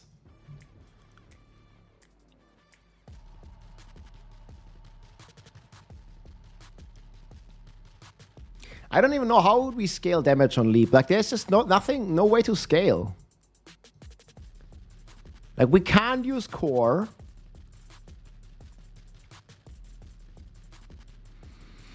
I mean, we can make the leap trigger an earthquake, but that's not really doing anything.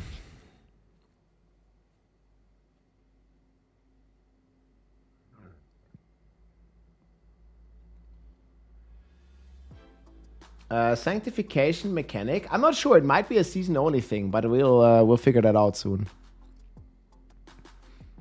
Does it say this, guys? Sanctification, is that permanent? Do we not have this in here? Maybe it's in here. Yeah, sorry. There's always 2 blog posts.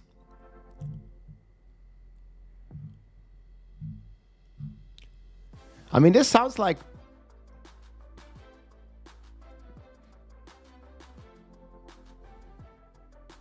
It might be only season. A fraction of power from the high heavens has become a variable in the upcoming season. Yeah, it might be season only. I'm not sure.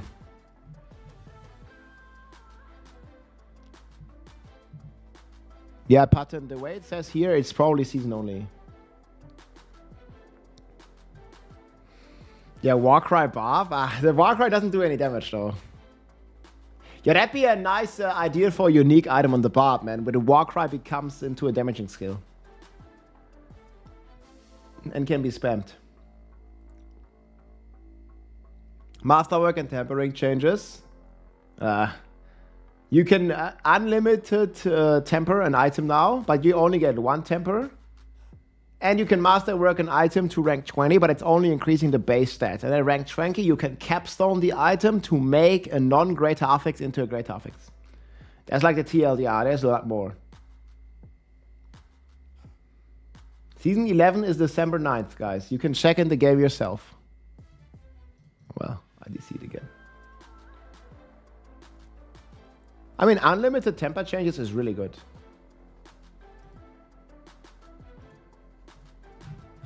You don't like it?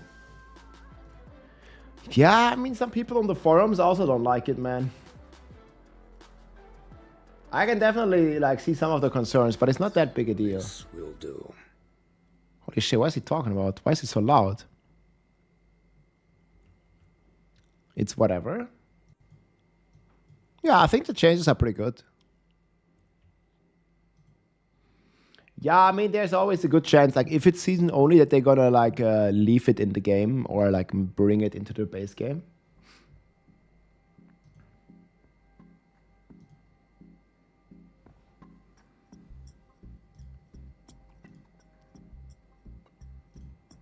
Yeah, I think you need to look at the big picture. Like, I have the video right here, guys. Check it out. These are my thoughts on it. People being pretty negative.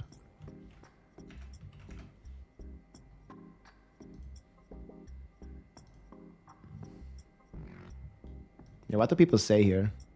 Drop here. Season 11 brings a ton of new content to Diablo 4 and...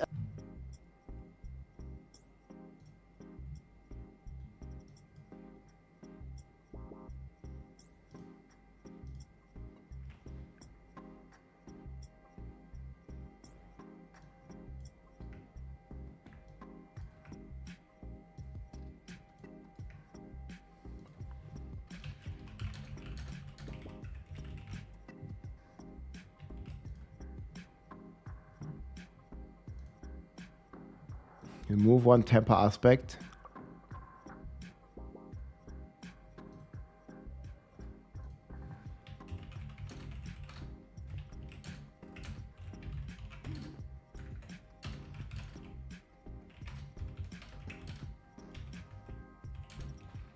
Yeah, I think this is not a problem.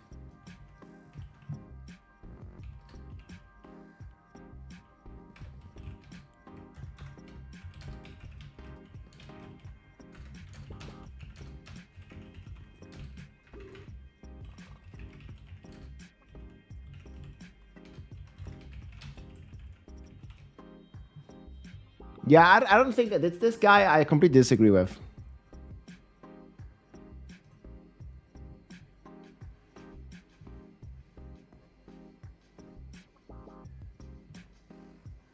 Yeah, 98, but there's no need to go 99.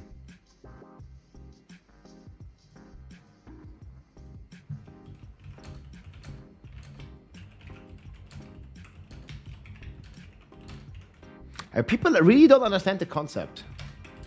Like, you don't have to sanctify your item. Yeah, check out the comments here, man. What the fuck? Oh, maybe you want to leave a comment as well. What is this, dude? Save YouTube.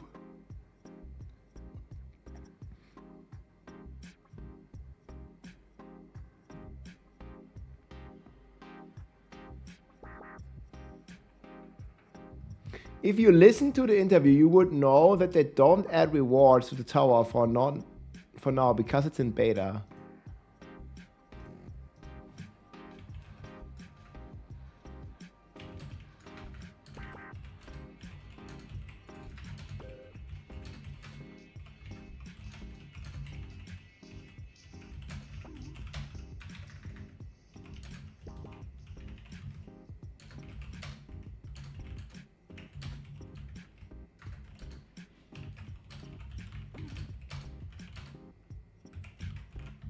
Yeah, more players tested.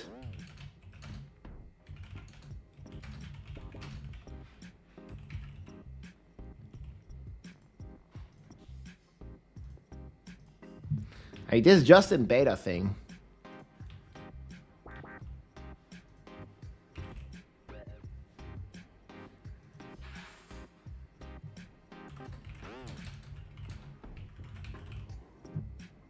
I should say wider audience, right?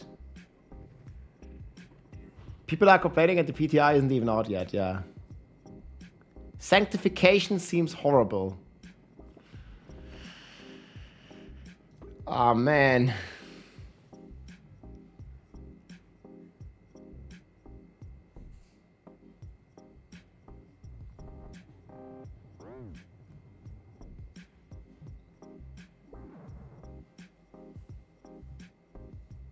What? It's crazy that Blizzard is planning to go from one of the best seasons in all of D4, Season 10, to completely killing the game with nerfs. Oh my god, dude. Go play PvP like in D2. Like, oh my, that. It's actually, I mean, maybe, like, Twitch is just a bubble. Like, people are so negative. I don't understand. Like, that's crazy, man. Like, as soon as you just remotely mention the word nerf, people are going apeshit. They completely killed the game, guys, with this. Like, they're bringing so much content. And they're only bringing it on PTR, and we can test it.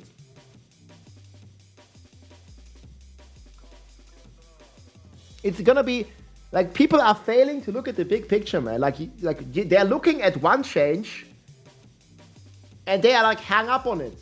But the entire game is changing.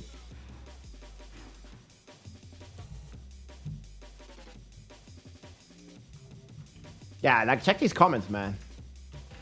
Maybe you want to write a few on your own. Like, what the fuck?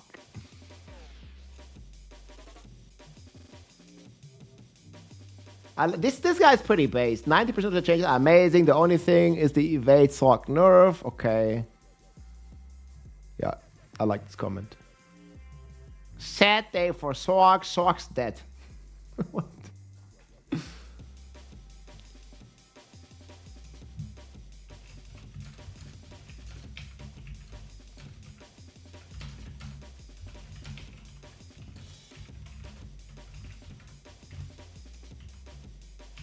Yeah, no more 54% CDR Shaco. No more Chaos Power, Sepan Sontag, or Alacrity.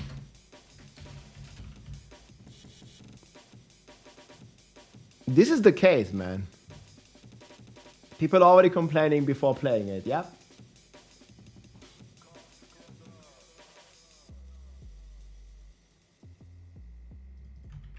You have to look at the big picture, what's happening in D2 for 2 years.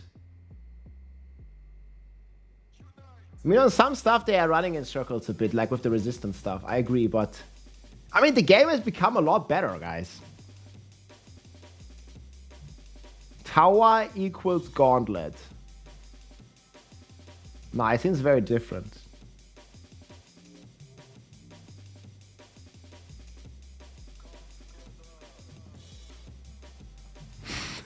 All the doors must go, yes.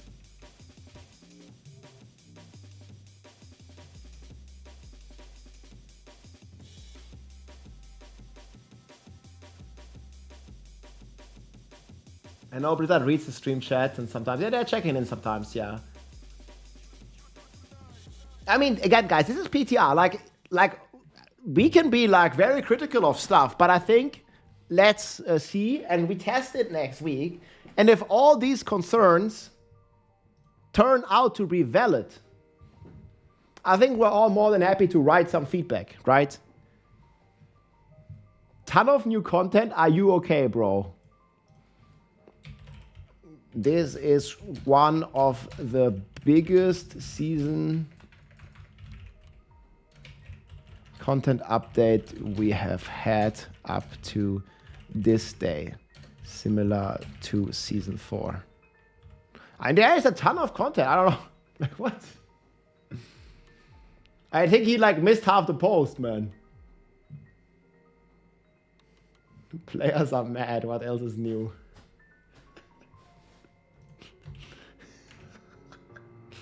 I mean, you're all over the place. It's as simple. The game is too easy. Casuals and hardcore players will both benefit from an increase in difficulty.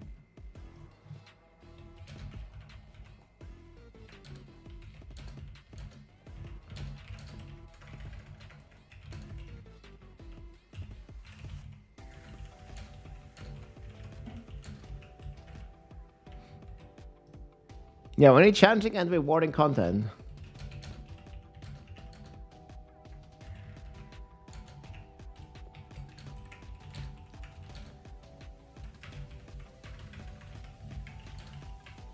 Yeah, the power level is just insanely high right now.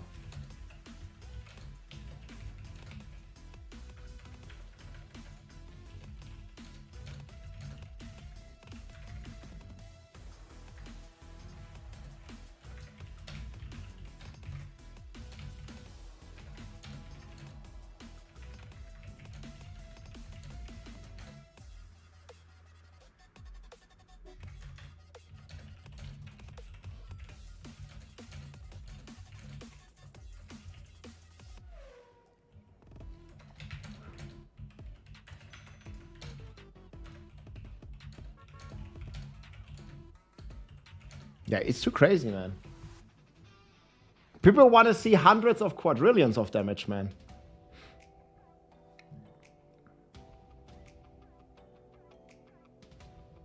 Can you name a single Blizzard announcement that has been met with widespread praise? The backlash to Season 11 isn't just noise, but a symptom. Once again, Blizzard recycling old content, slapping on a fresh label, calling innovation. Listening to feedback shouldn't be optional. I think they like listen to a lot of the concerns. But I think people are judging pretty early. We need 7 septillion, yeah. 7Q ain't enough. We need 7S. Sorc is supposed to jog through hell? Man. Dude.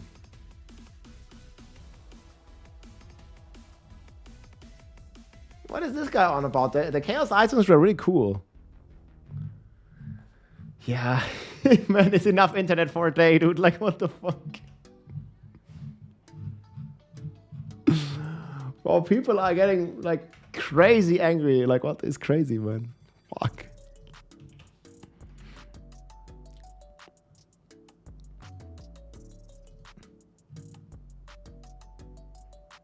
I mean, I like a lot of the updates. I have some concerns. Again, I covered them in the video here, but...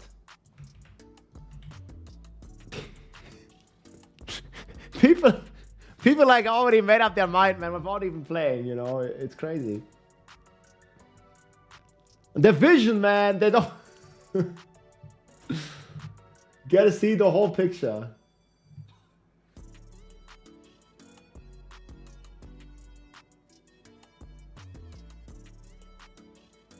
Chance to obtain a mythic for higher in a group? I think so, yeah.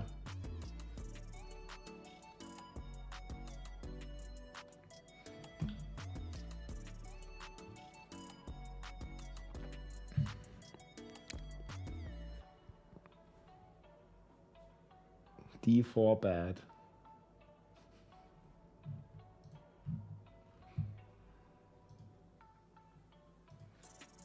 You gonna try PoE1 Mercy? What is this? We don't know what it's about, right?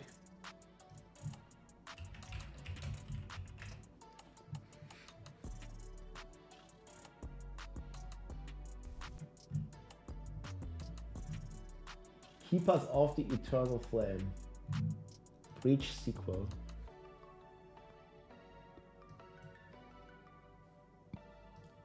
The worst has come to pass. Sorry. The Hiveborn have invaded our world. Looks StarCraft, Zerg. Must drive them back before it is too late.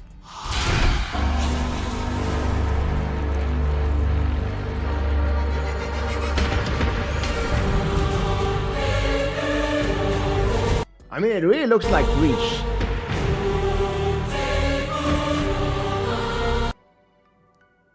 October 31st.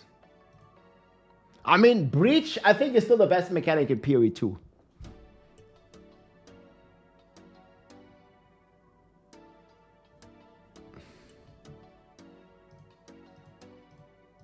There are too many hands, dude.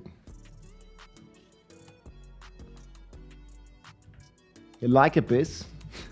My FPS didn't like Abyss. I liked Abyss as well, but my PC didn't. My PC really, really disliked Abyss.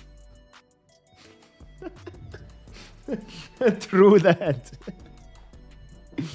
Oh yeah, I mean, they're probably gonna optimize it, right? Like good with Abyss.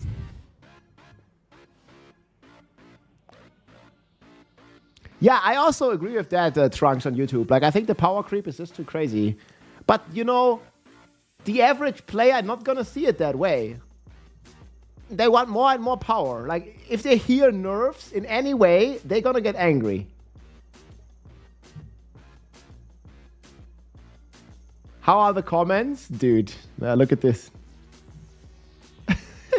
you read the comments here, man. Like, I just made this video. Like, checking out some of the forum stuff. Like, man. Like I said, like, people are gonna be negative, I think, no matter what they say.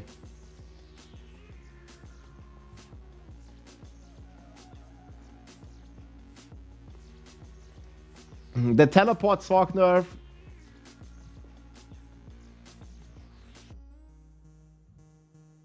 Perma teleport is the essence of the sorcerer's identity. I mean, this is like pretty reasonable. It's also the reason I played E4. I kind of agree with this guy. Like, I think they should have not nerfed it.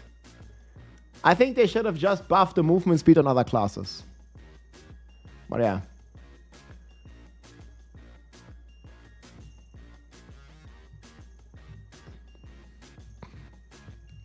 It took me 3 weeks to get my Sorc to Perma teleport. You fucking content creators are to blame for all this. I never wanted this to be nerfed. You blast the game, your community gets you the gear, I get it. But to spank and punish the rest of the community, do a harmful of you soul boy is stupid. I got an instance of you and 3 other trillion damage, perma blast, all content, and the list of perfect gear. But the devs see only this. You little snitch. Oh my god, dude. Guys, don't be snitching to the devs. You suck their boot heals for the partner status and you bow to a few.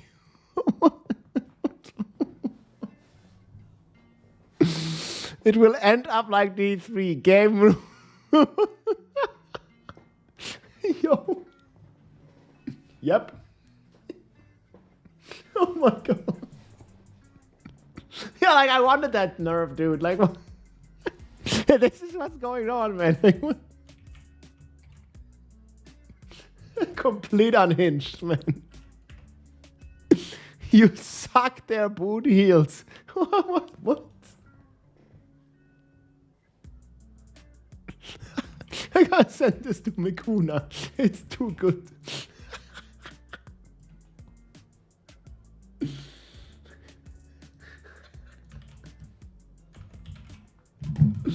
At Makuna. Season 11. Feedback. ...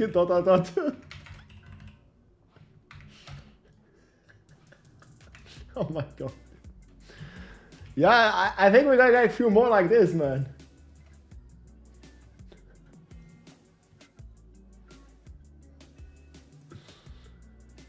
The Lord of Lies, King of Snitches. God damn it, man.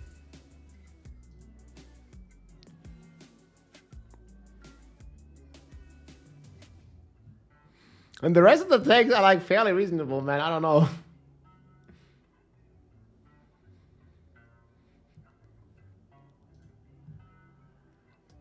Do I have to have 5 this now? Hey everybody, it's Rob here. Season 11 brings a ton.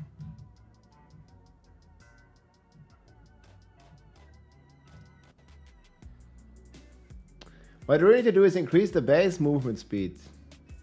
Yeah, I mean, I agree with this. Or at least, like, how high you can scale it. The big picture is most people are casual players. Not everybody is a streamer. Yeah, we get that.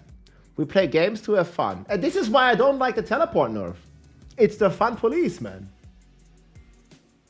It feels like we are being punished for still playing and enjoying the game. Again, instead of nerfing the Sorc to not be as much fun, I think they should have raised the movement speed on the other classes. Most people don't care about leaderboards. Exactly. This feels like they are listening to the top 1% of the player base. Yeah, I don't know. I mean, this guy has point, but I think there's still a big picture to this. The game is already way too easy.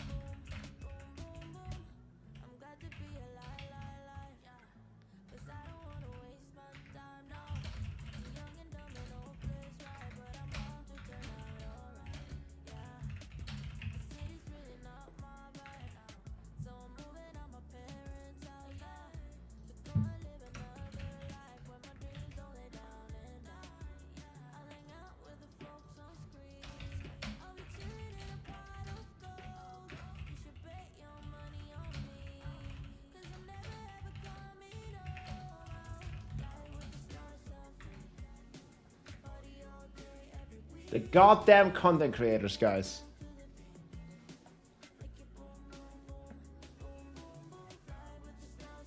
Nah, but you don't need to be Paragon 300. Paragon 300 is completely optional, guys.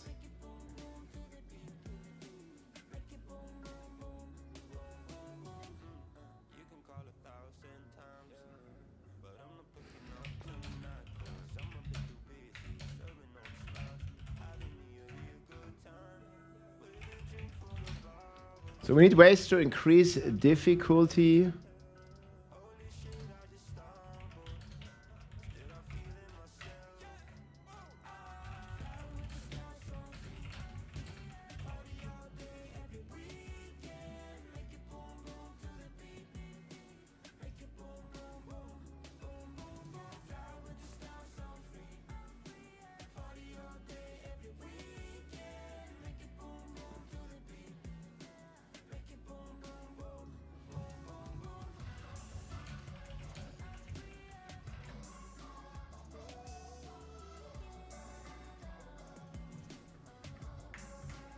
Yeah, I don't know. I feel like this is the case for me.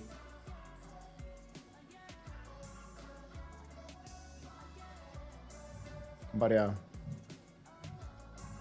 There's lots of people who have a lot to say about this. I mean, I agree with this comment. I get it that casual player are not gonna like when they make the game more difficult, but I think the game is too easy right now. Like, what do you guys think? Like, I mean, they don't have to nerf the early game, but they have to add challenging endgame at some point. Like, Diablo does a great job being very accessible game for newer players, but I don't think it does a great job in the longevity department. Like, you just outscale it like super fast. Scallum is great, yeah.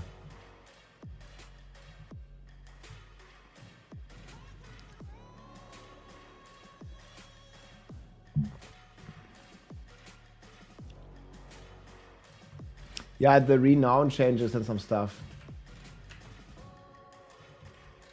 Yeah, but even with all of the dead gamers, I think they don't mind if there is like more endgame content to it. Casuals, Eternal Realm. I mean, okay. They don't have to only play the Eternal Realm.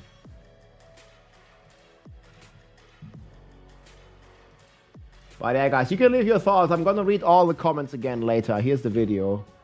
Leave a like, leave a comment, or leave a dislike if you dislike. I mean, whatever you want. But But leave a comment and we can have a discussion. The dead gamers are coming for me, man. That comment, dude.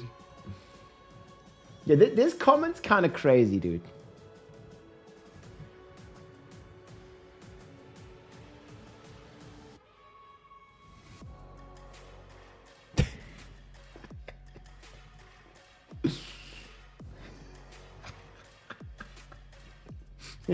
This one's killing me, man.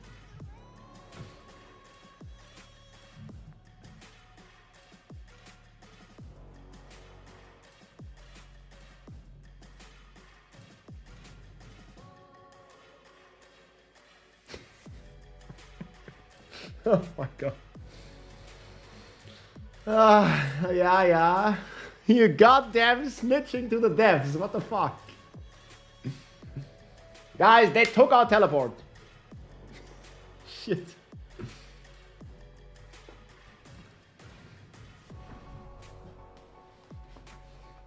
Yeah, wiki community events, I mean, that'd be great.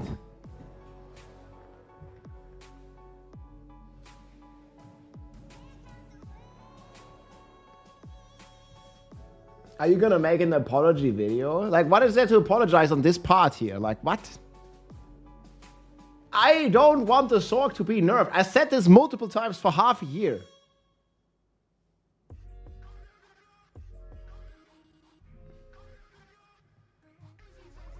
Like, I want my Barbarian to, like, the Sorc can teleport all they want. I just want the other classes to move at the speed of light. 400% movement speed, 500% movement speed, if you stack it. Like, if the Necromancer could run at 400% movement speed, it would be more balanced and not as jealous of the Sorcerer teleporting 5 times a second. Because you could just run at 500% movement speed, but we can't have that right now.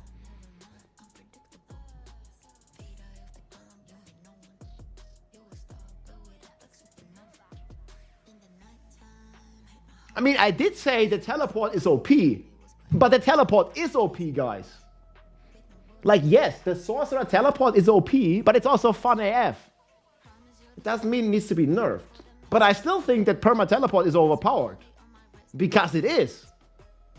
Like, if you're being honest to yourself, teleport permanently is pretty OP.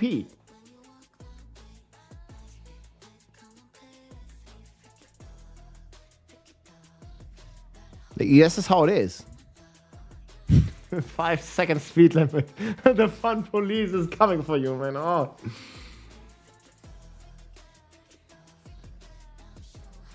God damn it, man. People gotta chill out, dude.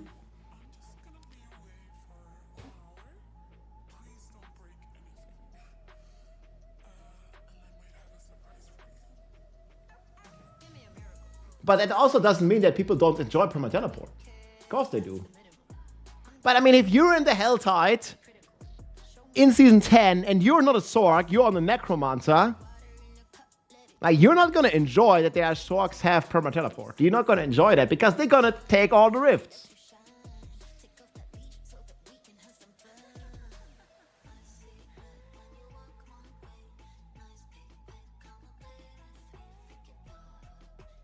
You think they should just remove the teleport instead? No. I mean, with like max evade charges on boots, you can still teleport like 5 times in a row, right? And then you teleport 5 times, then you have a cooldown, then you teleport 5 times again. It's okay. But you can't perma teleport indefinitely. All is fair. But I also agree that this was a lot of fun and they're taking it away. And it's also kind of the identity of the Sorc. Well, Makuna, let's watch Makuna's video. What did he say about it? I talked to him about it, but I didn't see his video.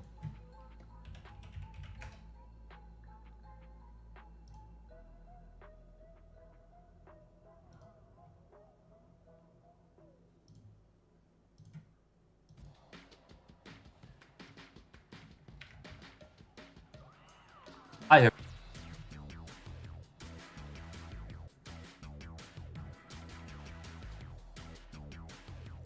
RIP Perma TP.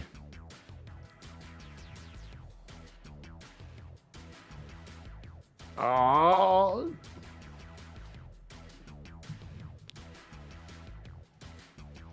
I mean, I completely get it. Like, if this was the case on Barb, I know they nerfed like when they nerfed like Hoda or something. Like, I would have also made a video like this because I think there was different ways to address this problem that do not involve destroying the teleports.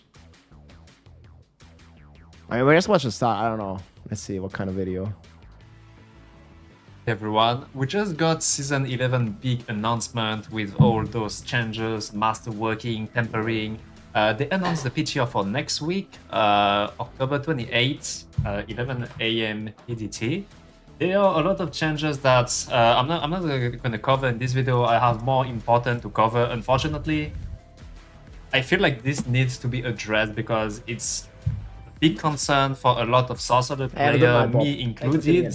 And this time, Blizzard decided to little bit destroy our teleport enchantment, which is a really bad thing, in my opinion. It's not like the Sorcerer was super strong lately, but I agree.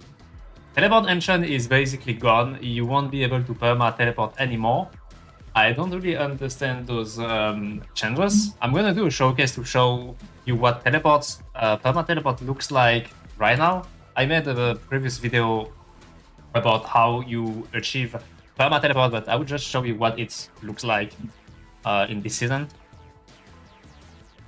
So to achieve those perma teleport, it's not like you need nothing. You need a lot of gear. You need masterwork. Masterwork is now gone. So and this is what I like. The sorcerer is not born with perma teleport. Just like if they would uncapped movement speed instead of nerfing this, the barbarian isn't born with 400% movement speed. When you make the character, your teleport has a 12-second cooldown or something like that. And you have to like get there, right? Like it's like a good progression to get there. You not just like make the character and you perma teleport. That is not how it works. You need a lot of gear for this. It's gonna be harder to get those cooldown rejection. What you are seeing here is with like almost perfect gear in every slot. I probably spent like probably 150 hours for that. But it's a lot of investment and they are removing that from us, which I don't really understand why. I will explain to you my logic after that. You can disagree or agree, like just let me know in the comment section what you think about that. But this is just speed 79, by the way. Like other classes do that in speed 100, like easily. They even do faster. I will do show some. But again, like no class can move that fast. No other class can. Showcase after, but that's still the case though. But yeah, every season, like Sorcerer was kind of okay because people were saying it's the fastest class. We can speed farm C4 faster than other class. We have perma teleport, but that is kind of gone now. I wanted to make this feedback early so people got time to like notice the changes. And that's definitely also very true. Like that's kind of the identity of the Sorc. You go fast. You're not the most damaging character. I mean, Sorcerer used to be, but right now, Sorc doesn't do the most damage. But it always was the fastest. It was always #1 king fast class. And now that's not the case anymore. You give feedback. If you disagree, you can give feedback about that. But yeah, this is basically perma teleport. What you just seen means that you can teleport between each attack. That's allow the Sorcerer to be the fastest class in low content like T4, which is not true for higher content when you wanna farm your glyph to 100. Farming your glyph to 100 perma teleport is not even strong. It's only strong in lower content here, but the thing is, for the average player, like they're doing T4. Like that's the main thing, right? Like you T4 is hordes. It's Helltide. It's any open world content. Like all the stuff where the Sorc just wins. Pit 100 is already like a bit more niche, I think. You came back for this build legit. I mean, you can still play it for another 1.5 months, I guess. The only thing where Sorc DPS is a problem is high pits, which people don't really do anyway.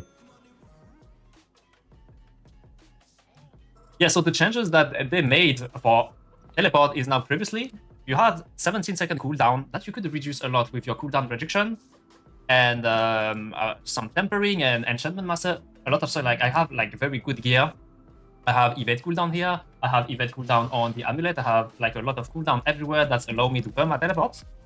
I was also using Enchantment Master. What is it? Enchantment Master that helps, but all of these are now irrelevant because on the new patch, it's gonna be 5 seconds. 5 seconds, no matter what. It cannot be reduced, and I don't really understand why they introduced this nerf in Season 11, because since this exists since forever, like as far as I can remember, we were using something similar in Season 1, like, so back then? I mean, for farming, yeah, it was kind of OP for 2 years, that's right.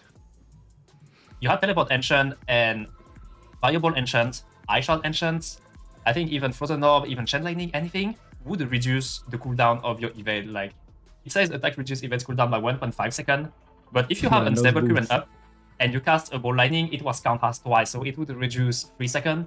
When your Fireball Enchantment would explode, that would also count as an attack, and that was allowing us already to perma teleport. I also have probably some footage back then. Maybe we can check that. Footage from the Gauntlet from Season 3. Oh, the Gauntlet, man! Quickly. Those are the days. Gauntlet, so where is it? Season 3. So that was in Season 3 for the Gauntlet. Let's fast forward, and as you can see, that was almost perma teleport. It was not as fast because we did not have By the way, the Sorcerer was also the best class for the Gauntlet because of this. But it still remains true, like without this, the identity is somewhat gone. Have those Harlequin Press and that much CDR, but like look at the speed, it was ridiculous. Was already in the game since like Season 1 for me, but we showcased it even more in the Gauntlet in Season 3 with official leaderboards, and you're introducing the leaderboards. Like no class came even close to this. Again in Season 11, by the way. I can make another video to cover the leaderboard stuff if you want. But yeah, so the thing is, they are taking that away from us. We are getting nerf pretty much on everything. Like if you look at the patch note, everything, it's just nerf basically. I'm not going to go through everything. The main topic of this video is teleport enchantment. But yeah, they're going to nerf everything. To summarize quickly for the Masterworking. Masterworking is gone. Now you're just going to upgrade an item. Yeah. So the nerf is evade. You can read it here. Evade becomes teleport, and it's always a 5-second cooldown, no matter what. You can't reduce it. You can't modify it. No matter what you do, it's always 5 seconds. Like I think it was like 15 or 20 times, and after that you just get 1 more GA. I think if you have an item with 4 GA, because now you have 4 affixes, it won't do much anymore. The last GA gonna go on the temper. You only have 1 temper now, so they reduce the power by a lot. So you're gonna lose a lot of cooldown. You're gonna lose a lot of damage. And man, that's actually a good point. Perma teleport would probably not be possible anyways, even without this limitation, because you're not gonna have a 54% cooldown Shaco, right? Like I completely agree they had to close the gap, but there was multiple ways to do this. But this item will not exist anymore. And same is going to be true for, like, I don't know, the Giga Evade boots and stuff. It's just not going to exist anymore.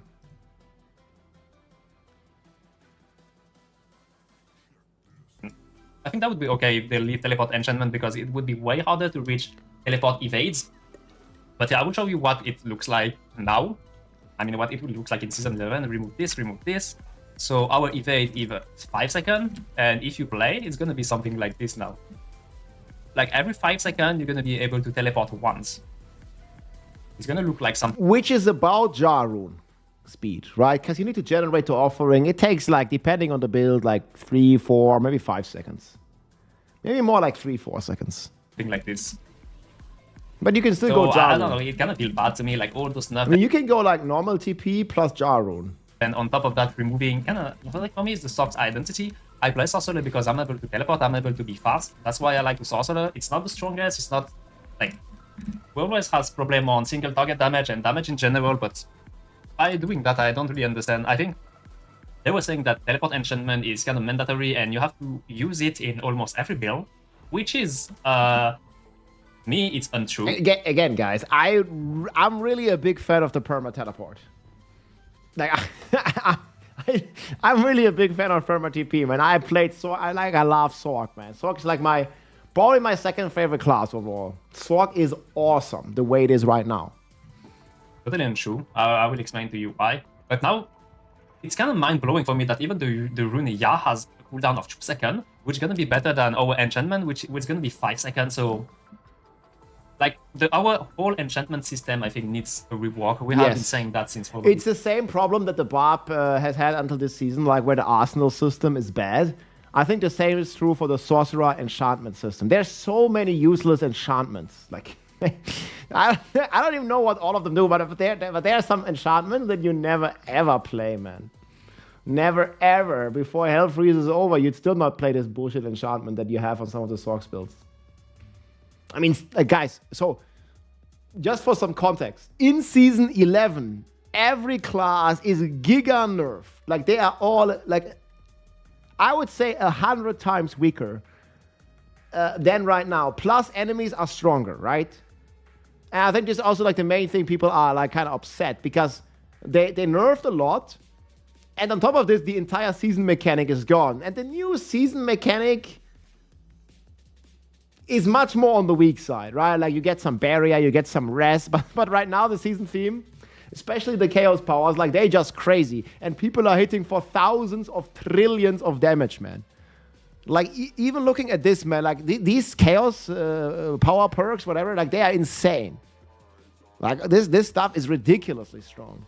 This is especially true for the Druid and the Spiritborn. Like, the Spiritborn and the Druid, they get, like, a 20x just from these 4 powers. Like, it's completely crazy. So we're getting, like, big-time nerfs, and that's why a lot of people are upset. Season 4. But I don't understand. I mean, plus the chaos power is gone. Just a legendary rune is going to be better than your enchantment. That's really feel bad, and I don't understand, like, those nerfs. It just feel like, I don't know, feel like Sven police to me. Like, how being able to perma teleport is not game breaking to me. Like, and again, I think like some of those nerfs are very needed for the game because again, we're hitting for quadrillions of damage. It's not like you're breaking the game. You're just going faster than the other class, but you deal less damage than the other class. So I guess it's kind of okay. Okay, so chat, what do you think? Do you think that the current power level in Season 10 like is good? Or do you think like you're too powerful? Like, Season 11 power level right now looks to be significantly below Season 10.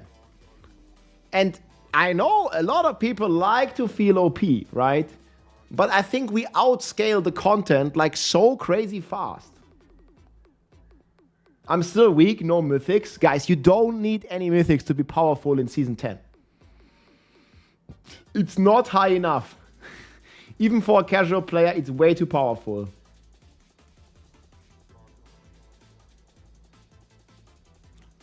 Yeah, I mean, like, there's a couple people that like to be like, you know, like completely OP, one-shot everything kind of playstyle, but and hitting for like multiple quadrillions of thousands of trillions of damage. But I think the game is not made for that. I think the power level has been gone way out of control. It needs to come down and come down a lot more. But this might be unpopular opinion, like especially like on the more casual end and like some of the dead gamers, man, they're gonna be like, man, like they make the game more difficult.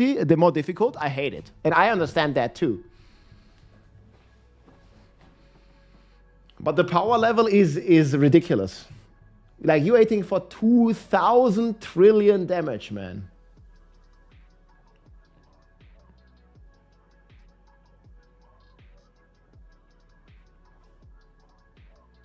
Yeah, well, and this is why people run out of content, because the power level is so high.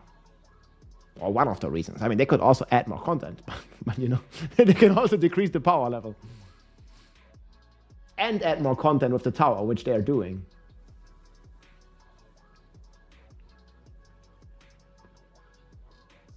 Yeah, I mean, the main offenders, I think, are Druid and Spiritborn this season.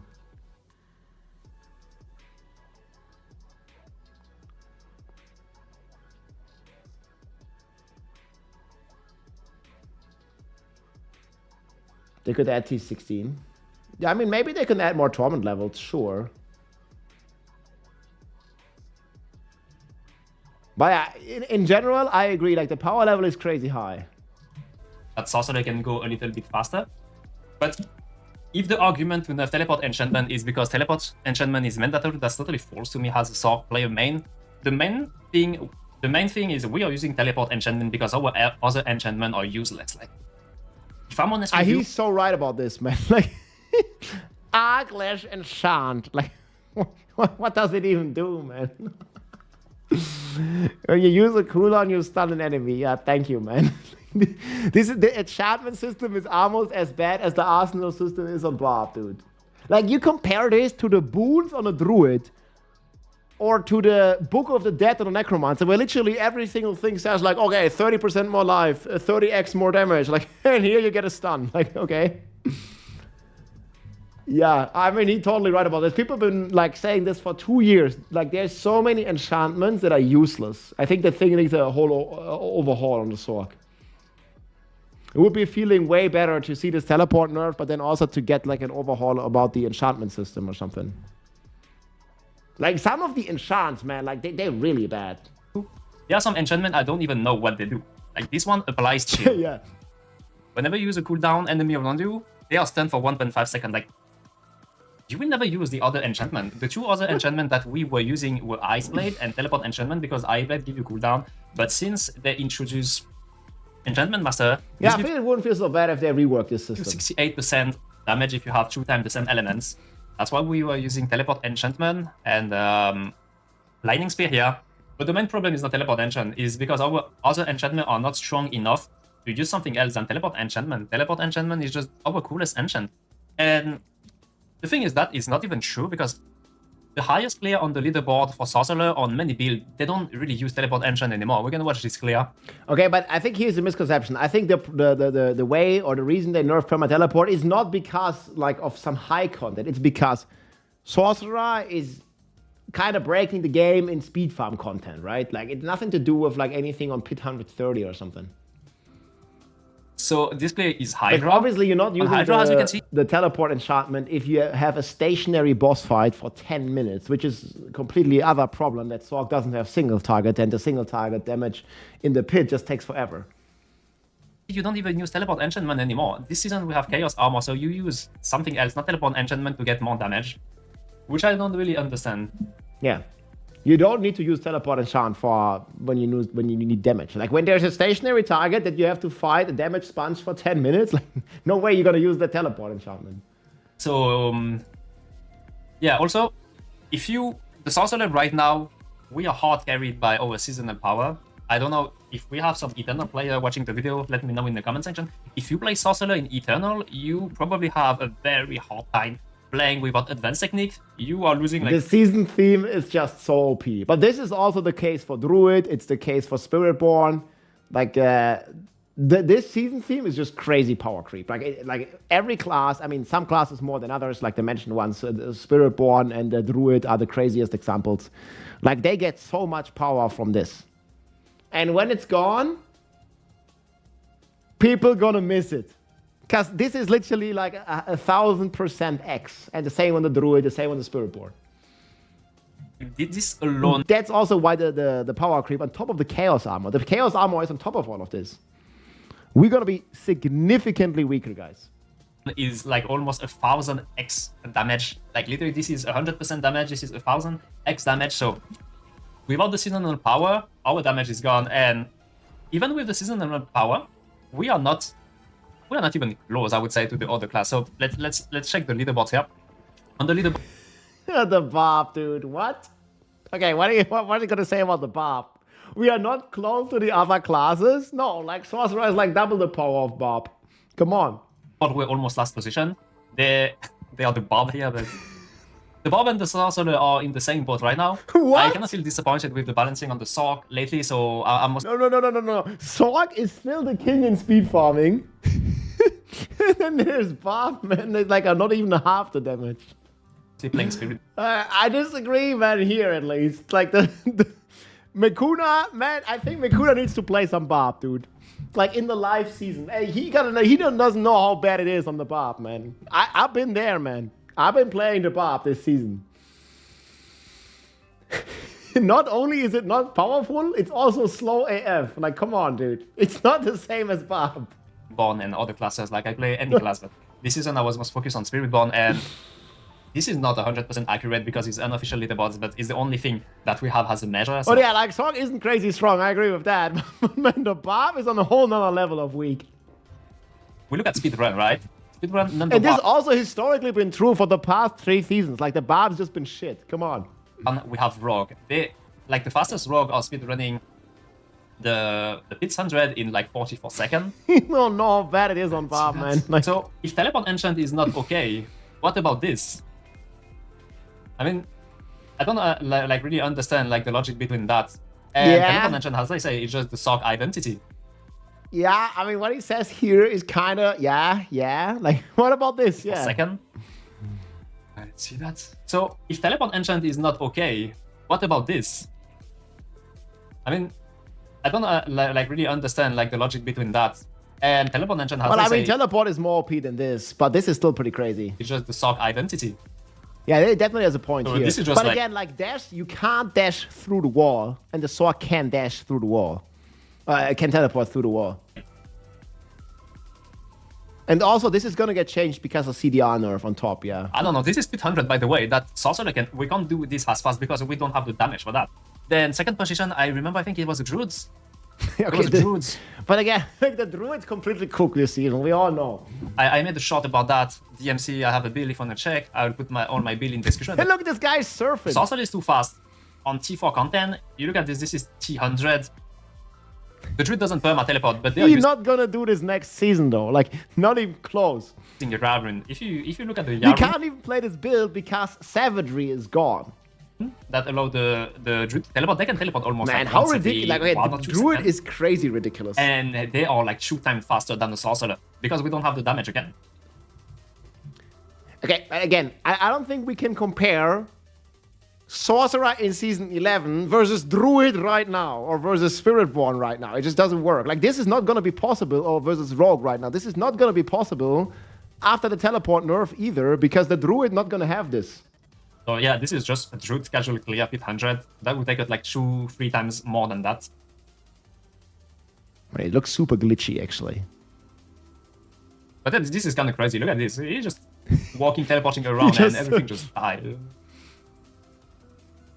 But with the nerf of Teleport Enchant, they're going to be as fast as in T4. So we got the Rogue, we got Druid, and other classes are a bit slower. We got Necromancer, 1 minute 40 seconds. That's kind of slow, but you know, it's a Necromancer. It's Necromancer unknown to be slow. This is from Akia. This Necro is a P, man. But yeah, this is a showcase of Pit 100. Shout out to Hakia, my teammate on the Necromancer, make excellent build also, but This guy's great. I just feel like it's very sad for the Sorc. Then we got the Barb on the same board. We got Spiritborn, crazy Spiritborn. I think they just skip the Barb, dude. can break in the minutes He with like doesn't even show the Barb because it's so bad. Oh my god.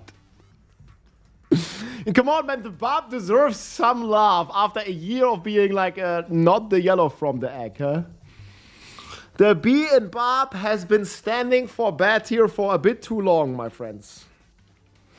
The Barb Nation shall and must return at some point. evade and the teleport. Don't even show just it, man. crazy. Like, Like, they are just evading. It's auto targets. Barb. So, you know, they don't need to aim, they don't need to do anything. They just need to praise mostly space lock. Oh, this is a rake one. It's evade rake one, so it's a bit different, but the principle is just like evading, pressing rake.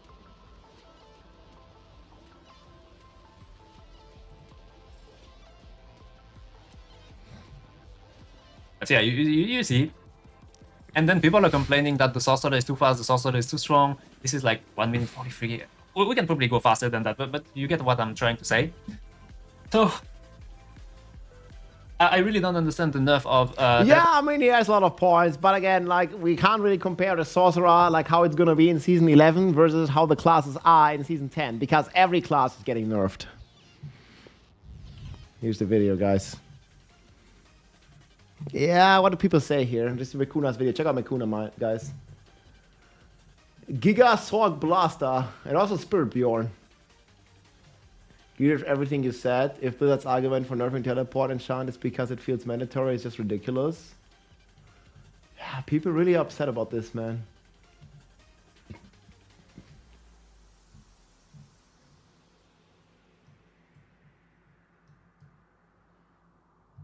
They did the same to Spiritborn. They did the same to the Barb, man.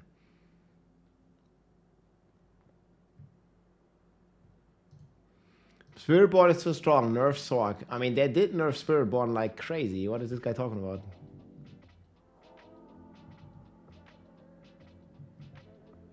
But yeah, I mean, to me, I feel similar. Like, teleport Sorc is a lot of fun. And losing it is not going to make the Sorc more fun to play. Quite the opposite. I mean, guys, it's not too late. This is going to be on the PTR. We can give feedback. Maybe they're going to walk back on this.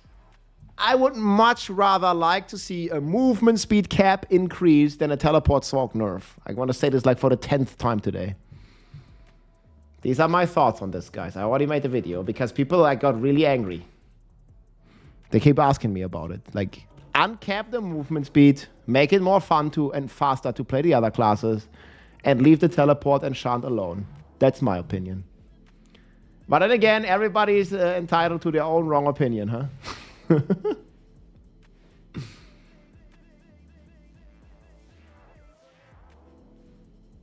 Yeah, I mean, Spiritborn got a ton of nerfs.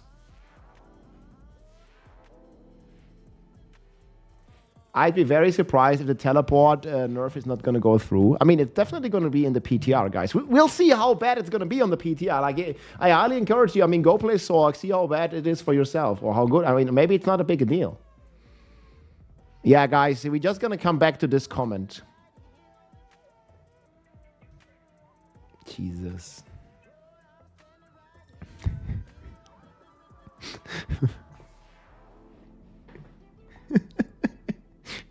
It took me 3 weeks to get my Sorc to perma teleport.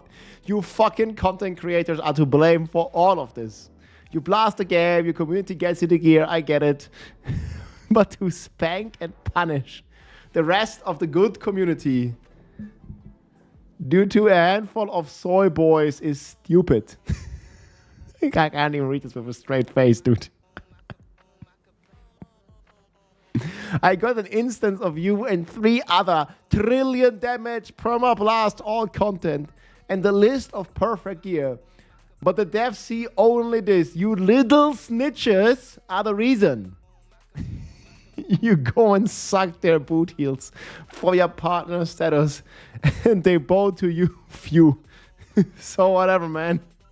It'll end up like the 3 ruined game. Oh my god, dude. Like, oh.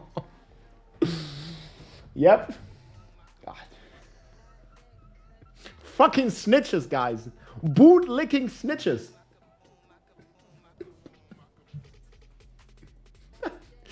I remember, man, when the people were tanking the heat for Diablo Immortal. You got, like, messages like this times 1,000, man. Like, boot-licking, like, Diablo Immortal, pay-to-win bullshit. It was so crazy, dude. Like, the thing is, like, they're blaming, like, people that make content for the game for a decision that Blizzard makes. Like, do you think the people, like, wanted, like, this? Or they wanted, like, I don't know, Diablo Immortal to become pay-to-win? But, like, you always take the blame, man, you know? Fucking snitches, dude. Finally, content creators get what they deserve, dude. What the fuck? You mad, bruh? Well, I mean, let's see if somebody commented on this. Like, oh my god, this was on my channel. Yeah, it's on the recent video. I mean, like, I was just reading the comments, man. I don't know, like, people are so negative about season 11. It's actually crazy. If you say like something like even remotely on the opposite, people getting really mad. At least on Reddit. The game will be great in season 20. Season 10 is by far the most fun I had playing Diablo. I really hate slow grinding. I enjoy playing all the classes. I mean, this is definitely, I see this, like, we had so many viable builds. And now it feels like everything is getting, like, tuned down a lot. The game is for streamers, not for players. But man, no matter what you do, you can't win. You know, the thing is, people complain if they're doing 2,000 trillion damage. But they're also complaining if they're taking away 2,000 trillion damage.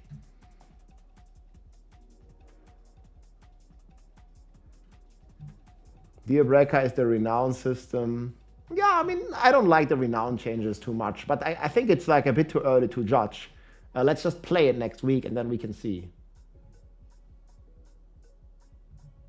Players are mad. Even in your stream, people were divided about teleport challenges. I mean, I'm the same way, man. Perma teleport is bad for the game in every aspect. Yo, man, you gotta tell this to the millions of players that like Diablo 2. But I think people were actually kind of on the fence about be a perma teleport Enigma in a similar way in D2, right? Like some people got really mad when they added Enigma and, you know, I don't know, made a paladin, made the Amazon, and made all the classes like the assassin to be able to teleport. You always protect every broken stuff row, which is horrible. You want only offensive aspect and stats in every slot. You want every character to clear 2 screens away in seconds. And you and your community are crying. We don't have anything to do. Game is too easy. Well, I certainly agree with this part. Like, the game is too easy. And I don't mind nerfs. I mean, I think this guy didn't watch the full video.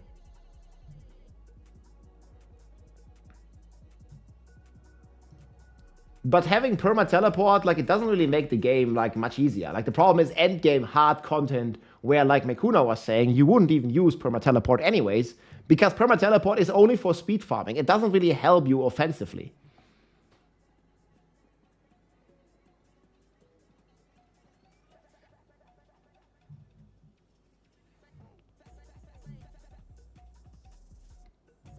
Man.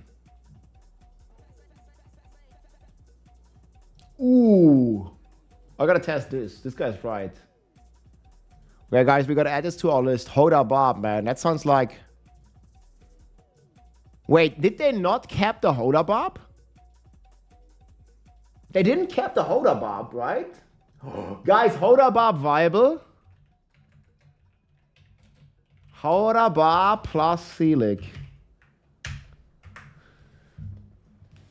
Man, it's time to make the Hoda Barb great again. Yo, Makuna, man, we were just watching your video and we were talking about you should really play Barb in Season 10. Like, give it a try, see how bad it is compared to Sorc. I definitely agree with you that the teleport, like, nerf, like, they could have approached this differently. But, man, you're saying that Sorc and Barb's on the same level? Like, oh, man, I can only hard disagree with that, dude. Like, go... Start your stream, go play Barb in Season 10, man. We'll rate you later. You'll see how bad it is. Barb login, dude. Is propaganda from the Barb Nation. Yo, you can't judge how bad Barb is until you play it yourself. Dude.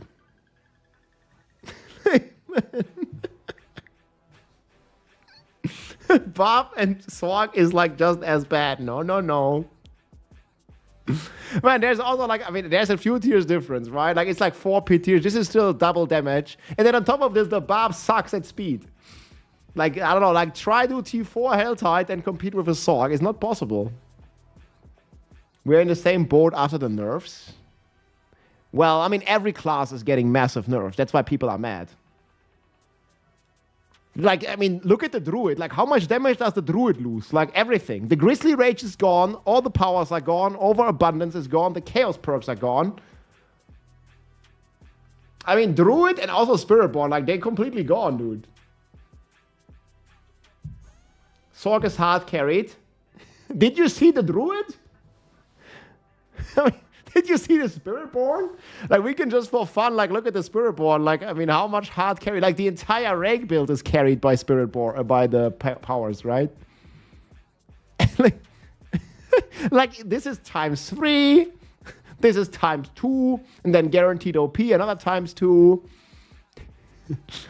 This even makes the build possible. And then we don't even have to look at overabundance. Rake is going to go from S tier to, like, F tier. Like, you're still gonna play Rake after this? It's giga nerfed. And then you lose. You can't even play Rake anymore. It doesn't even work. Like, this build doesn't exist anymore. It's same for the Raven Druid. Like, they don't exist anymore. The thing is, we can't compare Sorcerer in Season 11 versus Druid in Season 10. It doesn't work. The meta class is Barb, man. Let's go. Believe. Makuna here. This is what you'll become. You see this? That's right. The Barb Nation. We have been sleeping for a year, guys. Maybe we are back. Until they nerf it again. If Barb's the best, I play Barb. Guys, the B in Barb is not for B tier. The B in Barb is for best. Yes? The B in Barb is for best class in the fucking game. Let's go. After 1 year, we deserve it. Oh man, it's too advanced, dude. The B in Barb is we're back, boys. Man, I can't wait for this kick Barb, dude. Kick Barb. And we can even make a Hoda Barb, man. I completely forgot. This is madness. This is the Barb. This mad. We're gonna be like Barb before season 11, Barb after season 11, man. It's gonna be good, dude.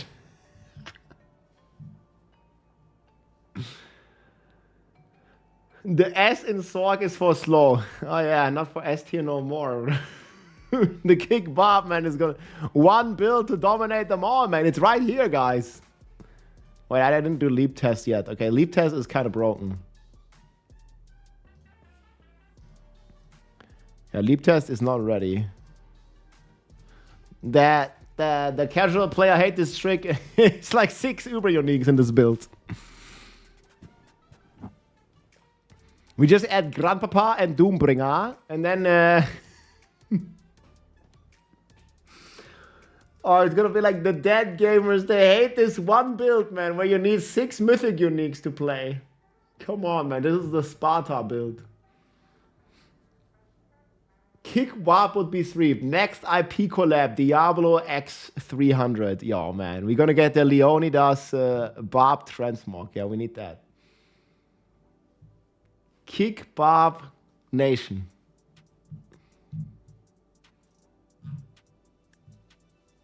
Sparta Barb, Paragon 300, a good... Yeah, you gotta go to 300, man, to unlock the 300 skin.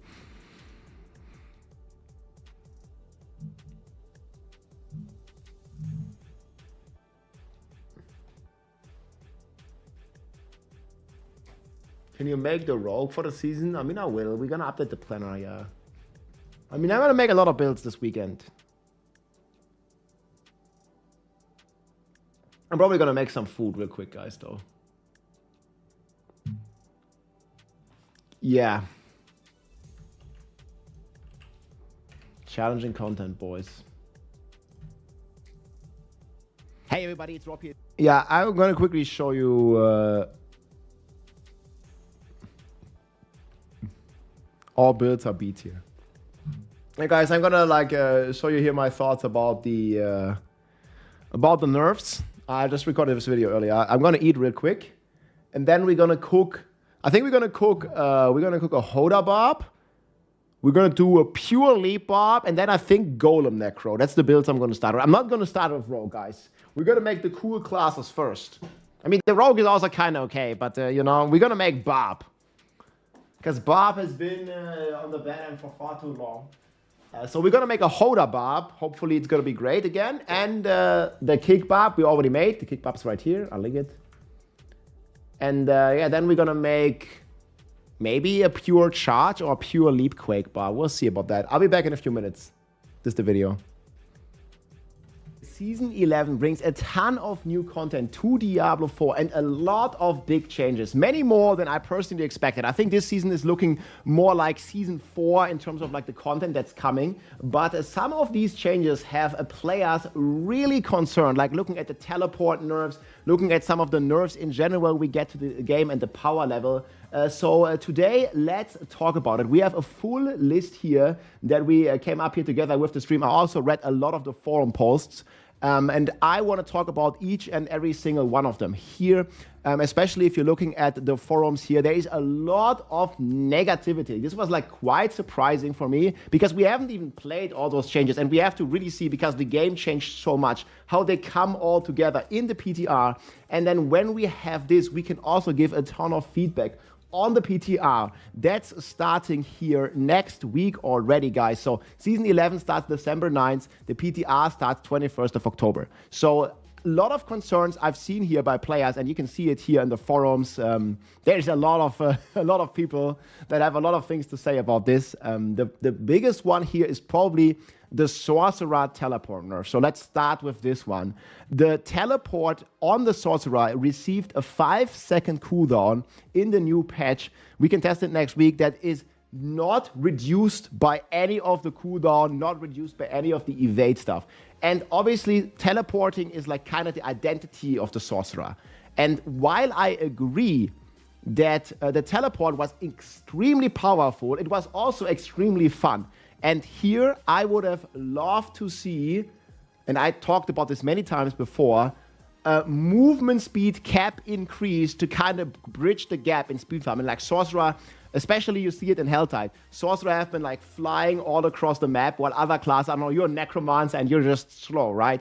I think the main reason that this is the case is because of movement speed being kept to 200%.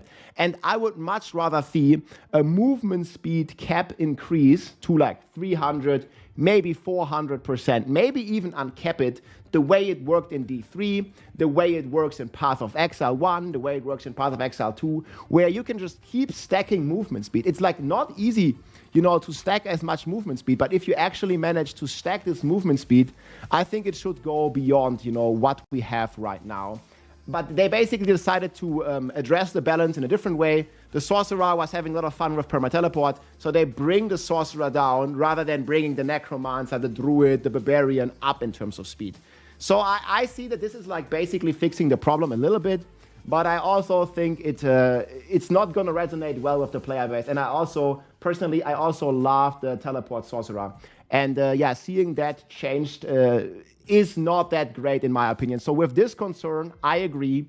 But again, it fixes the problem where the Sorcerer was absolutely crazy in Torment 4, to the point where it was unfair if you're doing Helltides, you're trying to click the Chaos Rifts. It was kind of unfair, you know, for like a Necro or a Druid like playing against the Sorcerer. So it closes the class balance gap for speed farming.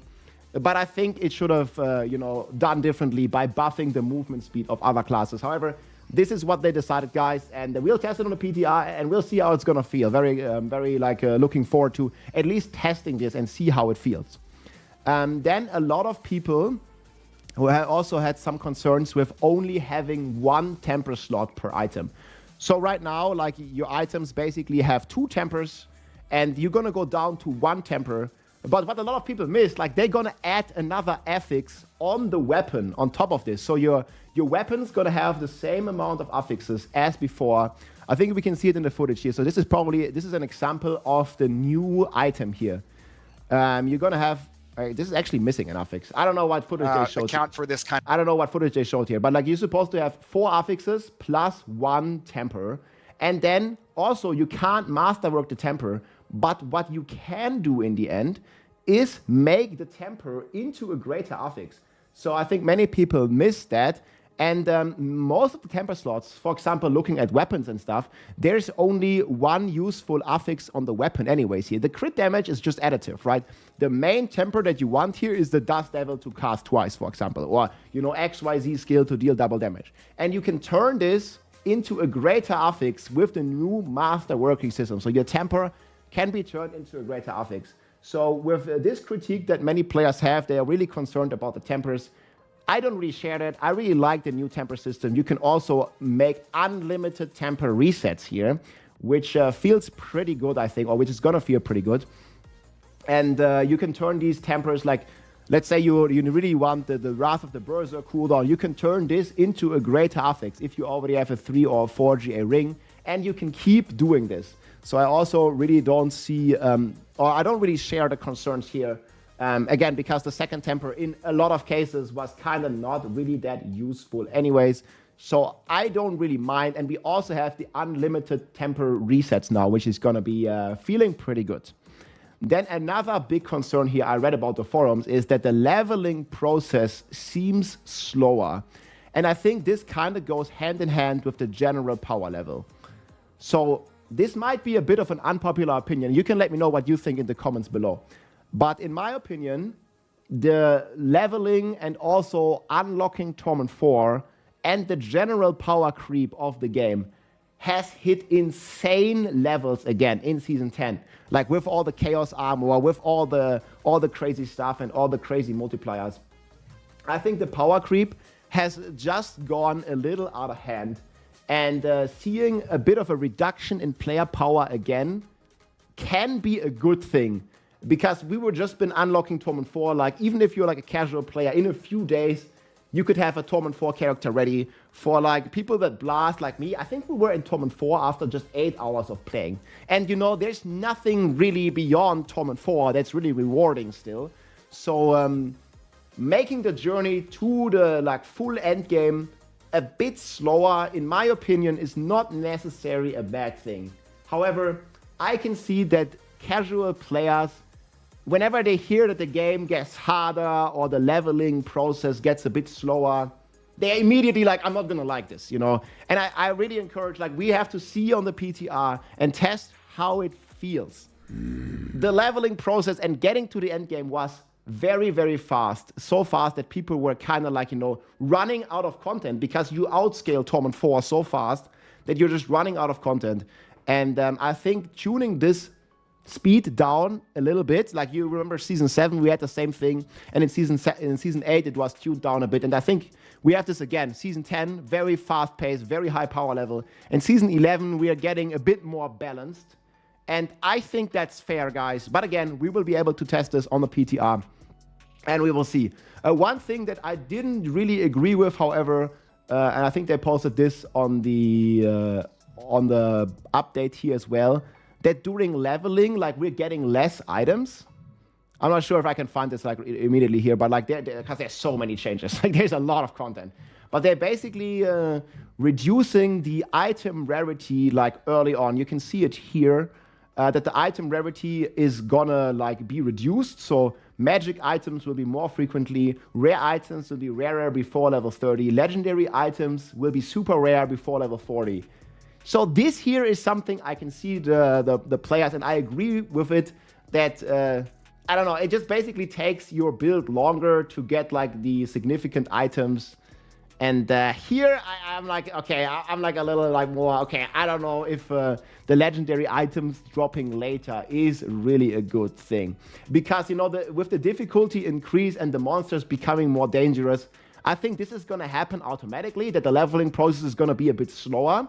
But this to me feels like a little too punishing. Again, we will test it on the PTR, but first glance, first impression, this just feels like not really a change that many players would like. I generally agree with making the leveling take a bit longer, but like making it less fun with less items, that doesn't really sound that great to me. Anyways, that's my opinion. Let me know what you think in the comments about this. Then we also have the higher costs of imprinting and masterworking. If you're looking here, many people have been complaining about this here, that the imprinting now costs 1 million gold instead of 300,000 gold. They've been complaining that the enchanting costs like a lot more Forgotten Souls. But keep in mind, guys, they are rebalancing the entire game and the entire economy. People forgot that the blacksmith is also giving more loot for salvaging items. You can even see if you salvage a mythic, you are now getting 100 Forgotten Souls. And salvaging legendary items also gives you Forgotten Souls now. So I think it's going to balance out. And yeah, the costs seem pretty high on first glance, but I think it's going to be pretty balanced when we actually get to try it. And also, this is a new thing, they added a way to transfer the material. There's a new recipe to transfer materials. So I think that could be a pretty cool thing as well. And if you're running out of Forgotten Souls, you can just use your crystals or your iron chunks to transform it into Forgotten Souls. So I think we have to like see the big picture here and test the big picture before we jump to any early conclusions. Like if you're looking at the forums here, man, so many people are negative about this here. Like, for example, here, dead gamers are getting more angry, lots of dead gamers, and more like lazy, chill gamers asked to make the game easier. Now the game becomes harder. And yeah, people are really upset about the Sorc nerfs. They are upset about the Barbarian having like 24 legendary powers and stuff like that. So, I mean, there's just like a lot of negative sentiment. And again, like some parts I agree with here, but lots of the parts, man, I think they just don't look at the big picture here. The next one here is sanctifying is too much RNG. So sanctifying is a new system. It basically works like a Val orb of Path of Exile, where you have a chance, a random outcome when you sanctify your item. And people are complaining it's too much RNG. And I partially agree with here. But one thing that people forget is that just like in PoE, you don't Val orb all your items. And the same is true for Diablo. You do not have to sanctify every item that you get. This is like the final step if you have like multiple copies of an item to then sanctify, because it can also remove an affix. It can break your item. Let's say you have a Shaco with cooldown, you sanctify, there's a chance that that cooldown is going to go away and become something useless, right? And just the way it works in PoE, guys, you do not have to Val, you don't have to sanctify all your endgame items. But people are already like, you know, dooming here the sanctification and saying it's too much, it's too crazy. Like, I don't know, like people, I like crazy, you know, like, we'll see. There are some valid concerns here where, for example, here this guy is saying Sorcerer Metamorphosis affix can like screw up your evade and stuff. And I definitely agree. There is a lot of RNG in the system. We'll have to test it in the PTR though. There can be like very low odds, and this can be problematic for the leaderboards, but I really encourage you, like, let's just wait until the PTR is there and we'll see exactly how it works. They also didn't really clarify if you can literally sanctify every single affix on the item. I think that's why this guy here is upset that the Barbarian potentially has 24 legendary powers. If you hit like all the sanctification, I don't really think this is going to happen. This is not really like reasonable for like the average player to reach, and even for like people that play a lot. I don't think this is like a very valid concern. We'll have to see, guys.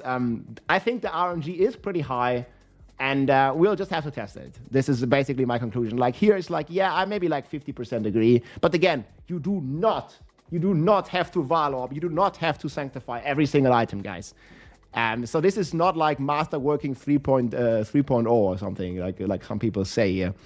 And then the next thing is the general power level we already talked about. Resistance.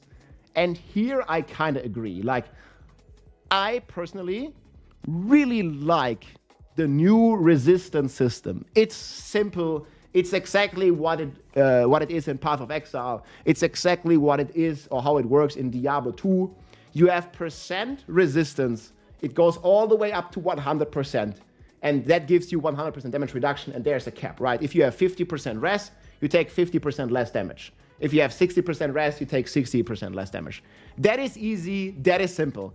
And I also agree, I feel we're going backwards now. So now, instead of resistance being additive, like 10% resistant plus 10% resistant equals 20% resistance, now they are going back to a resistant rating, similar to how it was, you know, in the beginning of the game. And yeah, I'm not really feeling that. I think it's too complicated having like the resistance like back to the way it was, and a rating system that is multiplicative. So 10 plus 10 does not equal 20. It's going to be 10, like, you know, times like, or 0.9 times 0.9. And it's going to be like a rating system. So you can have like, I don't know, 500% fire rest, and that's going to give you a fixed amount of damage reduction to fire. I think that system is way too complicated, and I already think we tried this on the launch. That's how resistances, at least similarly, kind of worked on the launch of the game. And we'll test it on the PTR, but first impression, I do not like resistance rating system. Resistance being multiplicative. I think it's just confusing, and I don't think it's that great for the game. But let me know what you think on resistance. I like the current system. I wish they wouldn't change it, but here we are. Next thing here is that we're gonna get more bad stats, and I think this is like particularly true on the amulet. We'll have to see how it's gonna be in the end. But I think there's like life per kill. Yeah, life per hit here. You can see, guys, right now, most of you already know kind of how hard it is to roll a good amulet, right? And now we're going to have 4 affixes on the amulet. So you want main stat plus most likely 3 good passives. You want, like, I don't know, heavy-handed, pit fighter, and then you want counter-offensive with strength %, right?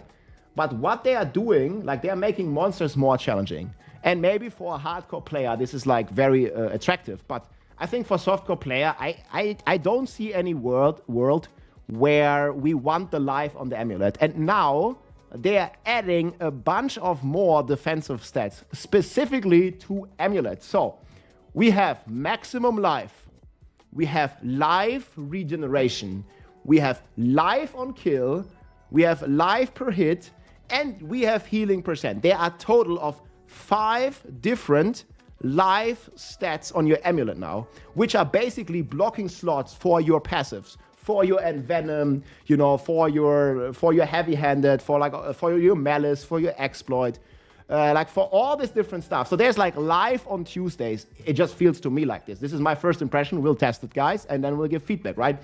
But I don't see. There's also max life, so it's 5. But I don't see this, you know, being that desired stat on the amulet. Even if there's like a greater value on the amulet, we'll see. But it's just going to make getting the right amulet with the right passive just so much harder. And it's already a huge pain in the A. So, yeah, this is just a concern that I definitely share, where there's just too many stats on the amulet, and it just became even worse. We'll see, because the monsters are going to be very dangerous, and maybe there is a world where you want to stack defense on your amulet.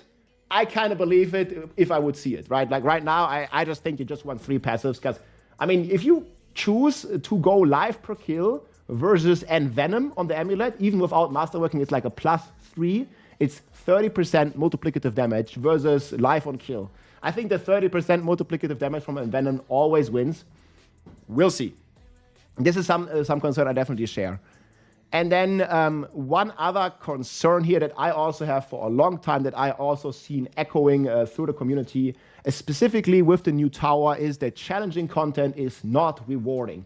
And there's also no changes to the reward structure in pits, which also has me really concerned. So the way it works right now, guys, if you do a pit 120 or you do a pit 100, it's completely irrelevant. The rewards don't really go up in any significant way. You don't really get more XP, you don't really get better items, you don't really get more overhauls, you don't get more gem ups or something, because the gems are capped to 100, everything is capped. And I think this is still one of the main concerns, that challenging content in Diablo 4 is not rewarding. There's no changes to any of the pits. It also didn't really sound like there's gonna be a lot of rewards for the tower. They mentioned it's a beta system, so we can give feedback. They also mentioned there might be some first completion rewards, but in general, the tower is also not a content they want us to farm. And I think some of the very positive things of Greater Rifts in Diablo 3 was that you actually were rewarded on top of a leaderboard rank. The leaderboard rank doesn't really give you anything but bragging rights, right, in the end. And a lot of people don't really care about the leaderboard. So I feel like it's a bit of a missed opportunity if there are not any like good rewards for challenging your character in the tower or even in the pit. And I'm really thinking that it would be a better system if there would be some rewards, some good, maybe even unique rewards to challenging content in the game. Because right now, like, you're just basically only rewarded for doing completely brain-dead content. You never want to play anything that is remotely a challenge to your character. You just want to play a tier where you basically one-shot everything. Everything needs to die in one shot for efficiency purposes and stuff. And that's not really like a good game system. I think challenging content needs to be rewarding. And I'm kind of agreeing that I'm missing this in this patch. There's not really all that much in terms of challenging content being a reward. So you can hate Diablo Immortal, but Diablo Immortal actually had some pretty cool systems where, I don't know, if you placed the top 100 or the top 1000 on the leaderboards, you would be getting, like, every week it would reset, and you would be getting like a cool reward for like achieving like a gold or bronze rank or something in this system. And I feel like something like this is missing in the tower, some reward structure to it beyond just, you know, having the bragging rights. Because if you just do the pit and if you do the tower and you don't really get any items, you don't get any gem ups, you don't really get much. Maybe besides from like a first completion reward. We'll see how much that's going to be. But I think it's also going to basically, like, not many people really care about the leaderboards in the end. They want to, like, I don't know, improve their character. They want to get more powerful or something. And if the challenging content is not rewarding and the only reward is like a ranking in the leaderboard, that I think like 90% of players won't really care about the leaderboard, right? There's a lot of players that do care about the leaderboard, but especially casual players, they're not really going to be too concerned about like landing a good leaderboard spot. So why would they do the tower? You know, it's like, we'll have to see how this is going to turn out, but this is definitely a concern that I have for a long time in the game. And it definitely still stands for the pits, because the high pits, they don't offer any reward. And you always want to do some brain dead content, basically. And I think this doesn't really change. We'll see on the PTR, guys. Anyways, next to all these concerns by players, and some of them I share, I would say I share like half of these concerns. We'll test them and we'll give feedback. There is a lot of positive things I think that people missed out on, that they, I don't know, maybe we didn't realize because there were so many changes. I just want to highlight a few here. The damage resistant aura guys are gone completely, guys. So next to all the content, they also removed this like annoying purple little monsters that basically completely lag out the game. They completely screw you over, especially on high content. So they are completely gone, deleted from the game. Massive W. They have actually reworked quite a few mythic uniques as well. The Melted Heart here is basically making a huge comeback. They even buffed the Shattered Vow, and other mythic uniques are getting a rework. Especially the Melted Heart is basically like a mana shield 2.0 for all the classes. And I think specifically Barbarian with some of the brawling skills, and even Spiritborn, they can make some pretty good use of this new mythic Melted Heart. So very excited to test this. Unlimited temporary sets, like I think that's offsetting most of the concerns of the temper system. The pits do not require a key to open them anymore. So before you had to have like a certain amount of stones to open the pits. That's completely removed. That's a massive win as well. And then this little change here, better XP scaling outside of the pits. I mentioned before that basically the best way to farm XP is to do no brain dead like pit runs. 1 minute pit runs is the best way to do it. And it looks like they're actually increasing the amount of experience points you get from activities outside of the pits according to their difficulty.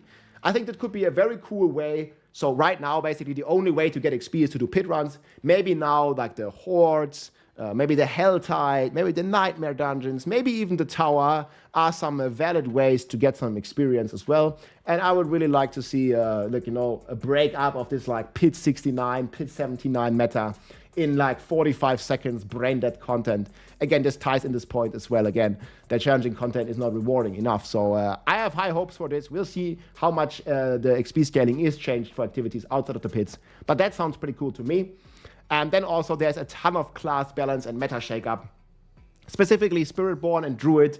They have received quite significant nerfs because those classes were like absolutely crazy, hitting for hundreds and sometimes even thousands of trillions of damage.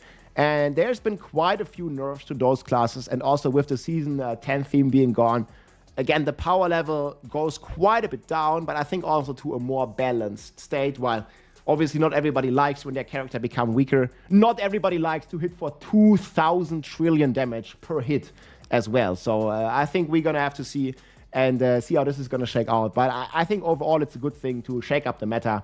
Like, I think Druid and Spiritborn, like, they were both like a little bit too crazy right now compared to the other classes.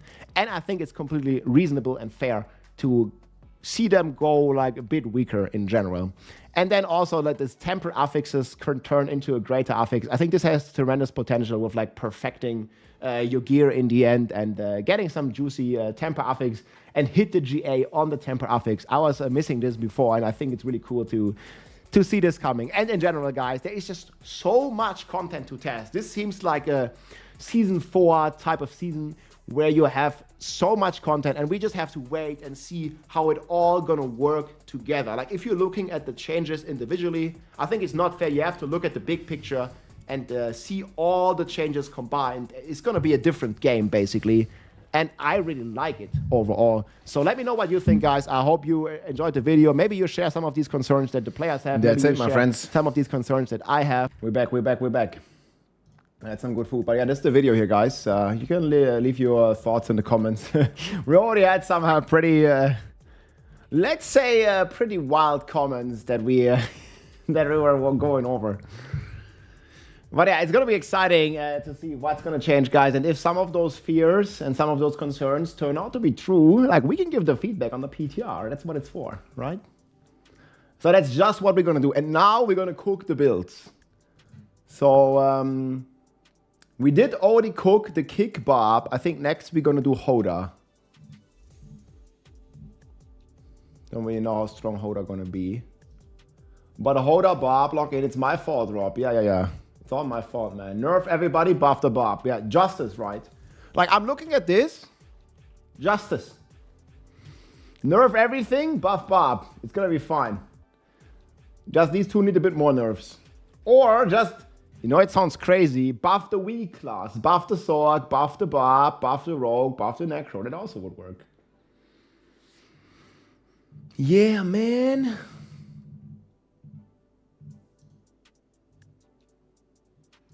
Justice, my friends. Justice.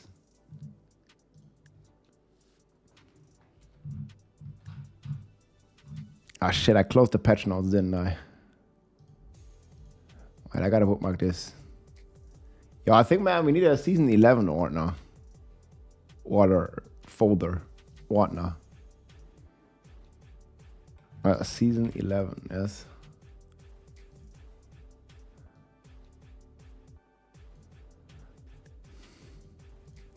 So we're definitely going to put this under season 11. And we're going to put this under patch notes season 11. Love the content. Keep it up, Rob. Hey, thanks for the kind words. And we will, man. We will. We're going to be blasting a lot. I mean, very looking forward to December. The only thing I'm a bit worried about, guys, in December, it looks like we're going to have PoE 2 and Diablo 4 happening around the same time, right? It's all going to happen right before Christmas, where you get Druid and PoE 2, and we're going to get this content here in Diablo 4. So, man, I don't know. It's always like parallel again. Oof. Yeah, Rake works very well on controller, I believe. Like Rake's OP build. OP. Pretty crazy stuff. Majao, hey, how's it going, dude? How do you like the changes, man? Good to see you. Yeah, we were just cooking some Barb, man. There's definitely some cool stuff for the Barb, dude. Yeah, people on the forum kind of mad, but you know, that's how it goes. Sleep is optional. Yeah, I just play PoE and then Diablo instantly.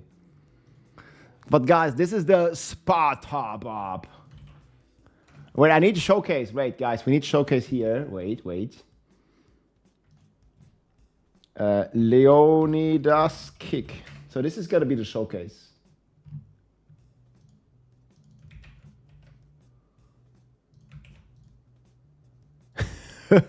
Build showcase, guys. It's good. Madness. This is Sparta! Yeah, that's the build showcase, guys. It's right there, okay? Yeah, it works. Wait, you gotta add this here too. Yeah. I see. This is the build, guys. There it is. The build showcase is good. We cooked. Yeah, I think we're gonna cook Hoda Barb next. Like, that could be... They could have some potential. I'll link this on YouTube too.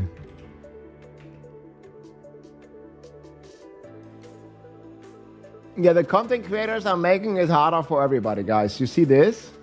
You little snitches are the reason. Did people actually like type on this? Now, this comment is just so wild. PoE was just a video? No, I was actually playing PoE and playing D4 at the same time with my Immortal Barb. Yeah, the content creators are, well, we can't have any nice things anymore, guys. Snitches. It's like, man, stop giving feedback, aka snitching to the developers. The fuck are these snitches? Man.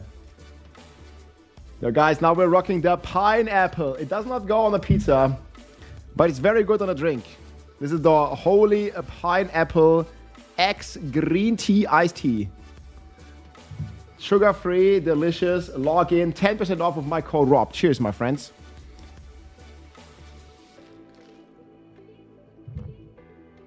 Teufel 4. Ja, so sieht's aus, Mann. Holy, man. Holy. Exclamation mark hydrate. They have also energy drinks, guys. The energy drinks are perfect for long blasting sessions.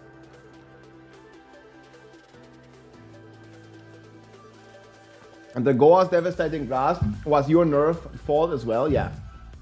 I was snitching to the devs, it was dealing infinite damage. That's true. Snitching. Giving feedback, aka snitching. Maybe this time the Barb's gonna be good again, guys, on the PTR. I'll be great. Yeah, okay. I mean, we haven't played Barb in almost a year, like, for real. Look, guys, you see in all the screenshots, they're actually playing Barb. No pineapple on a pizza. Guys, did you not see how we eat a pineapple pizza? I was showing this the other day. Here it is, guys. Yo, here, look at this TGA virus. This is how I eat a pineapple pizza. Now you cut it, and then you just do this. That's how you eat it.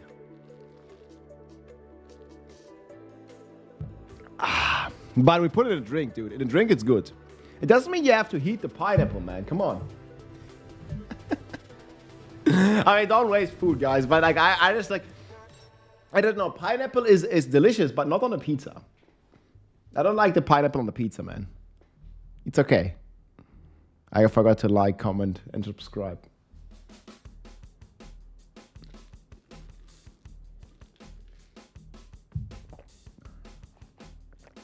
Some good pineapples, boys. Okay, cooking Hoda Bob. What planar base do we take for Hoda? Actually, did they hammer off? Their comment is wild, dude.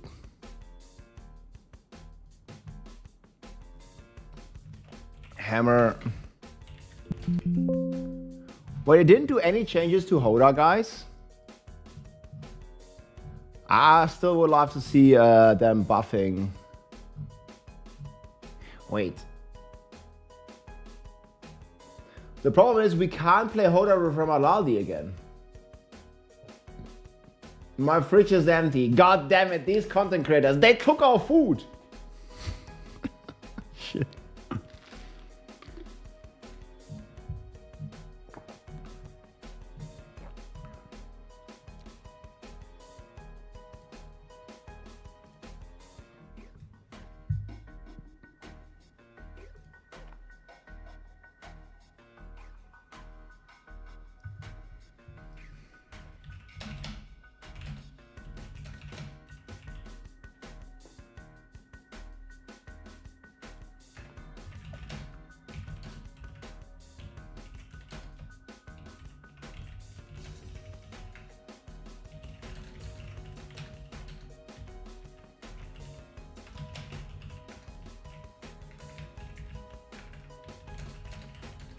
Yeah, Hammer of the Ancients.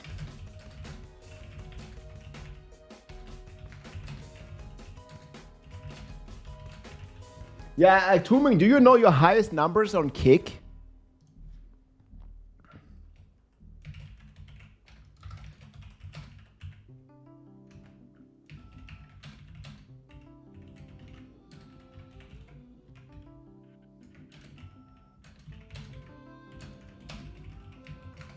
Yeah, I think Kick might be actually pretty insane.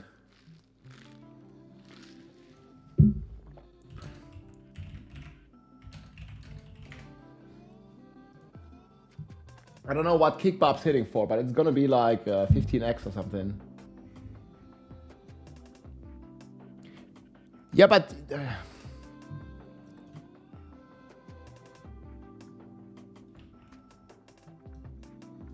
yeah, I think they just forgot or something.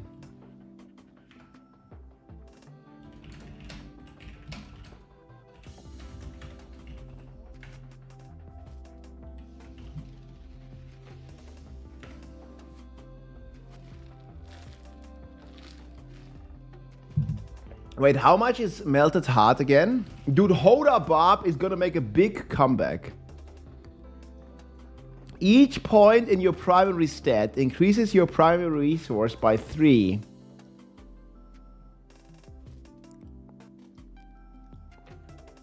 Guys, it's gonna be a Hoda Barb comeback.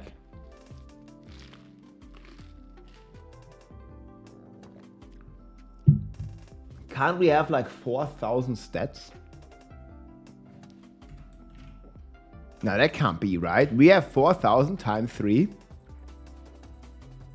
What? Is this real life? It's times 121. Let's say we have 200 fury. Nah. What? Wait, is the Marv not Marving? Like, what's going on here? Wait. We can have 4,000 main stat, right? We multiply 4,000 by 3%.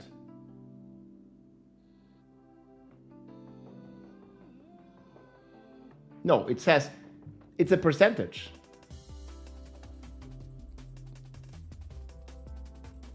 Increases your primary resource by 3% per point. And you have 4,000 points. Okay. So let's say you have 200 fury. Like 200 fury is very easy. This is your base. Before Celic. How much fury are we gonna have?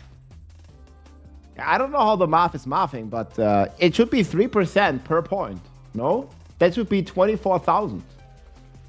I mean, it's like pretty reasonable if you compare it to Mana Shield.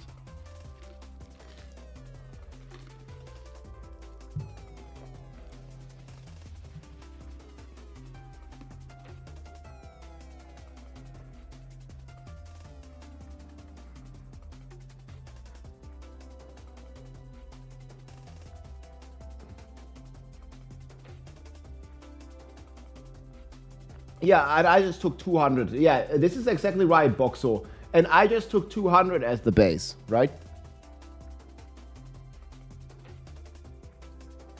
Yeah, that's insane. What? No, it's ridiculous, no?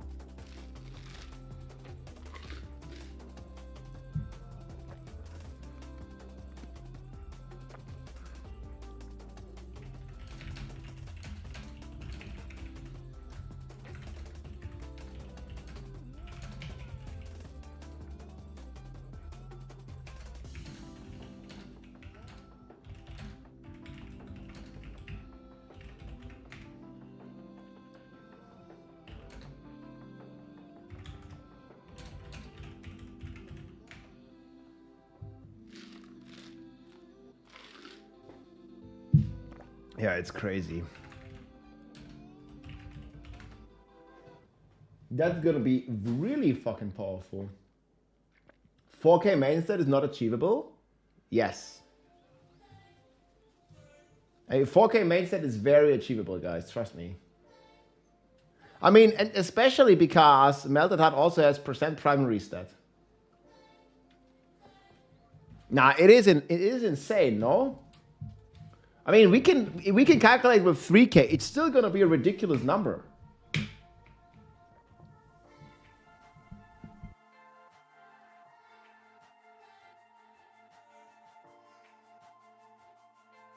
Yeah, I don't know how you want to calculate it. Like, I'm just thinking, like, if you have 200 fury, 3% of 200 fury is 6 resource. It's 6 resource for every main stat that you have, no? Yeah, for every main stat that you have. And you have, let's say, 3,000 main stat. That's still 18,000 resources, no? You catching the drift?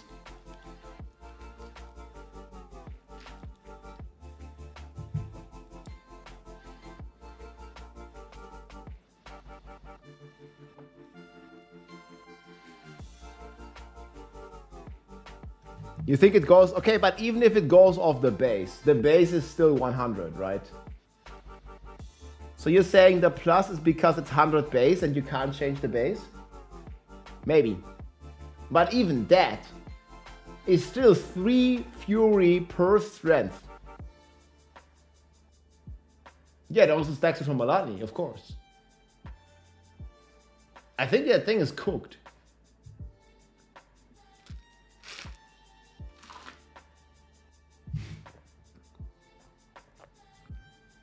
I mean, the same for Hoda. Make Hoda Bob. Hoda Bob, great again, dude. It's gonna break the game. I mean, we'll see. That's what the PTR is for, guys.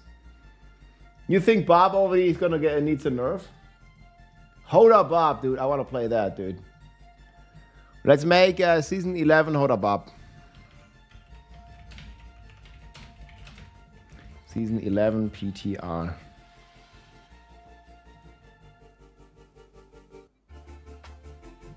And we do Eternal for now.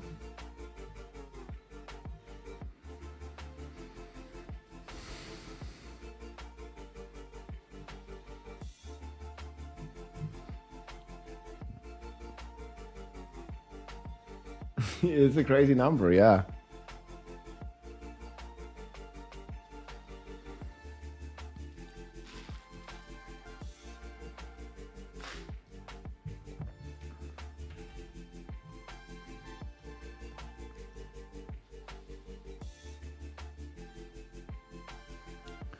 I don't know how we're gonna get all those resources back. That's gonna be still a question, I guess. Oh, is the drop end? Did the drop end?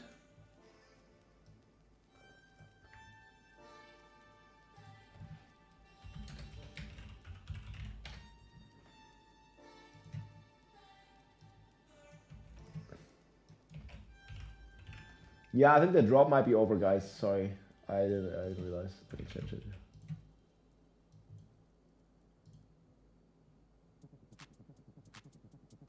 No more drops.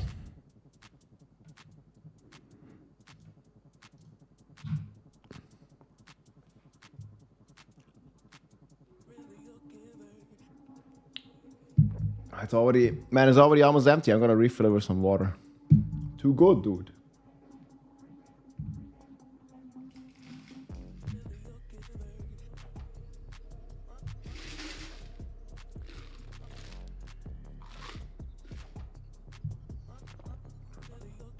Don't snitch.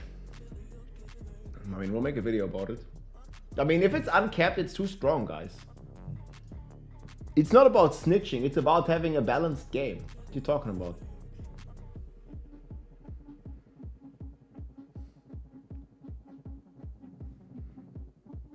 Man, we all like to have fun, but it needs to be like at least somewhat reasonable, no?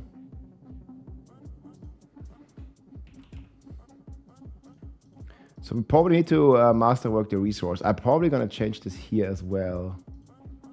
The resource gen on Shroud is nuts.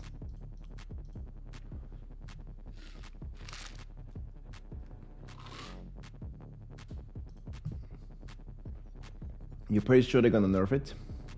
Hoda? I mean, I think Hoda Bob deserves to be powerful. Just for once, man. Come on. For once.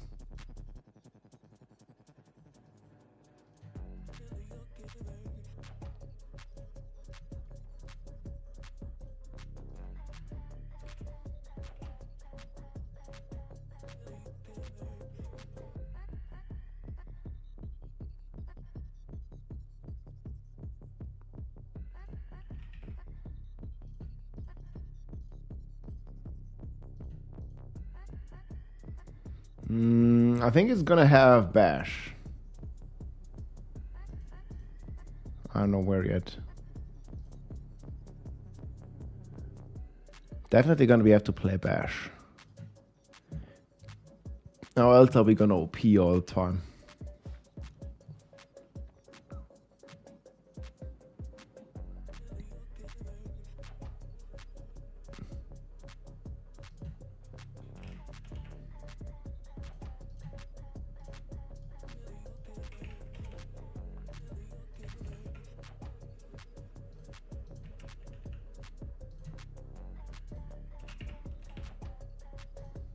Hammer of the A size. So all this is gonna be gone, right? We don't have this. Not gonna have this. Not gonna have this. We're not gonna have this. We probably need a double hammer. So this is hammer 2, hammer, hammer.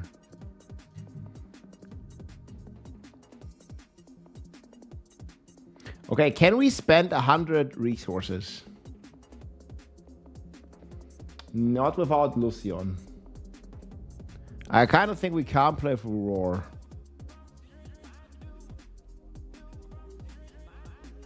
Yeah, Chaos is gone. I never know what boots we play on, Bob. I feel like all the boots that exist in the game are shit. There ain't any good boots.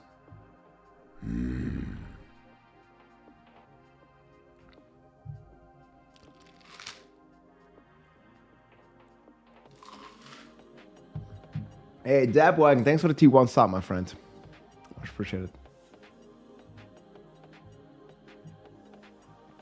Yeah, I think that like boot thing is like a big problem, dude.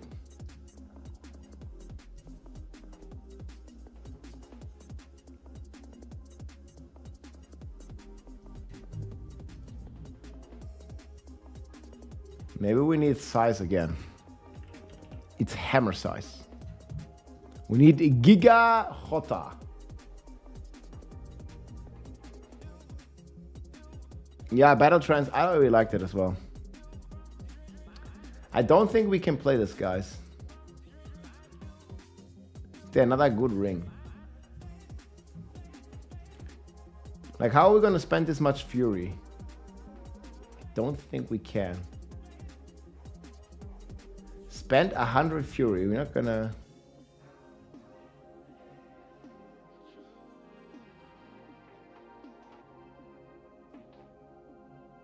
Are we even gonna spend any fury?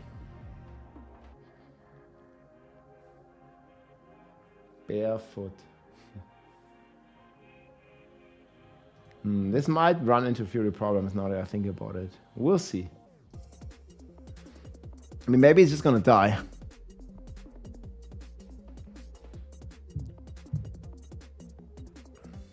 Yeah, we need to remove the second tempers until it's updated.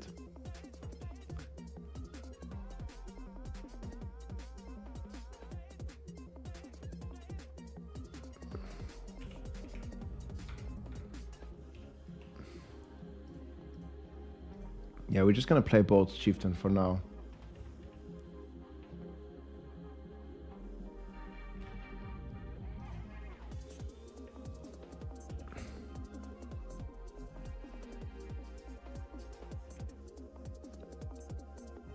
But we're not gonna have Wrath of the Berserk permanently at all.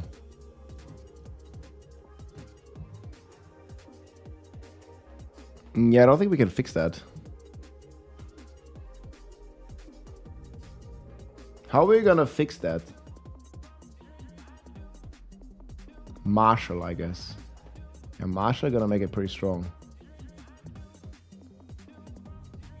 I don't think we need this.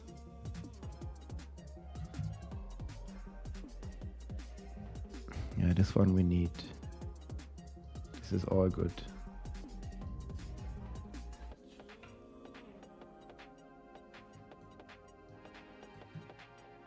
This needs to change. To Carnage.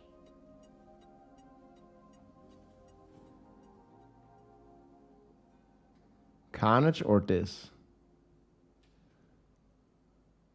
I think Carnage is better for now. Carnage seems like the way. We're making Hoda Barb. When will season 11 come? December 9th.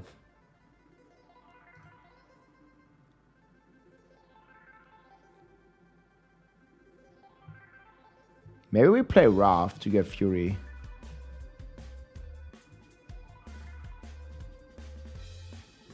It's a pretty bad board for Wrath. We can switch with Marshall, I guess. It's easy to fix this.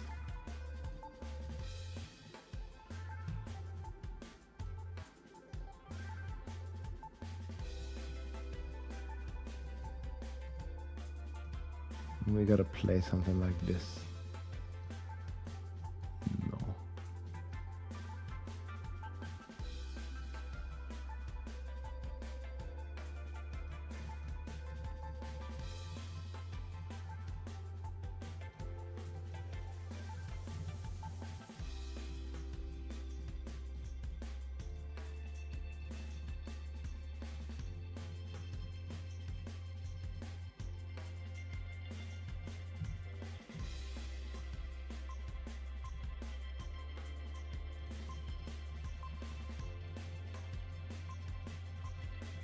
Did we gain much by doing it differently? 1, 2, 3, 4.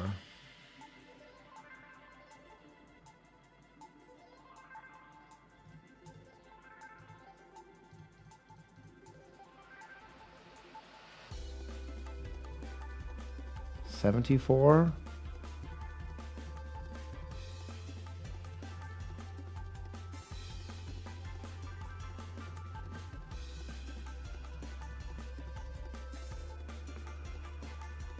Looks like it's best like this.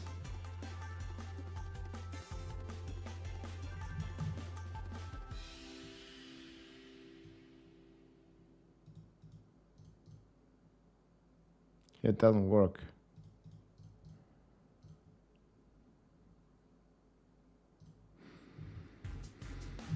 Okay.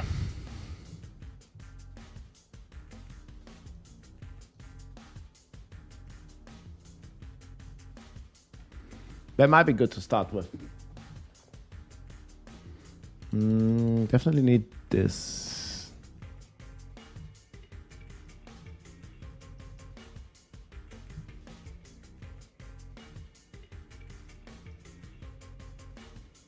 Probably need tech rune.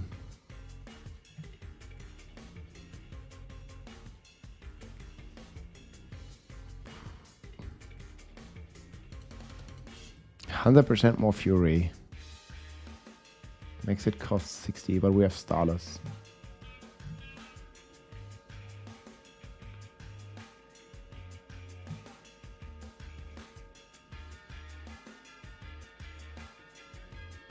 We also benefit from weapon swaps.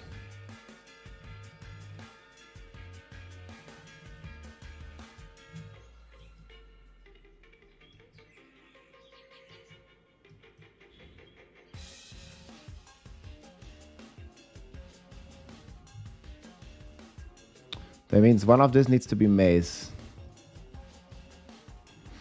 Mace. This is Hoda Barb we're doing, guys. Mantle of the Mountain is better than Shroud? Let me check. Might be better. Hammer of the Ancient does nothing, does nothing, does nothing. Why would it be better? This one doesn't really do anything, man. Sorry, I don't see it, man. I mean, maybe there's something I'm missing, but it doesn't really do anything.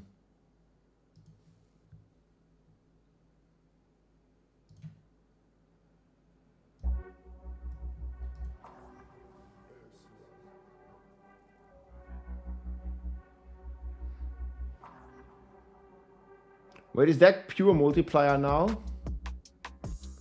I think we need it for the resource generation. But yeah, maybe you can play it in the non-Uber version.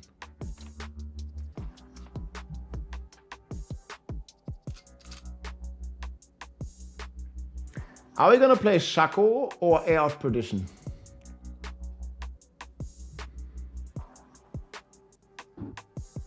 I don't know if we're gonna need Bolt Chieftain.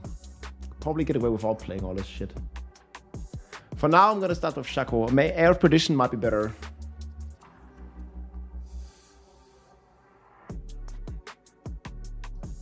Yeah, I think we might run into resource issue. We'll see. We get a lot of resources though. Definitely want a G8 or resource.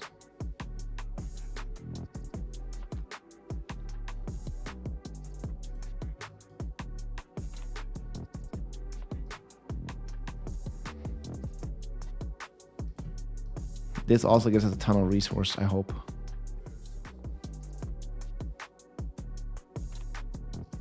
What about Tuskhelm? Yeah, true. Tuskhelm is pretty good. It also gives you Fury per second and cooldown. Yeah, I mean, there would be a good non-Uber version where you play Tuskhelm and you play the Mantle of the Mountains Fury. That's gonna be a pretty good non-Uber version.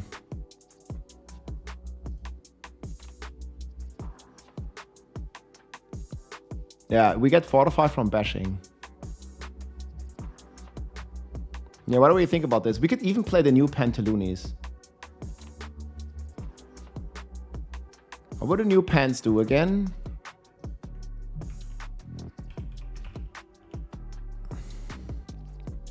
I mean, just for cooldown reduction.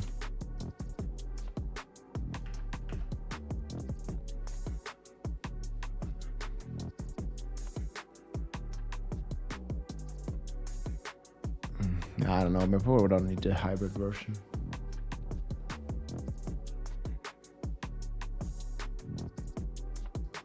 Yeah, there's no non-Uber version. It doesn't exist. I mean, okay, the one Uber version, guys. This needs 4 Ubers, okay? Mythics, I mean by Ubers. Chaos version, it doesn't exist. This needs to play tech. Yeah, we can't add runes right now.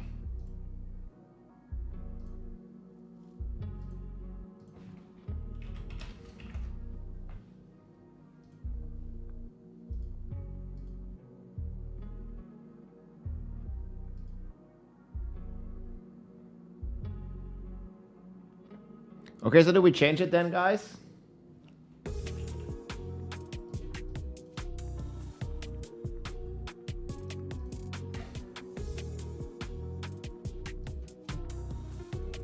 I mean, I can change it. I don't mind. It's double damage, then it's double damage. That's crazy.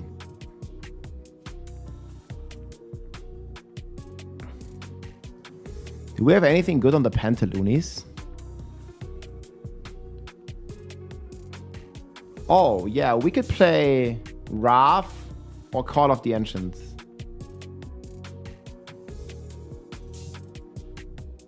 Which one would we rather play, guys?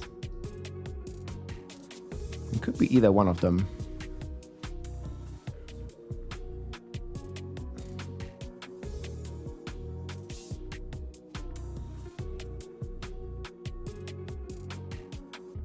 Could even play Battle Mad.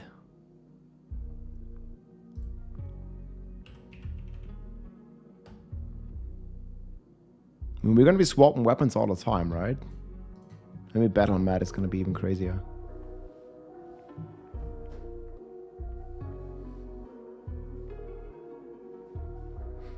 I mean, we could maybe even play Walking Arsenal.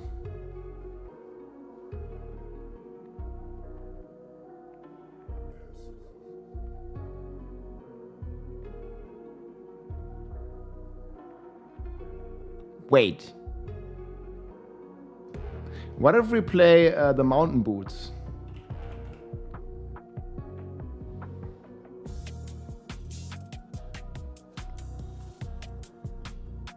Oh, we might need this, no?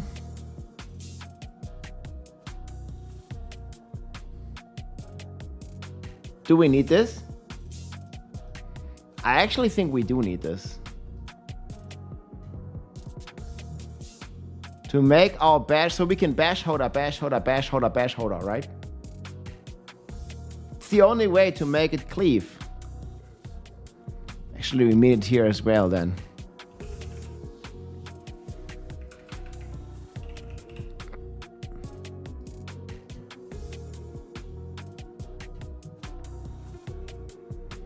The way I understand the current system is we need this.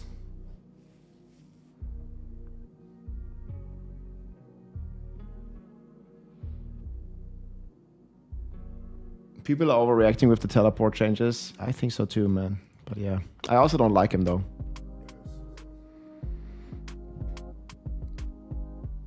I gotta test this.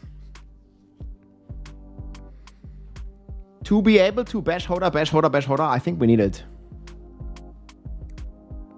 Else bash has no AoE.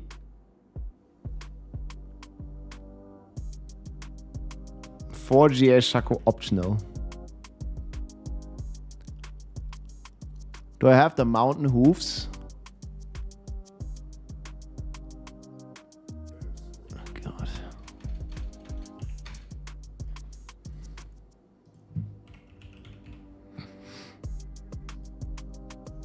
Yes.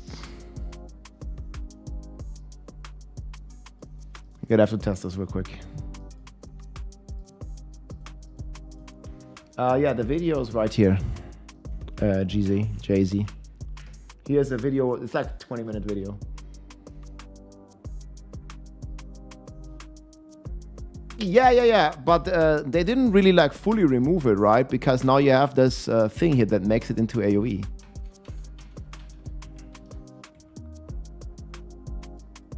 I'm assuming that this works.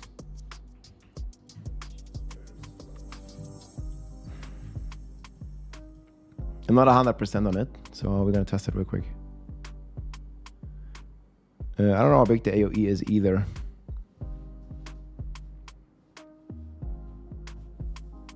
I assume it works. Okay, I can't switch weapon because I'm playing double sword, but it doesn't matter.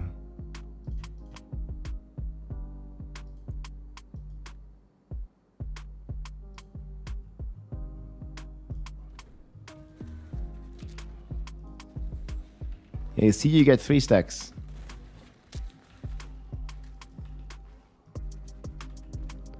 It's always like 1, 2, boom. 1, 2, boom. 1, 2, boom.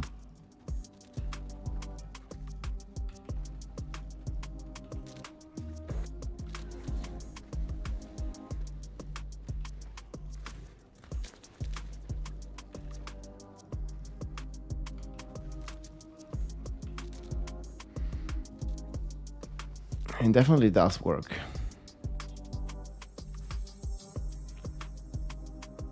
But yeah, I agree, it's annoying. I mean, it also is belligerence and fury per second, which is pretty good. I mean, the boots ain't bad, guys. No matter what, the boots ain't bad. The B in this boot is not for bad.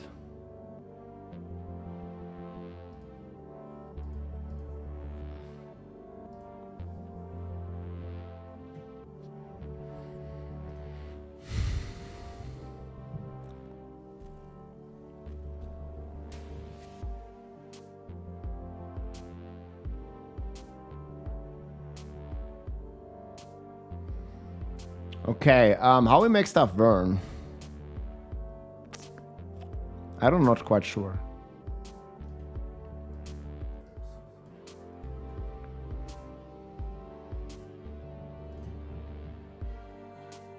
I don't think anything makes them vulnerable.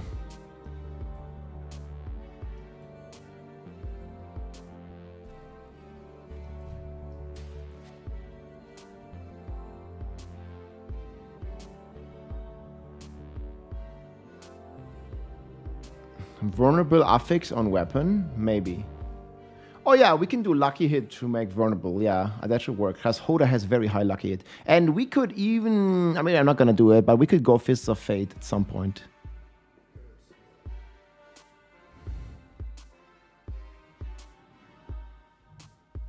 Yeah, this looks really powerful. Definitely digging the Hoda, dude.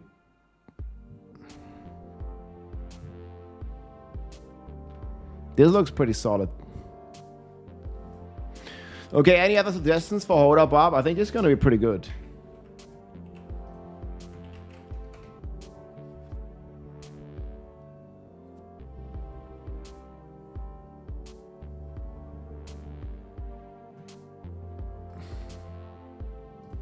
Is there anything, any other mechanic that like benefits from like all the fury dumping? Gain fury. Yeah, not really.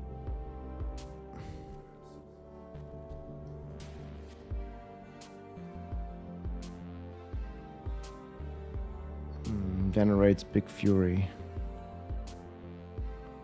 Oh, this is also really good.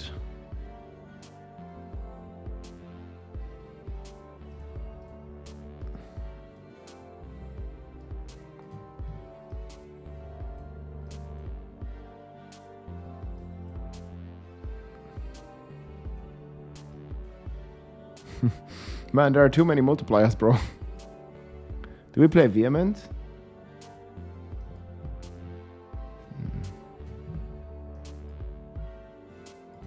Yeah, I don't know, man. Okay, now we don't have enough slots.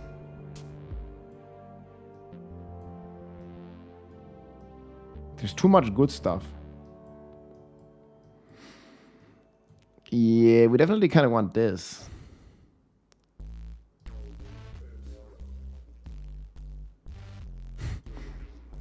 Yeah, I don't know what we're gonna get rid of this. Can maybe even play this. I will have to see how Fury is. Maybe Fury is a big problem, maybe not.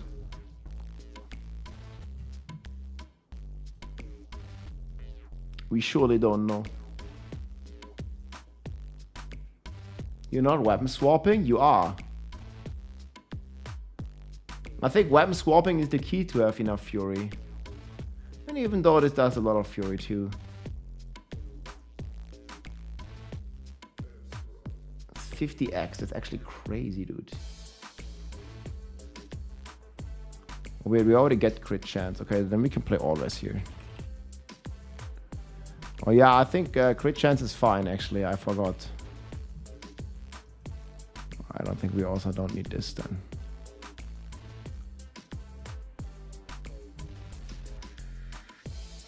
Oh shit. Yeah, you're right. Shit.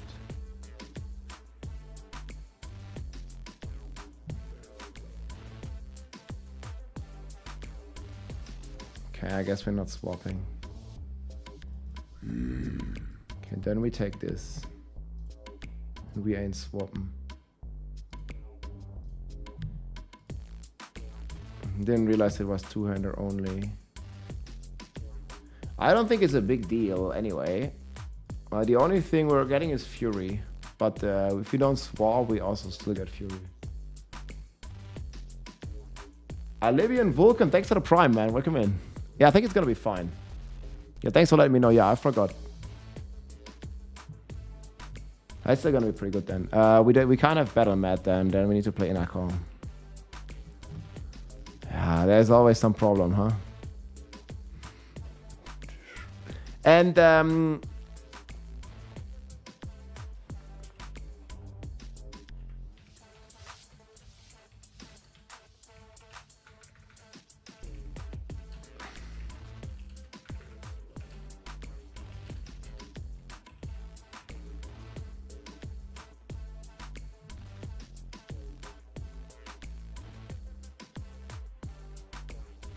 Weapon Master versus Flawless Technique.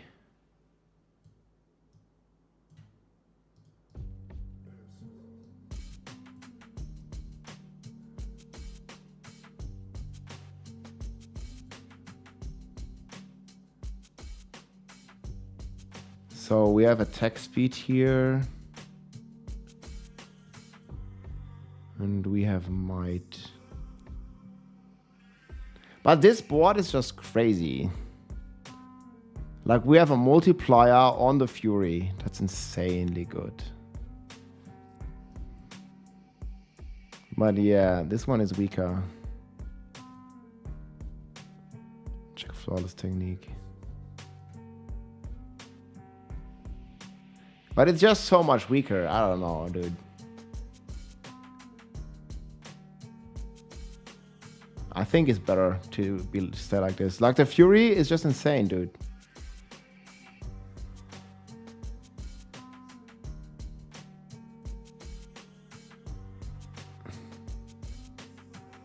Yeah, this board is just crazy strong. That's the problem. Yeah, I also have attack speed, man.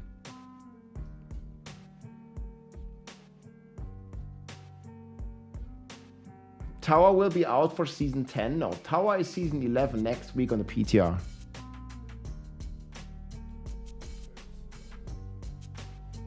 Find my groove. Hey, let's go, dude.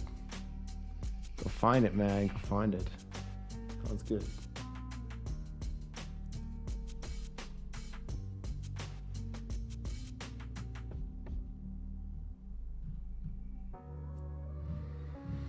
Okay, lots and lots of options, boys. Lots and lots of options.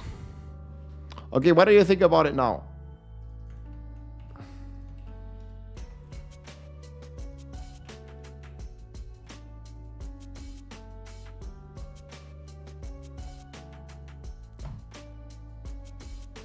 I also don't know about Tyler's Will, but we'll see.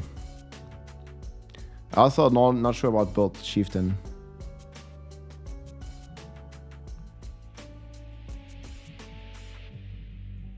Can't really play the Sabra here.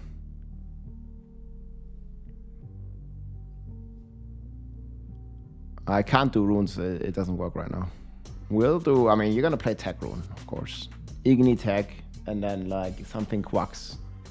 Well, or maybe with Melted Heart we don't want to play quacks, so it's probably not gonna be quacks.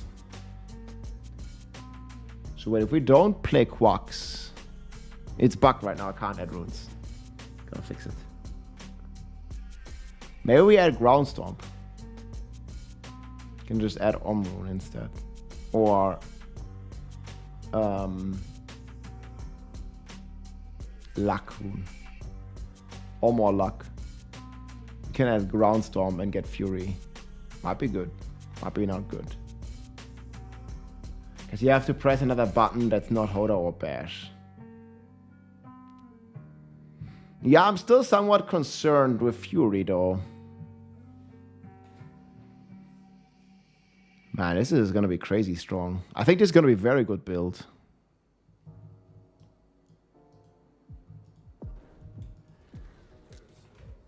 Let's see. It's what I do. Yeah, sure it is.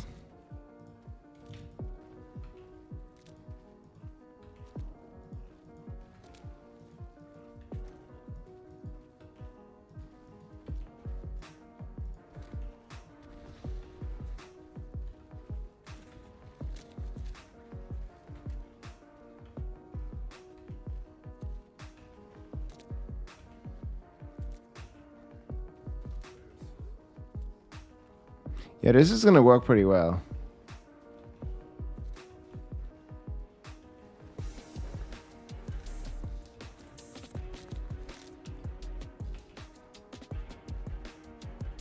We just need crazy attack speed. We need attack speed. How much attack speed we have? We need like all the attack speed in the world for this. It's gonna be crazy then. That's why I kind of wanted to play Walking Us now. It doesn't work.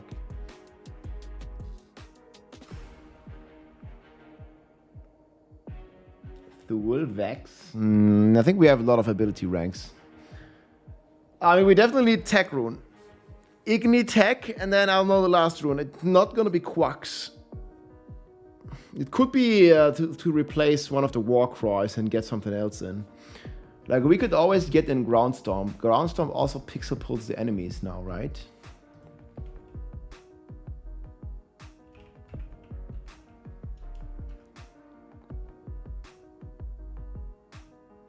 That's actually pretty crazy. And we could also play Call.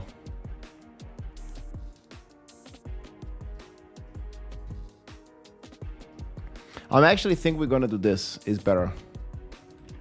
It's gonna constantly give us Fury. Even though this also does Fury generation. I don't know, we'll see. We'll try Call of the A. We could even play Zek. Maybe we need Zek Rune for cooldown reduction on the ultimate.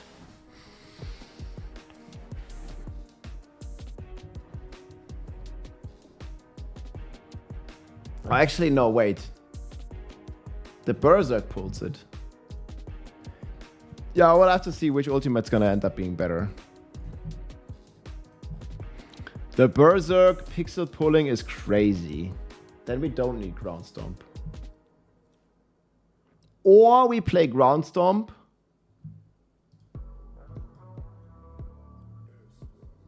With this. No, wait. Yeah, with this.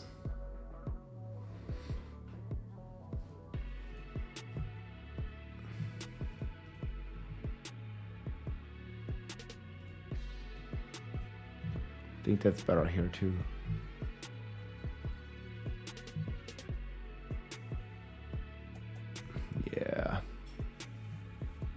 gonna be too crazy, I think. We got the Wrath route. It's gonna be too good. Because we already get Vern. It's too good. We don't even need Tech Rune either way.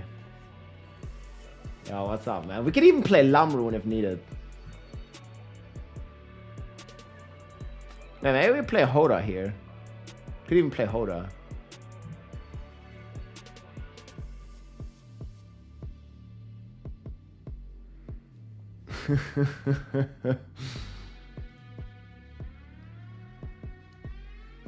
Yeah, Hoda does sound pretty interesting too. Yeah, I don't know.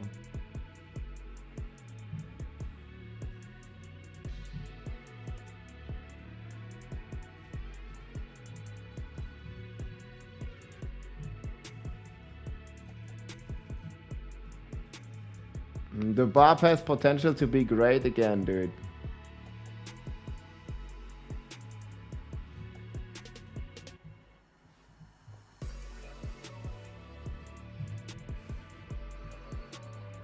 I mean, there's nothing useful on the boot slot anyhow, right? It's just like all bad.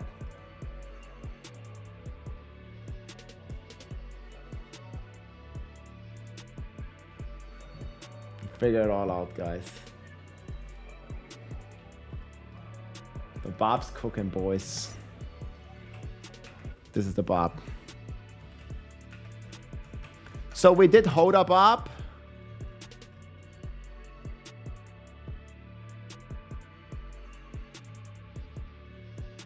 God, man. What else are we gonna do?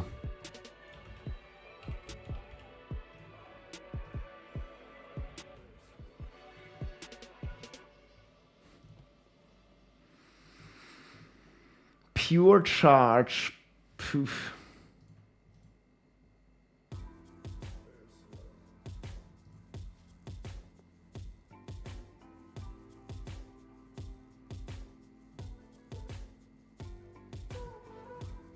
Yeah, it is useful.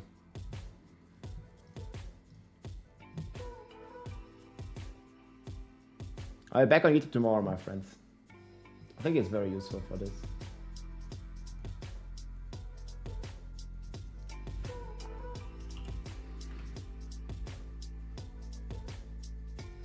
So what are we gonna do next, guys?